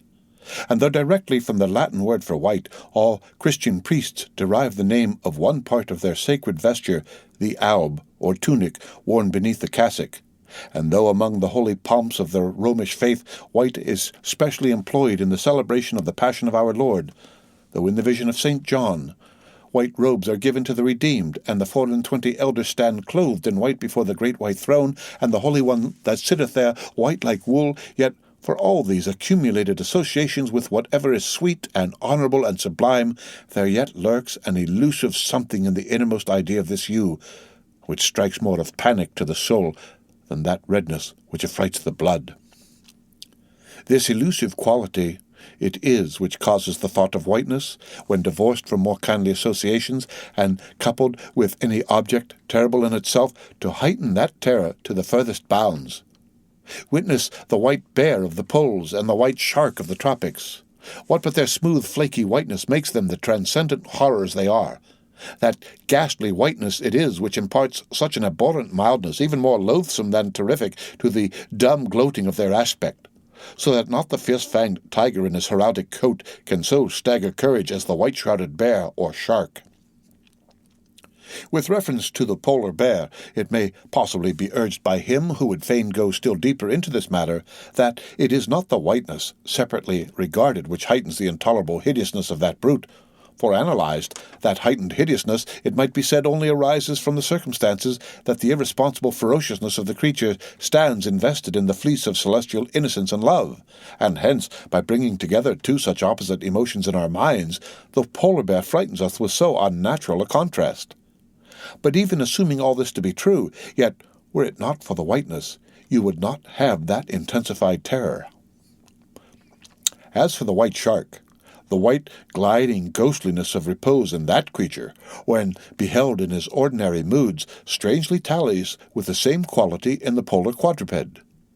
This peculiarity is most vividly hit by the French in the name they bestow upon that fish. The Romish Mass for the dead begins with Requiem in Ternam, eternal rest, whence Requiem denominating the Mass itself and any other funeral music. Now, in allusion to the white, silent stillness of death in the shark, and the mild deadliness of his habits, the French call him Requiem. Bethink thee of the albatross, whence come those clouds of spiritual wonderment and pale dread, in which that white phantom sails in all imaginations. Not Coleridge first threw that spell, but God's great unflattering laureate, nature. I remember the first albatross I ever saw. It was during a prolonged gale in waters hard upon the Antarctic seas. From my forenoon watch below, I ascended to the overclouded deck, and there, dashed upon the main hatches, I saw a regal, feathery thing of unspotted whiteness, and with a hooked Roman bill sublime. At intervals it arched forth its vast archangel wings, as if to embrace some holy ark. Wondrous flutterings and throbbings shook it. Though bodily unharmed, it uttered cries as some king's ghost in supernatural distress. Through its inexpressible strange eyes, methought I peeped to secrets which took hold of God. As Abraham before the angels, I bowed myself. The white thing was so white, its wings so wide, and in those forever exiled waters I had lost the miserable warping memories of traditions and of towns. Long I gazed at that prodigy of plumage.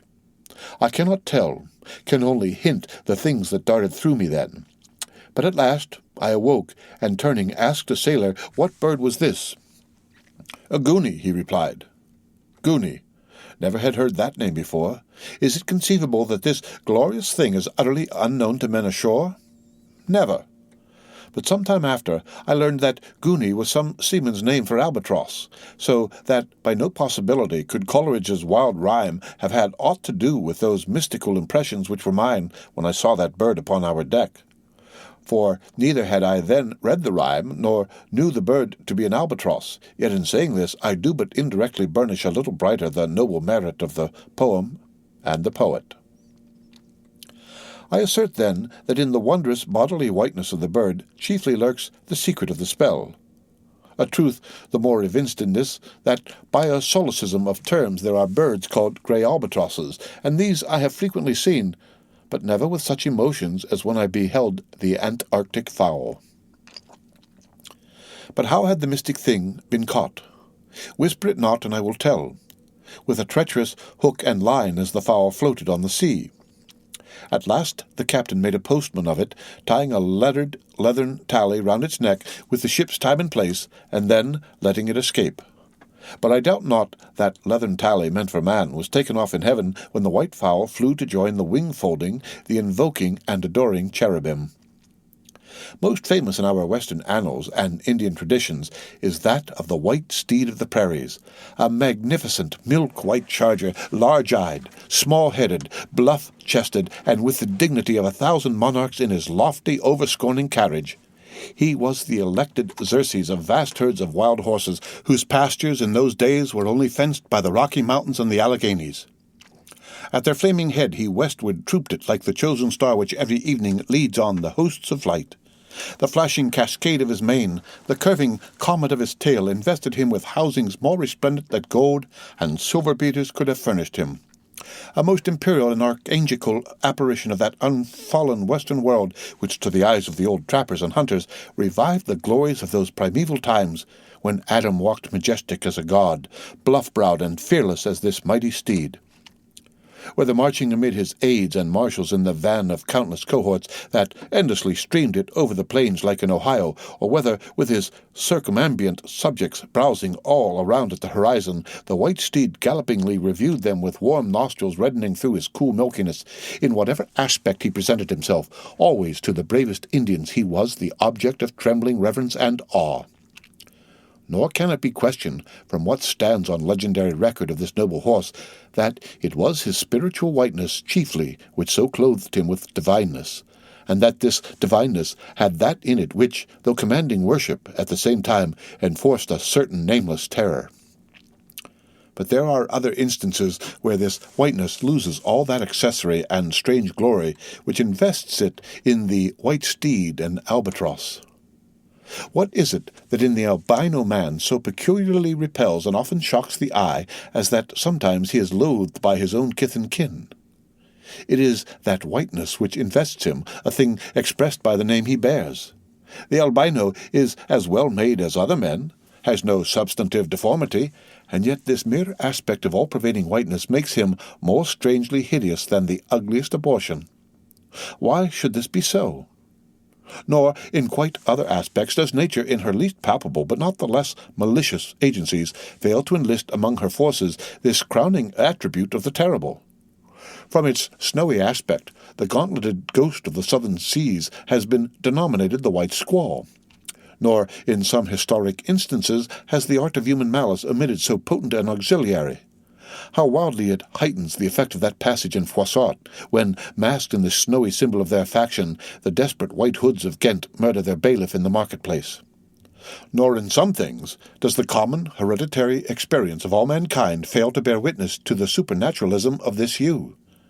It cannot well be doubted that the one visible quality in the aspect of the dead which most appalls the gazer is the marble pallor lingering there, as if indeed that pallor were as much like the badge of consternation in the other world as of mortal trepidation here. And from that pallor of the dead we borrow the expressive view of the shroud in which we wrap them. Nor even in our superstitions do we fail to throw the same snowy mantle round our phantoms, all ghosts rising in a milk-white fog. Yea, while these terrors seize us, let us add that even the King of Terrors, when personified by the evangelist, rides on his pallid horse. Therefore, in his other moods, symbolize whatever grand or gracious thing he will by whiteness. No man can deny that in its profoundest idealized significance it calls up a peculiar apparition to the soul. But though without dissent this point be fixed, how is mortal man to account for it? To analyze it would seem impossible. Can we, then, by the citation of some of those instances wherein this thing of whiteness, though for the time either wholly or in great part stripped of all direct associations calculated to import to it aught fearful, but nevertheless is found to exert over us the same sorcery, however modified?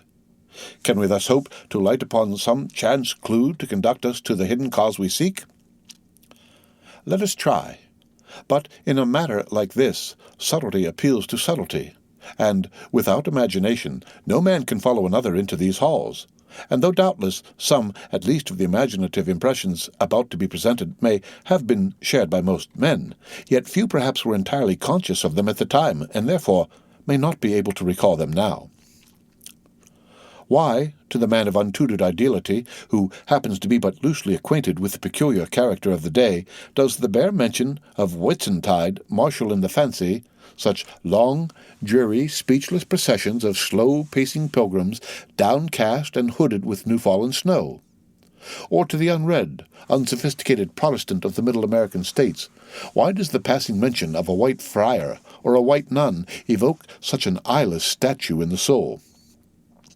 Or what is there, apart from the traditions of dungeoned warriors and kings, which will not wholly account for it, that makes the White Tower of London tell so much more strongly on the imagination of an untravelled American than those other storied structures, its neighbours, the Byward Tower, or even the Bloodied, and those sublimer towers, the White Mountains of New Hampshire, whence in peculiar moods comes that gigantic ghostliness over the soul at the bare mention of that name, while the thought of Virginia's Blue Ridge is full of a soft, dewy, distant dreaminess?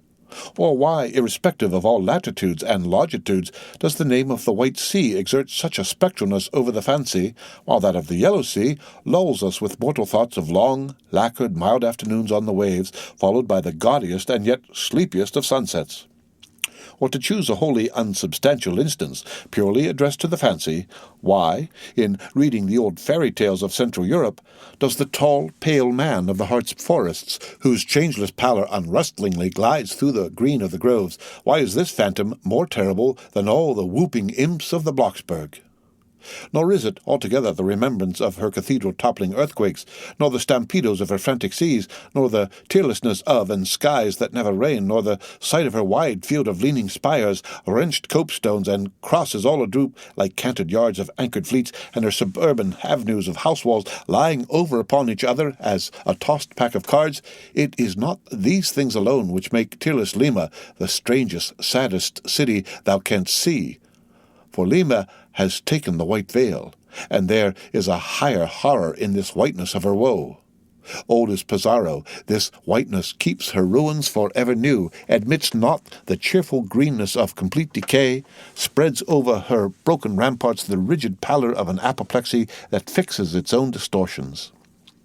I know that to the common apprehension, This phenomenon of whiteness is not confessed to be the prime agent in exaggerating the terror of objects otherwise terrible, nor to the unimaginative mind is there aught of terror in those appearances whose awfulness to another mind almost solely consists in this one phenomenon, especially when exhibited under any form at all approaching to muteness or universality. What I mean by these two statements may perhaps be respectively elucidated by the following examples.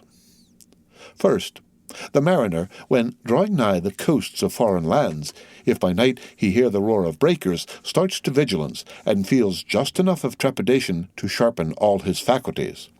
But under precisely similar circumstances, let him be called from his hammock to view his ship sailing through a midnight sea of milky whiteness, as if from encircling headland shoals of combed white bears were swimming around him, then he feels a silent, superstitious dread. The shrouded phantom of the whitened waters is horrible to him as a real ghost. In vain the lead assures him he is still off soundings. Heart and helm they both go down. He never rests till blue water is under him again. Yet where is the mariner who will tell thee, Sir, it was not so much the fear of striking hidden rocks as the fear of that hideous whiteness that so stirred me? Second, to the native Indian of Peru, the continual sight of the snow-hounded Andes conveys naught of dread, except perhaps in the mere fancying of the eternal frosted desolateness reigning at such vast altitudes, and the natural conceit of what a fearfulness it would be to lose oneself in such inhuman solitude. Much the same is it with the backwoodsman of the West, who with comparative indifference views an unbounded prairie sheeted with driven snow, no shadow of tree or twig to break the fixed trance of whiteness. Not so the sailor beholding the scenery of the Antarctic seas, where at times, by some infernal trick of legerdemain in the powers of frost and air, he, shivering and half shipwrecked, instead of rainbows speaking hope and solace to his misery, views what seems a boundless churchyard grinning upon him with its lean ice monuments and splintered crosses. But thou sayest, methinks that white-lead chapter about whiteness is but a white flag hung out from a craven soul. Thou surrenderest to a hypo, Ishmael. Tell me, why this strong young colt, foaled in some peaceful valley of Vermont, far removed from all beasts of prey, why is it that upon the sunniest day, if you but shake a fresh buffalo robe behind him so that he cannot even see it, but only smells its wild animal muskiness, why will he start, snort, and, with bursting eyes, paw the ground in frenzies of affright? There is no remembrance in him of any gorings of wild creatures in his green northern home, so that the strange muskiness he smells cannot recall to him anything associated with the experience of former perils. For what knows he, this New England colt, of the black bisons of distant Oregon? No. But here thou beholdest, even in a dumb brute, the instinct of the knowledge of the demonism in the world. Though thousands of miles from Oregon, still, when he smells that savage musk, the rending, goring bison herds are as present as to the deserted wild foals of the prairies, which this instant they may be trampling into dust. Thus, then the muffled rollings of a milky sea, the bleak rustlings of the festooned frosts of mountains, the desolate shiftings of the windrowed snows of prairies, all these to Ishmael are as the shaking of that buffalo robe to the frightened colt. Though neither knows where lie the nameless things of which the mystic sign gives forth such hints, yet, with me, as with the colt, somewhere those things must exist. Though, in many of its aspects, this visible world seems formed in love, the invisible spheres were formed in fright. But not yet have we solved the incantation of this whiteness, and learned why it appeals with such power to the soul, and more strange and far more portentous, why, as we have seen, it is at once the most meaning symbol of spiritual things, nay, the very veil of the Christian's deity, and yet should be, as it is, the intensifying agent in things the most appalling to mankind. Is it that by its indefiniteness it shadows forth the heartless voids and immensities of the universe, and thus stabs us from behind with the thought of annihilation, when beholding the white depths of the Milky Way? Or is it that, in essence, whiteness is not so much a color as the visible absence of color, and at the same time the concrete of all colors? Is it for these reasons that there is such a dumb blankness full of meaning in a wide landscape of snows, a colorless, all-color of atheism from which we shrink? And when we consider that other theory of the natural philosophers, that all other earthly hues, every stately or lovely emblazoning, the sweet tinges of sunset skies and woods, yea, and the gilded velvets of butterflies and the butterfly cheeks of young girls, all these are but subtle deceits, not actually inherent in substances, but only laid on from without, so that all deified nature absolutely paints like the harlot, whose allurements cover nothing but the charnel house within. And when we proceed further, and consider that the mystical cosmetic which produces every one of her hues, the great principle of light, forever remains white or colourless in itself, and if operating without medium upon matter, would touch all objects, even tulips and roses, with its own blank tinge. Pondering all this, the palsied universe lies before us a leper, and like wilful travellers in Lapland, who refuse to wear coloured and colouring glasses upon their eyes, so the wretched infidel gazes himself blind at the monumental white shroud that wraps all the prospect around him, and of all these things the albino whale was the symbol. Wonder ye then at the fiery hunt? The end of chapter 42. Read by Rick Kistner for Lit to Go on the web at fcit.usf.edu.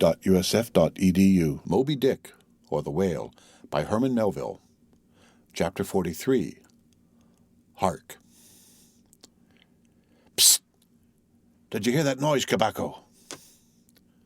It was the middle watch, a fair moonlight. The seamen were standing in a cordon extending from one of the fresh water butts in the waist to the scuttlebutt near the taffrail. In this manner they passed the buckets to fill the scuttlebutt. Standing, for the most part, on the hallowed precincts of the quarterdeck, they were careful not to speak or rustle their feet. From hand to hand the buckets went in the deepest silence, only broken by the occasional flap of a sail and the steady hum of the unceasingly advancing keel. It was in the midst of this repose that Archie, one of the cordon, whose post was near the after hatches, whispered to his neighbour, Okolo, the words above. Psst! Did you hear that noise, Cabaco? Take the bucket, will ye, Archie? What noise do you mean? There it is again.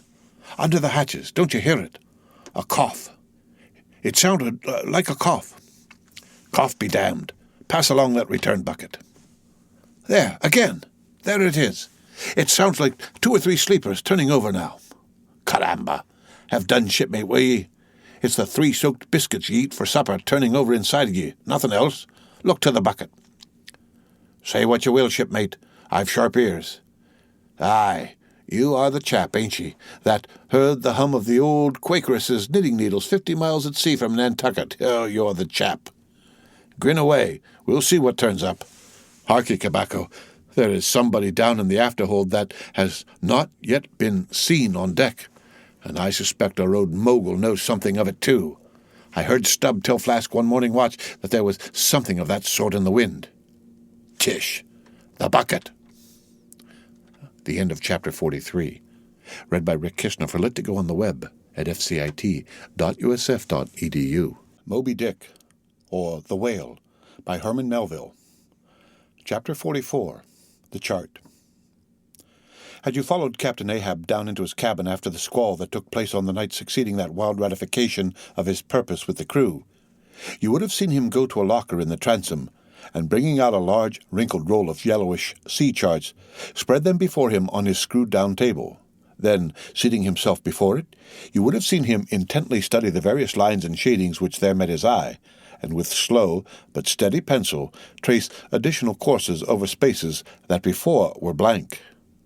At intervals he would refer to piles of old log-books beside him, wherein were set down the seasons and places in which, on various former voyages of various ships, sperm whales had been captured or seen. While thus employed, the heavy pewter lamp suspended in chains over his head continually rocked with the motion of the ship, and forever threw shifting gleams and shadows of lines upon his wrinkled brow, till it almost seemed that, while he himself was marking out lines and courses on the wrinkled charts, some invisible pencil was also tracing lines and courses upon the deeply marked chart of his forehead. But it was not this night in particular that, in the solitude of his cabin, Ahab thus pondered over his charts. Almost every night they were brought out. Almost every night some pencil marks were effaced, and others were substituted. For, with the charts of all 4 oceans before him, Ahab was threading a maze of currents and eddies with a view to the more certain accomplishment of that monomaniac thought of his soul. Now, to anyone not fully acquainted with the ways of the Leviathans, it might seem an absurdly hopeless task thus to seek out one solitary creature in the unhooped oceans on this planet. But not so did it seem to Ahab, who knew the sets of all tides and currents, and thereby calculating the driftings of the sperm whale's food, and also, calling to mind the regular ascertained seasons for hunting him in particular latitudes, could arrive at reasonable surmises, almost approaching to certainties, concerning the timeliest day to be found upon this or that ground in search of his prey. So, assured, indeed, is the fact concerning the periodicalness of the sperm whale's resorting to given waters, that many hunters believe that, could he be closely observed and studied throughout the world, were the logs for one voyage of the entire whale fleet carefully collated, then the migrations of the sperm whale would be found to correspond in invariability to those of the herring shoals or the flights of swallows. On this hint, attempts have been made to construct elaborate migratory charts of the sperm whale. Since the above was written, the statement is happily borne out by an official circular issued by Lieutenant Maury of the National Observatory, Washington, April 16, 1851. By that circular it appears that precisely such a chart is in course of completion, and portions of it are presented in the circular. This chart divides the ocean into districts of 5 degrees of latitude by 5 degrees of longitude, perpendicularly through each of which districts are 12 columns for the 12 months, and horizontally through each of which districts are 3 lines, one to show the number of days that have been spent in each month in every district, and the other 2 to show the number of days in which whales, sperm or right, have been seen. Besides, when making a passage from one feeding ground to another, the sperm whales, guided by some infallible instinct, say, rather secret intelligence from the deity, mostly swim in veins, as they are called, continuing their way along a given ocean line with such undeviating exactitude that no ship ever sailed her course by any chart with 1/10 of such marvelous precision.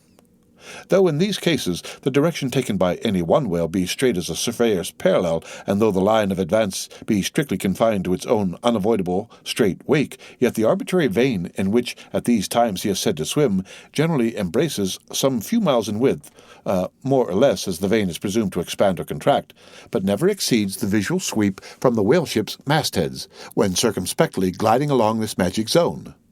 The sum is that at particular seasons within that breadth and along that path, migrating whales may with great confidence be looked for. And hence not only at substantiated times upon well-known separate feeding grounds could Ahab hope to encounter his prey, but in crossing the widest expanse of water between those grounds he could by his art so place and time himself on his way as even then not to be wholly without prospect of a meeting. There was a circumstance which at first sight seems to entangle his delirious but still methodical scheme, but not so in the reality, perhaps. Though the gregarious sperm whales have their regular seasons for particular grounds, yet in general you cannot conclude that the herds which haunted such and such a latitude or longitude this year, say, will turn out to be identically the same with those that were found there the preceding season, though there are peculiar and unquestionable instances where the contrary of this has proved true. In general, the same remark, only within a less wide limit, applies to the solitaries and hermits among the matured, aged sperm whales, so that, though Moby Dick had in a former year been seen, for example, on what is called the Seychelles ground in the Indian Ocean, or Volcano Bay on the Japanese coast, yet it did not follow that, were the Pequod to visit either of those spots at any subsequent corresponding season, she would infallibly encounter him there. So, too, with some other feeding grounds where he had at times revealed himself. But all these seemed only his casual stopping places and ocean inns, so to speak, not his places of prolonged abode. And where Ahab's chances of accomplishing his object have hitherto been spoken of, allusion has only been made to whatever wayside, antecedent, extra prospects were his, ere a particular set time or place were attained, when all possibilities would become probabilities and, as Ahab fondly thought, every possibility the next thing to a certainty. That particular set time and place were conjoined in the one technical phrase, the season on the line. For there and then, for several consecutive years, Moby Dick had been periodically descried, lingering in those waters for a while as the sun in its annual round loiters for a predicted interval in any one sign of the zodiac. There it was, too, that most of the deadly encounters with the white whale had taken place.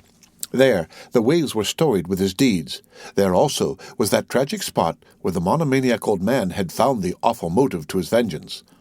But in the cautious comprehensiveness and unloitering vigilance with which Ahab threw his brooding soul into this unfaltering hunt, he would not permit himself to rest all his hopes upon the one crowning fact above mentioned, however flattering it might be to those hopes. Nor in the sleeplessness of his vow could he so tranquilize his unquiet heart as to postpone all intervening quest. Now, the Pequod had sailed from Nantucket at the very beginning of the season on the line. No possible endeavor then could enable her commander to make the great passage southwards, double Cape Horn, and then, running down 60 degrees of latitude, arrive in the equatorial Pacific in time to cruise there. Therefore, he must wait for the next ensuing season.